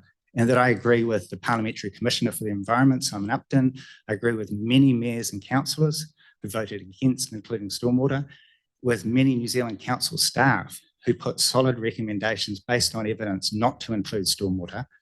And I cannot vote for something like this where our most vulnerable residents will be hit harder. Low-income people will be hit harder than wealthy. That's bad governance. So I propose an amendment to change the date, the startup date, as I think Councillor Daly's point was, you just need to change one number on the whole resolution, and that is to have the start date as 1 July 2028, not 1 July 2027.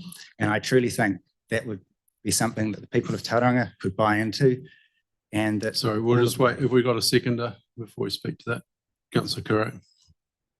So I won't say much more, but I just say that this is, for me, something about putting in place good governance. It's not about all these cliches about kicking cans and things. I don't care a stuff about that. For me, it's about what is the best outcome for Tauranga, what is the best outcome for Bay of Plenty, and what is the best outcome for New Zealand. And if the central government are not going to sort of grow up and do this in a good way, where they actually encourage local democracy to decide that, then we need to be the grown-ups in the room. We need to go out, re-engage with our communities. As you heard from Tangata whenua, they are appreciative of the engagement, but as Hakupa said, it's not the process that they would favour. They would favour us going out to communities. You heard it straight from them this morning. And that's what I think I would support too. I'm fully supportive of that. And he said it's not the ideal process. I agree. So we need to actually take the time, and we're not saying no. We're not saying we're going to stuff it up. We're not going to get the minister coming in an election year and doing anything. So it just comes down to what people around this table are prepared to do to get a better outcome. Right, is there any other speakers? Councillor Curran. Tangata, it's great to be here, and with our neighbours, we don't see you enough. But in terms of the amendment, and I appreciate, across the room, this was tried and failed. But I seconded it because I have a concern too, and Councillor Crowther touched on that. And that was the stormwater issue, and that's why I pitched the question to our staff there around the degree of certainty that this can be resolved, and I didn't hear back that there is a high degree of certainty. So like fingers crossed. And so for me to proceed, it's around those lower income properties.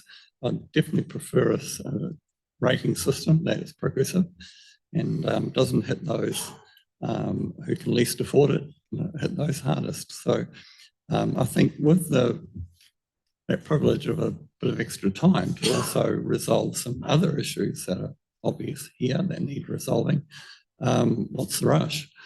I would prefer that we resolve some of those issues, had certainty around that rating issue, and then move forward on a more solid basis. And so that's my support here. I'm unsure where this would lead to if my fellow councillors either side decided to support this. But yeah, I'm willing to find out.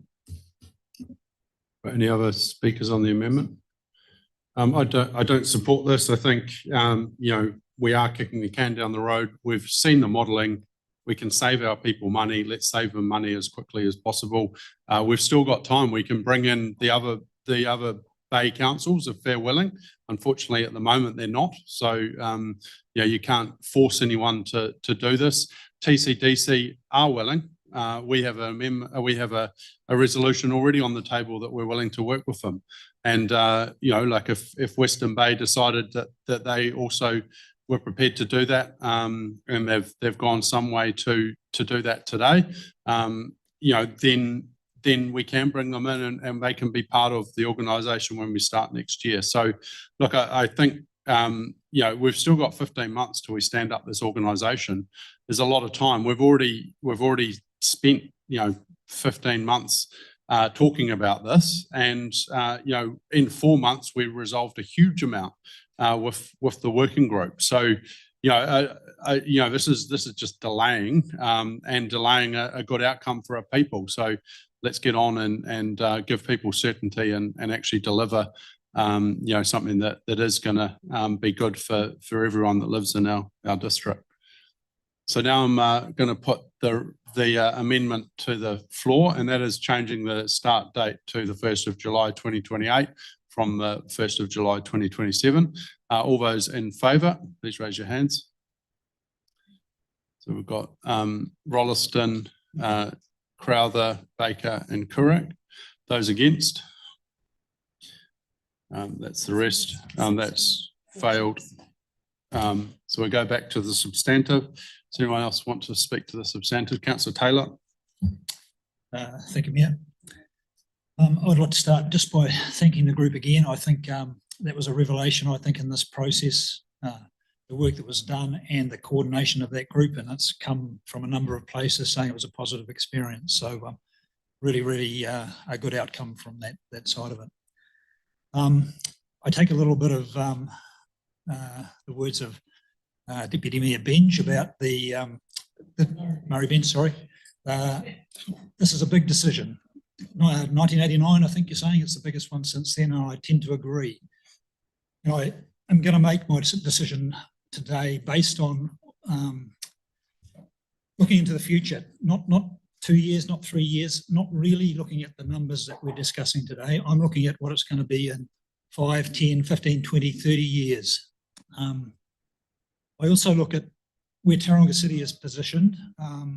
We have a really great waters team. We've had a great waters team for a number of years, a couple of decades at least. So we're in a really good position to offer assistance to New Zealand Inc. and the other councils in our region to lead the way and to actually make sure that this thing is a success.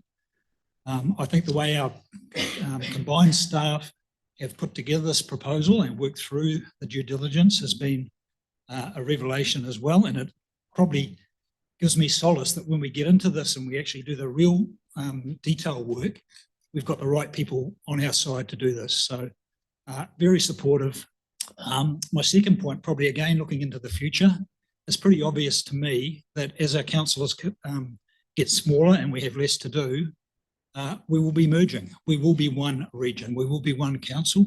I think we're over endowed with governance in our region. And I think if you look at regional, you look at Tauranga City, you look at Western Bay, it doesn't take too much of a genius to think 5, 6, 7 years in the future, we'll be a much smaller group. And I think we'll be more efficient. So that's the basis of my support today. And it's not about the next 2 years. Deputy Mayor. Thanks, Mayor Mahe. And, you know, you have those lucky days. And I think one of my lucky days was when I was in the Mayor's office and we were talking about who was going to be on the working group for waters. And not only I didn't put my own hand up, but nobody put mine up either. So my thanks to those who have had to do a whole lot of work on that one. And of course, the staff and the councillors who have supported that work and reviewed the papers and done that mahi for everybody. We heard this morning from our speakers that a really clear, holistic, ambitious intention that we deliver water services with a focus on health and well-being of both people and the environment. We also heard that we need to do that in a partnership approach. And those are things that I hope all of us are taking away today in terms of how we pull this together. I'm seeing support for this from our team here. I also take away, and I think it was a word I used earlier, that we all need to be humble about this, because I want to be a party to a regional water services organisation, and we need to think about the words that have been shared from the other side of the table in terms of perhaps us, the big brother approach. I actually always take a sister approach, and I can tell the story as the third sister. I bought my family, my other sisters and myself T-shirts a few years ago, and the first one said, "I'm the older sister, I set the rules." My next sister said, "I'm the middle sister, the rules are because of me." And my one says, "I'm the third sister, I don't need the rules." So I think we all need to think about whether, you know, where we sit.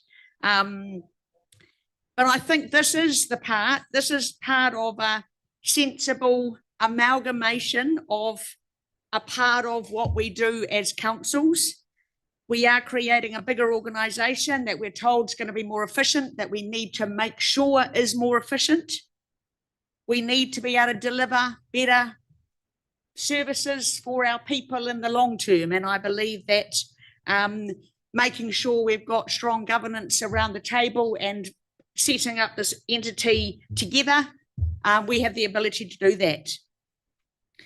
It also means, from what remains in council that I've already shared with our CEO, it also says we have to take on an ambitious role, and the executive here today as well, that we need to make significant changes ourselves. We need to be fit for purpose. We need to work out how we make sure we're not increasing the rates for our people with the organisation that is outside of waters. I am disappointed that central government chose to write us 2 letters yesterday or this morning. We get told often to stay in our lane. I reckon that message should be both ways. But in terms of going forward, I think there's been a lot of work done. There's been a lot of analysis. We've got a lot of work still to go. I would have supported the change at the time, except I think if we extend it, we'll just end up with more costs. And I definitely don't want to see more costs. But I think my big message and the support of this resolution is that we need to make sure we are setting up an organisation that delivers water services with a focus on the health and well-being of both people and the environment. And I support the resolution as it stands. Thank you, Deputy Mayor. Councillor Rolleston. I'll turn on for you. I was going to just ask, but now I've got 5 minutes. And now I know to use it all. I now I know why we had double karakia this morning. We needed them. Thank you. Yeah, the thoughts, thanks have gone around, and earlier on those thoughts, thanks for Martin. You were just about up for a bloody gong on the wards, but well done. the team. I put my hand up to get on the waters group, but wasn't good enough. So it just gives you an idea. That's the caliber. Yeah, the caliber. So I dribbled in every now and again. Don't say dribbled. Sorry. Sorry. Look, it's been a tough journey and a good journey. And, I'll put my hand up and say across a number of these debates and discussions, I've been against them and been real clear. I don't really intend to relitigate why today, but giving a classic example, the Tangata whenua group on stormwater, their reason for supporting stormwater is why, whichever type of water it is. But I had similar views as Councillor Crowther around affordability, and removing that ability to charge on value of land was disadvantage to Māori. Disadvantage to those with lower value properties, and it goes without saying that most of the lower value properties are owned by Māori, and there was a fear that they would increase. So I was prepared to have a contra view to what the iwi had, and that's, to me, democracy. And I'm a Māori ward councillor. I'm not a Tangata whenua councillor, although widely known that I am whakapapa to them all.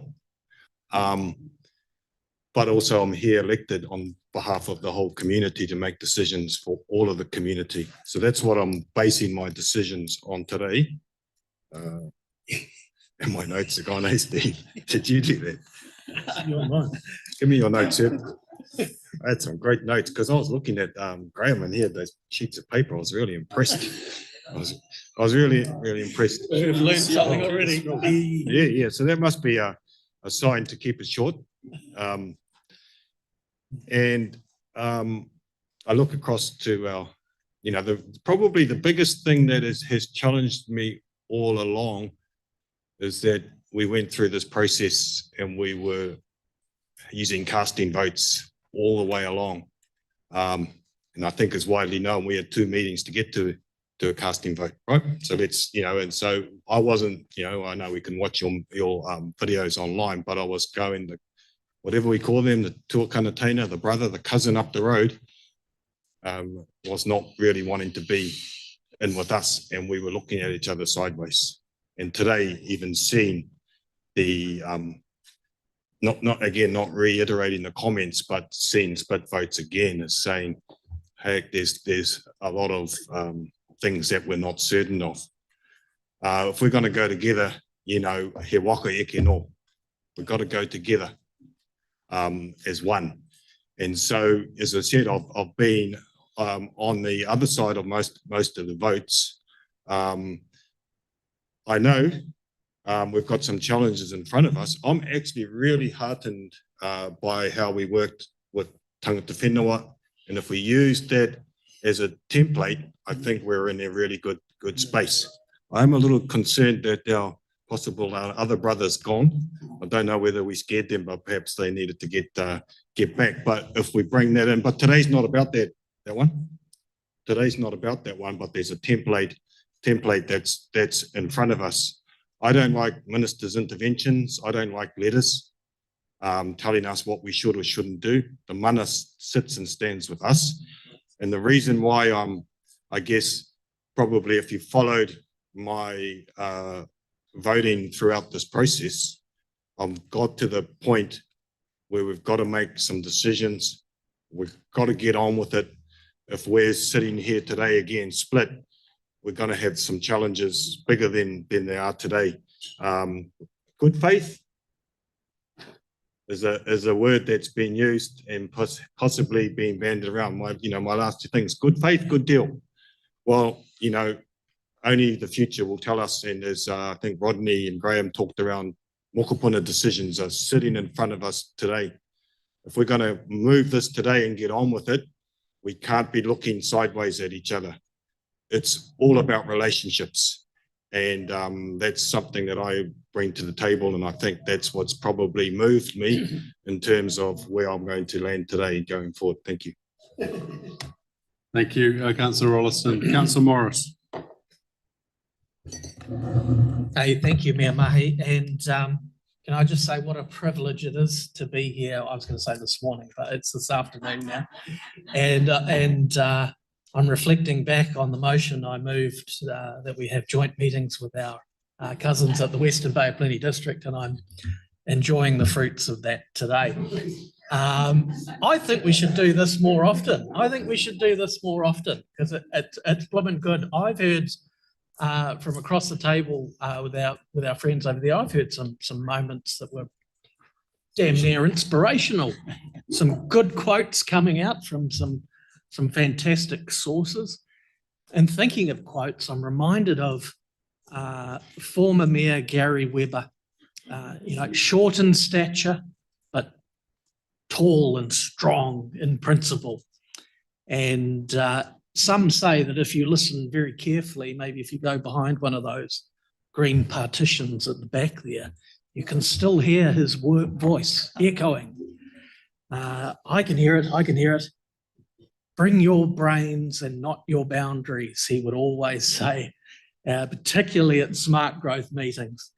And that would irk a few people on both sides of the fence, whether it be in Western Bay or Tauranga City or Tangata whenua or even regional council as well. But I think there's some wisdom in what he was saying there. And I think we would be wise to reflect on it.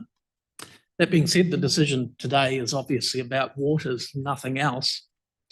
And for me, what it comes down to is our people out there.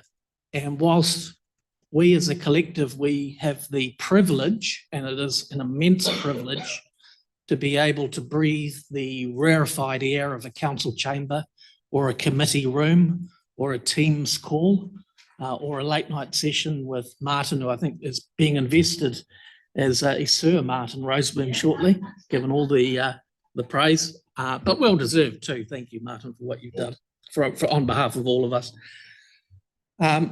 Our people out there don't have that privilege to breathe that rarefied air, and they don't get to talk about ownership or governance or structure or cross-boundary issues or cross-council issues or cross-iwi issues.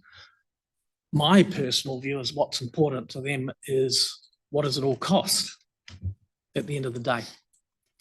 And we can argue up, down, backwards and sideways as to whether ACCO, an independent governing board, another senior leadership team is going to deliver value from an operational perspective. I think that the jury is out there, and if this motion passes, which I think it will, we need to be right on them with some very strong KPIs. So we need to deliver value for our people. So the jury's still out on that. But what I think is undisputable is because of how the game is rigged around the debt to revenue ratio. We cannot go forward any longer. Every time we've got to put in a new pipe, and we've got to put in a lot of them, we can't have to jack up the rates every time, the water rates every time, and keep hitting our people. And so for me, that's the whole ball game. The CCO, because of the way the game is played and structured, is more affordable for our people. And as they're out there right now, you can hear the cars going up and down Cameron Road. People are thinking about how the hell am I going to fill up my car next week? Okay, we don't want them having to think about how the heck am I going to turn the tap on? That's what it's all about for me at the end of the day. And because of the way the game is played, this is the way to deliver value for our people and a more affordable water service. We know that costs are going to increase anyway, again, due to government regulation. But this is the more affordable route. On stormwater, I have considerable sympathy with my colleagues and their concerns around that. Thankfully, we have some 5 years to get to the bottom of that situation, and I'm hoping that we'll do it in an equitable way. So I do, after all of that, support the motion, Mr. Mayor. Thank you. Councillor Kurek. Thank you, Councillor Morris. And I should have waited till after you. Why? Well, you might disagree with me. Vice versa. I think the key is, to me, that affordability, and it's also addressed, as Councillor Morris said, around that ability to use debt more than operational expenditure, which is really hits hard at a time when we've got cost of living issues. Moving forward, that could change in terms of moving some of that onto, all hats to say, future generations, but that's where debt does shift that burden. But at this stage, our people have been hit considerably hard, and it's not just the current fuel crisis, it's just been post-COVID. So that's an important aspect that I consider in approving this. Or the other issues around, as I raised before in my question to CJ, around that stormwater, I'm fairly confident that can be addressed in terms of central government actually moving what's currently in place to allow for that, because it just seems fair and reasonable. And so I would expect, and also this new water entity, to act in a fair and reasonable manner and take into account what the message we deliver to that entity in terms of the outcomes that we want them to focus on. In terms of my experience, and we sort of mentioned that word wisdom, I'm not sure who used that. I think Hemi, you did. A good word. And over the, and someone else mentioned a couple of, Rod, you mentioned a couple of decades that, that we've been investing quite heavily into water, and I think your dad was involved with one of those decisions, a big one around water metering. And we know, at the time people are opposed, but boy, that delivered big savings to the water users in terms of pushing out some huge investment into infrastructure. So, when you think about wisdom, and I've been here for a couple of decades, not consistently, but over that period of time. And what I've always had, when bids for budget items every year came from our waters team, we just ticked it off because we all had trust and confidence that those recommendations were solid. And from the experience and wisdom of that team, that served the city well. But moving forward, a lot of those people, and that's both Western Bay and TCC, are reaching retirement age. And I can imagine, it's essential for good decision-making moving forward, that some of that wisdom potentially could be introduced into the boards to provide some good advice. And some of these boards might also work with other entities to provide good, solid decision-making and recommendations. And also it can grow. This entity here could potentially join us in the Airway, the Waikato councils there. But I think in terms of the immediate thing with us working together, we cross a lot. We've woven in this community together, both TCC into Western Bay and Western Bay into TCC, where there's a real fabric there that we need to actually really appreciate and build on. And so moving forward, this is probably one of the early decisions, but I imagine we will move closer because logic would require that. And in terms of scale, we have, the benefits that scale provides, and this is one area that it's proven the work's been done. It will provide a higher value to our ratepayers. It just makes sense to me using my grey matter rather than my gut, because earlier on my gut was where probably Hemi was for a while there.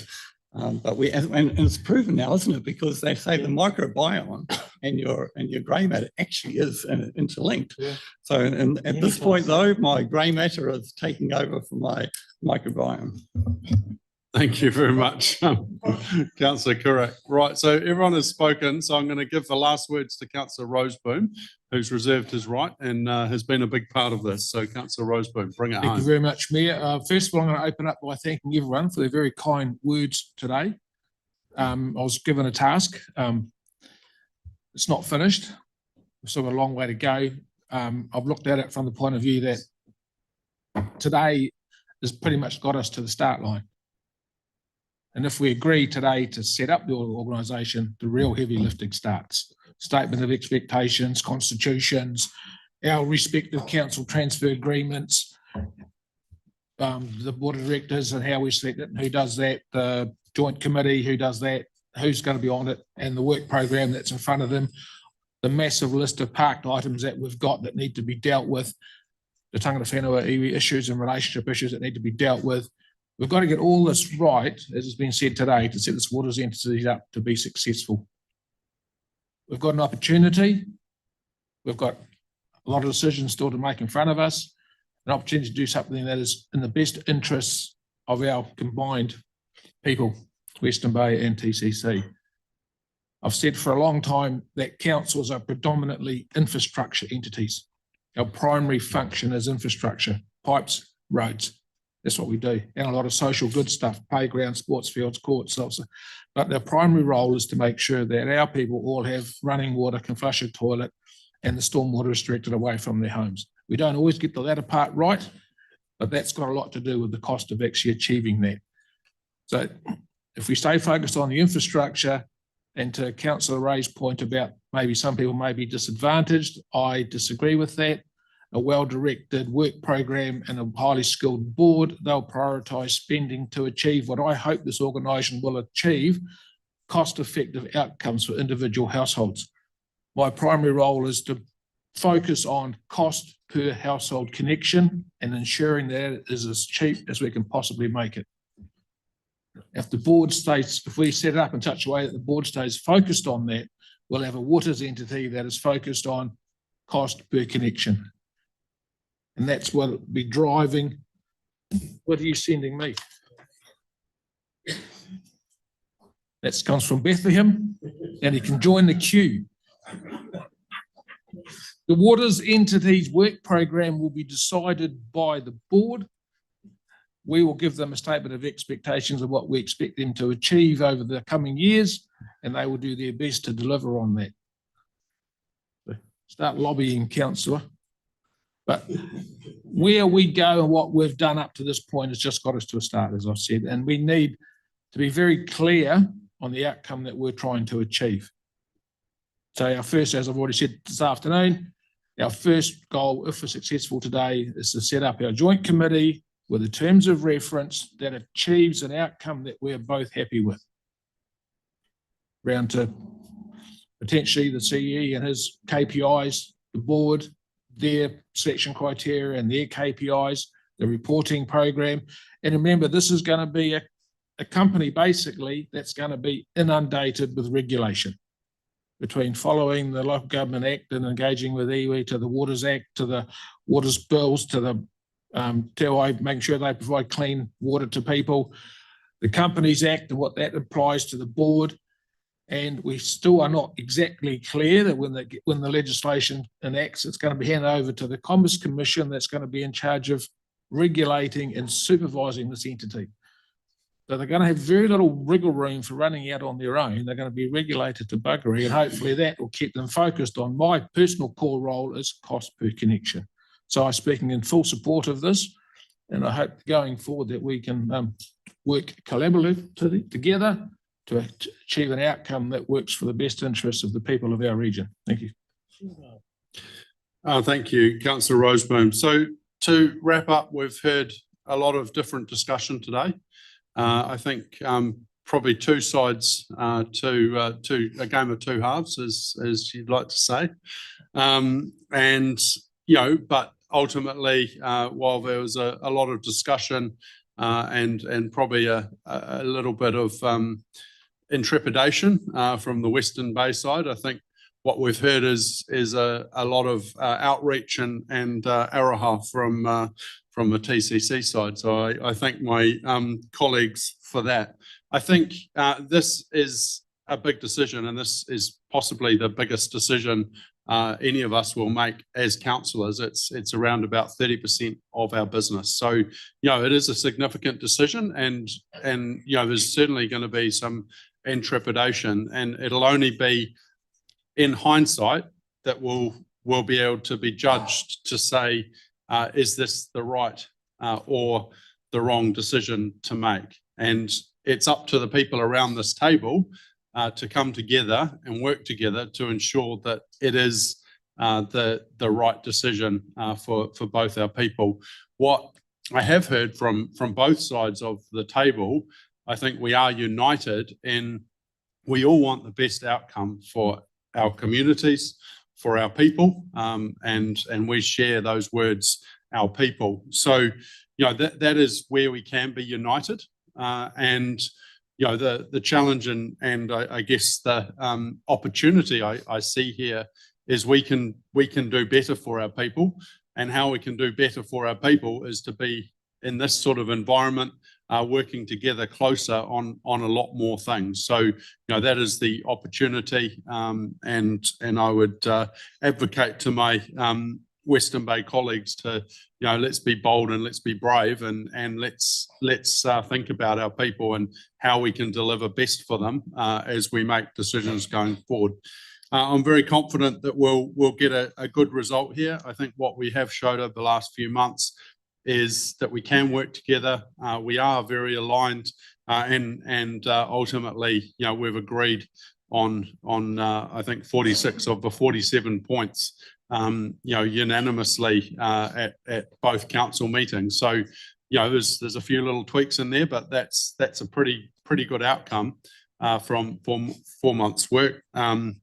Now we've as Martin suggested, we're now hitting the start line as long as we join you and agree to this resolution, and there's a lot more work ahead, but I'm very confident if we're prepared to work together and deliver for our people, then we will get a very good outcome for all of us.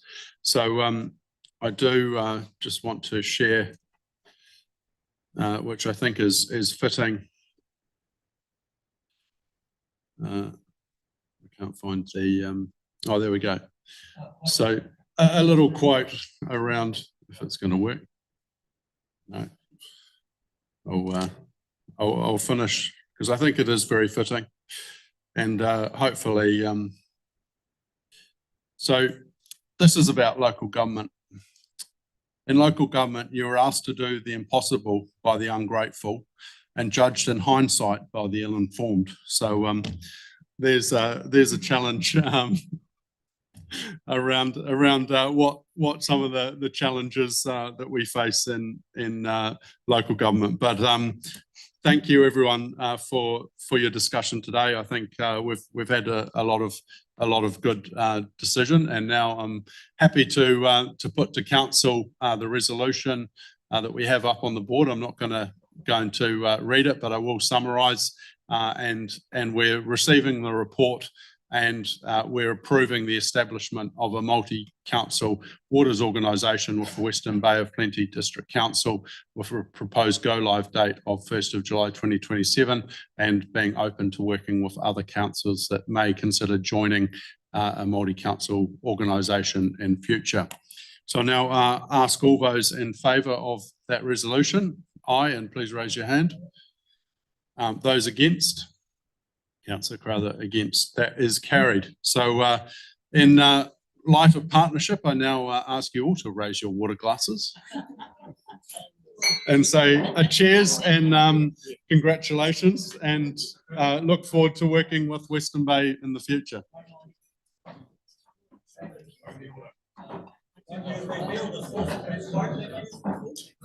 I don't actually know. Yeah.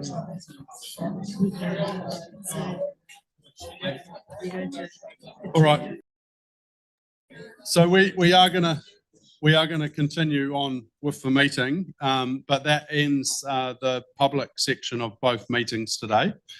So I would ask that I have a mover and seconder to go into publicly excluded from TCC. Deputy Mayor, Councillor Roseboom, thank you. All in favour of